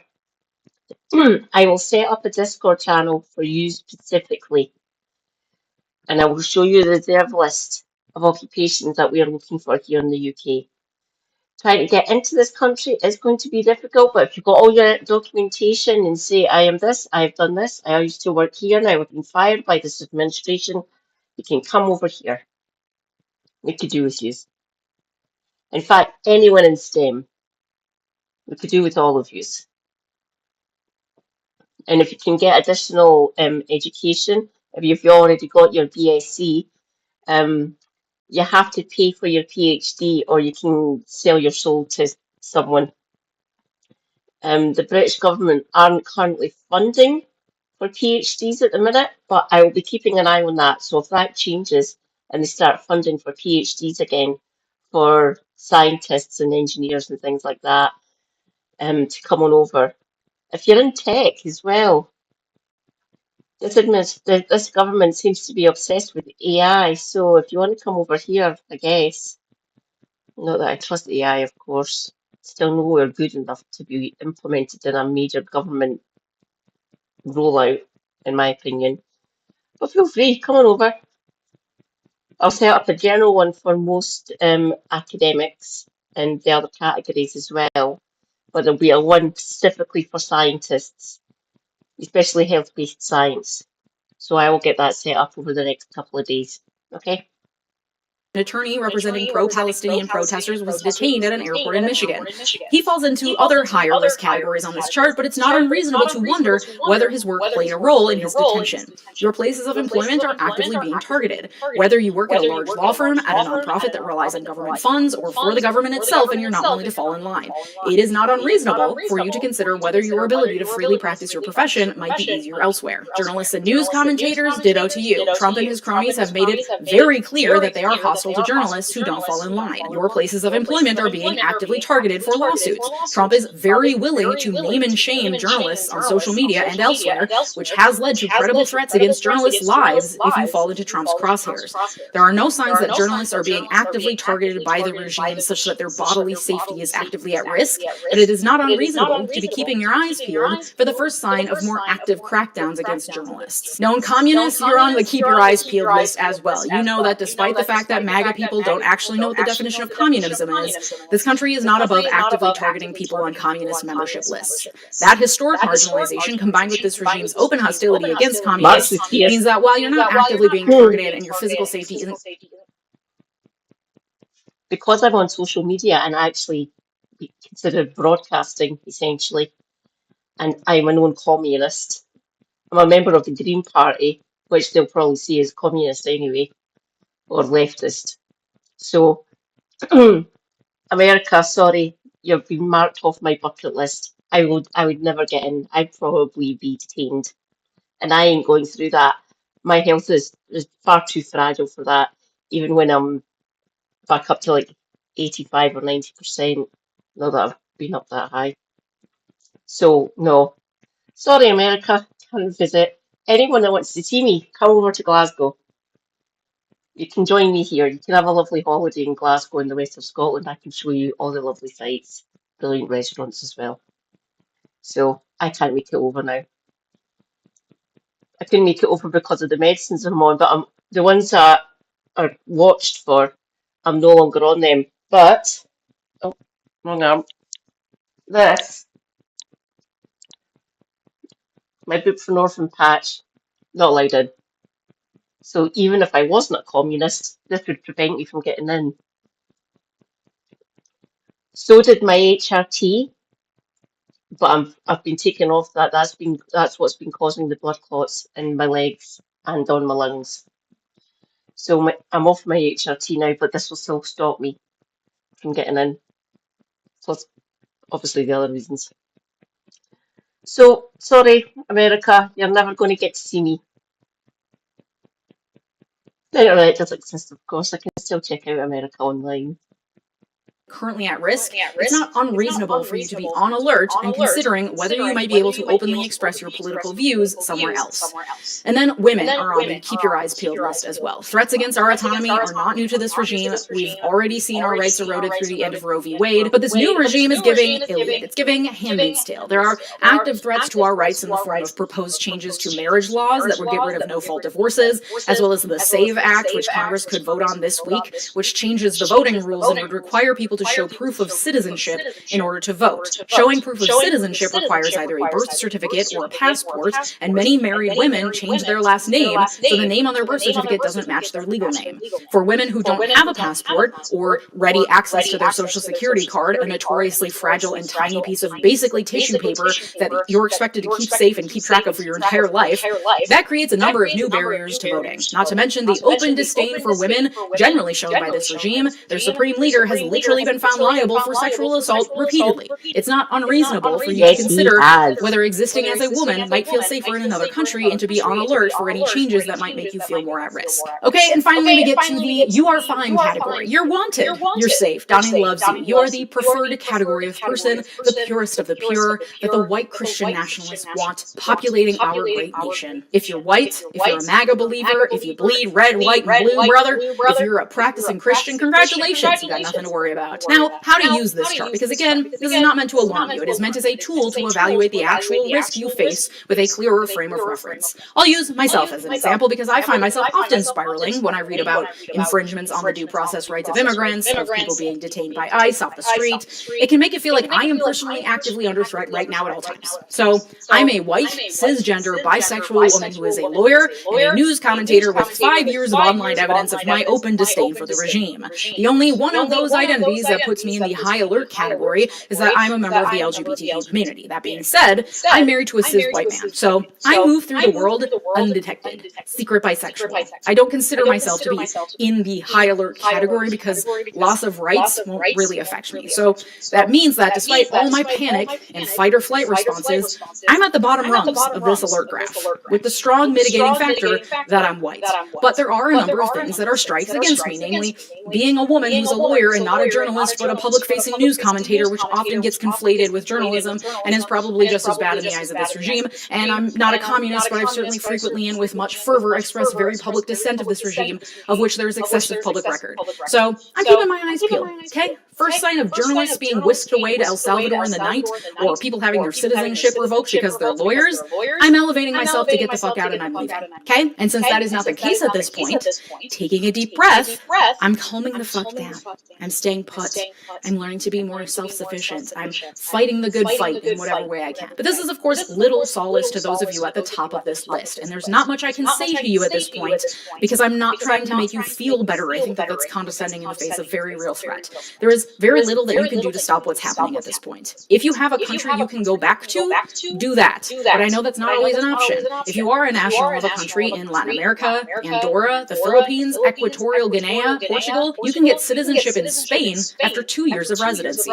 To gain residency in Spain for 2 years, you need a valid residency visa, which comes in a number of forms. Student visas, business visas to open a business in Spain, or the digital nomad visa where you can work remotely in Spain. For those who aren't nationals of the countries I listed, you can gain permanent residency in Spain if you are there as a legal temporary resident for 5 years, which is similar for a lot of European countries. The digital nomad visa in Spain is good for 3 years and then renewable for 2 more. That equals 5. A lot of educational programs can also take 5 years, especially if they are PhD programs. If you gain employment at a company in Spain or any other country, frankly, that will sponsor you, that's another option. Citizenship by descent is also possible in a number of countries around the world, including in Africa, Asia, and Latin America.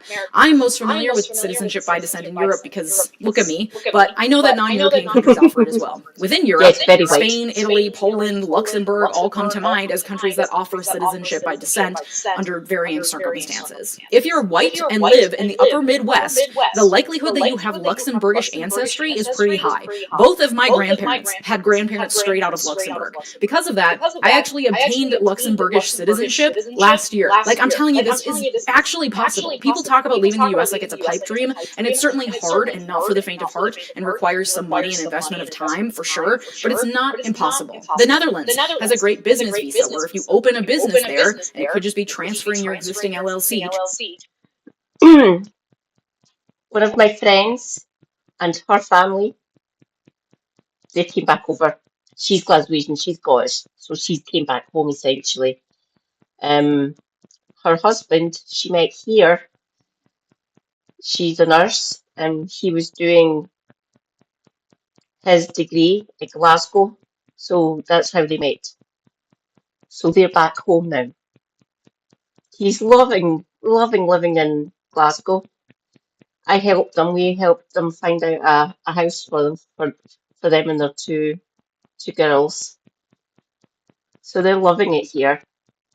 They get to see their granny. So the girls are happy. I am so happy for them. I'm glad I could help. They lived in New Jersey when it looked like he was going to get voted back in. They just basically said, nope, fuck that, we're leaving. So Lock, Stock and Barrel, her parents helped fund them. They took out a second mortgage on their house. They paid off their first mortgage, so they took out a second one and helped ship them back, literally ship their house back, their household goods. They sold most of the white goods because the house that had found them came fully equipped. And they paid a deposit on the house when we found it for them. They thanked me for that. Saying, you've got our family back home for us, thank you. I'm glad I could do that for them. So they said, nope, not dealing with them again, can't be arsed.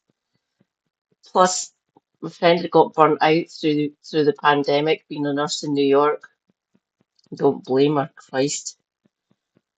Can't even imagine what she went through.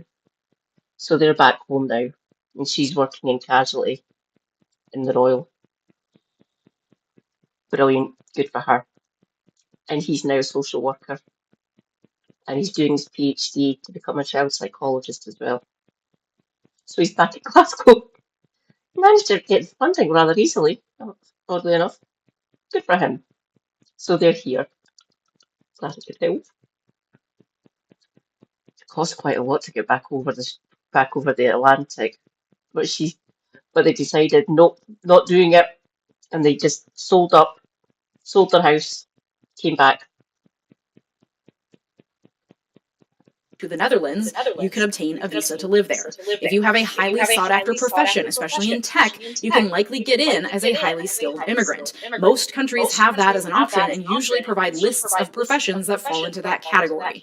If I had no other or easier means of immigrating somewhere and an interest in a job change, I would look into applying to a European university to get a student visa where I would study whatever highly sought-after job exists in that country and then would apply for a job after finishing my studies. There are numerous universities in Germany, Norway, Italy, and elsewhere that are low cost even for international students. They offer student housing at reduced rates. Some of their programs are in English, and your healthcare would be free as well because the government would provide it to you. Plus, you'll be in Europe, so you can also remove expenses for car payments, gas, and car insurance from your budget. For example, Nantes University, sorry I don't speak French, in France has programs in English, has an enrollment fee of 175 euros, offers student housing for 600 euros per month, and you can get a monthly transit pass for about 60 euros per month, and health insurance is free. There are numerous other universities throughout Europe and probably elsewhere that make the option of going back to school incredibly affordable. And many visas have family reunification options if you have children. You can also teach English as a second language or be an au pair. This information is all available to you on google.com. Now, of course, every situation is different and nuanced. Your decision to stay or leave will be influenced by so many factors. Adding a family and children and pets to this equation makes everything so much more complicated. As a side note, if you have a dog, check out the Chartered Animal Travel Facebook group.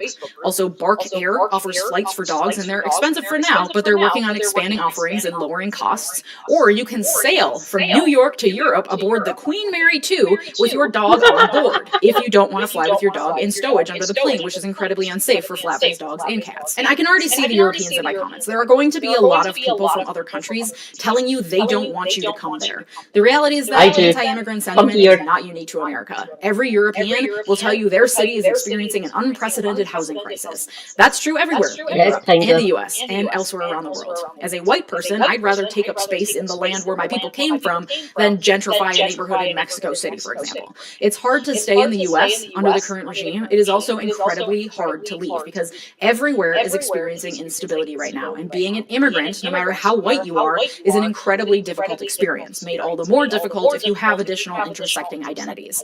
I have looked at and considered all possible factors over and over again, and even with citizenship in Luxembourg and therefore the right to live anywhere in the EU, I'm still staying put for now because I still exist with a lot of privilege. I'm not being actively targeted and put in danger. I feel at home in my city in a way that I will not feel anywhere else in the world, and my family and my oldest friends are here. Your considerations are going to be different, but I hope that this discussion today has helped you maybe exit full-blown panic mode and actually analyze the situation so you can make educated decisions about how to respond in the face of an increasingly violent autocratic regime. Leaving is difficult, but it is an option. People do it every day. Staying is also an option, especially for those of us who, contrary to that article from the New York Times saying we should all be very, very afraid, have relatively less to fear and would be more helpful if we weren't in a constant state of fight or flight when rational decision-making becomes impossible. Take a deep breath. We are in this together, and for some people, it is not selfish or reactionary or an overreaction to decide to leave. But also, this list is really subjective, and I genuinely want to get a read on how people are feeling. Do you disagree with my assessments? Are you actively making plans to leave? Comment down below. And if you'd like to support my work, I recommend joining me over on Patreon, where I launched the Why America Co-Learning Lab at the beginning of this year, a learning community having discussions and making connections along with a monthly syllabus curated by me. All year, we'll be covering topics under the umbrella theme of Eat the Rich, Building Solidarity in the New Gilded Age. April's topic is all about uncovering how fascism festered in America. This is all hosted over on Patreon, which is linked down below. If you're interested, please join us, patreon.com/Legion Miller. Thank you to my multi-platinum patrons, Mark, Thomas Orff, Sarah Shelby, Art, David, R.H., Latranger Lucas, Joshua Cole, Thomas Johnson, and Tay. Your generosity makes this channel what it is, so thank you. And if you like this episode, you like the one from Monday about this stupid tariff situation. Thanks so much for watching. Have a good day. Bye-bye. Okay, Dr. Homozygote, here we come.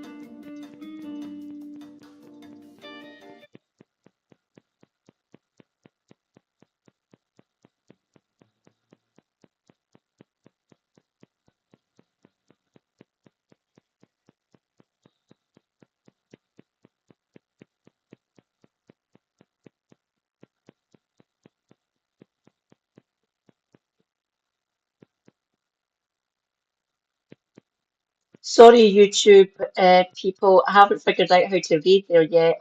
Sorry. So it will be going dead for you in a minute. But if you want, I'm going over to Homozygote on Twitch if you want to join us. If this will fucking work. Come on. Okay, this is rather annoying.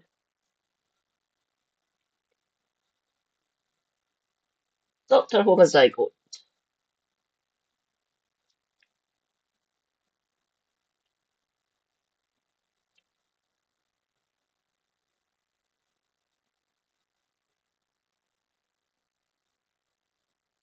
It's only been going half an hour. Shouldn't have missed much. For public health, certainly, because they're going to be under attack and their funding's going to get even more scarce. That makes sense. That kind of tracks. And then for everybody else, tariffs are going to hurt their available money, so they're not going to want to pay more people to do work. They'll just keep what they have. You worry about your sister's job hunt. She's currently working part-time at Harvard and was supposed to get a full-time job too, but that got thrown down the drain. Well, when Trump and company are going after all of the universities, it's unfortunately not surprising to hear. I'm sorry that happened to her, first and foremost. And she's certainly not alone, because there's going to be a lot more people in similar situations, regrettably. And I don't know necessarily, like,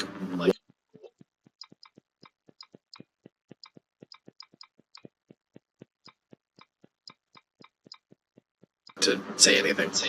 I don't know if her network necessarily has any place for her to land, per se, but, you know, depending on what she does, there may or may not be some job boards to start going through, depending. Despairing Hair Alex, thank you for the follow. But yeah, Gord, I feel that. Like, I got out of academia just in time. The downside is if I need to go back in for a postdoc, which is a distinct possibility at this point. Now nobody wants to hire a postdoc. So I've been really trying to hunt down people who have private funding to see what all they have. Come here, Marcus. Now, Harvard went on a hiring freeze like a lot of other universities. They made some exception for fully funded research roles specifically, but there's going to be long-term downsizing. Yep. She works in one of the libraries and has even been applying to jobs in her field as far out of Chicago. Yeah, I mean, at this point, you go where the job is, unless it's, like, unsafe under fascism, like, you know, the Deep South or something. I feel that, because my job search has more or less been confined to 5 metropolitan areas. Just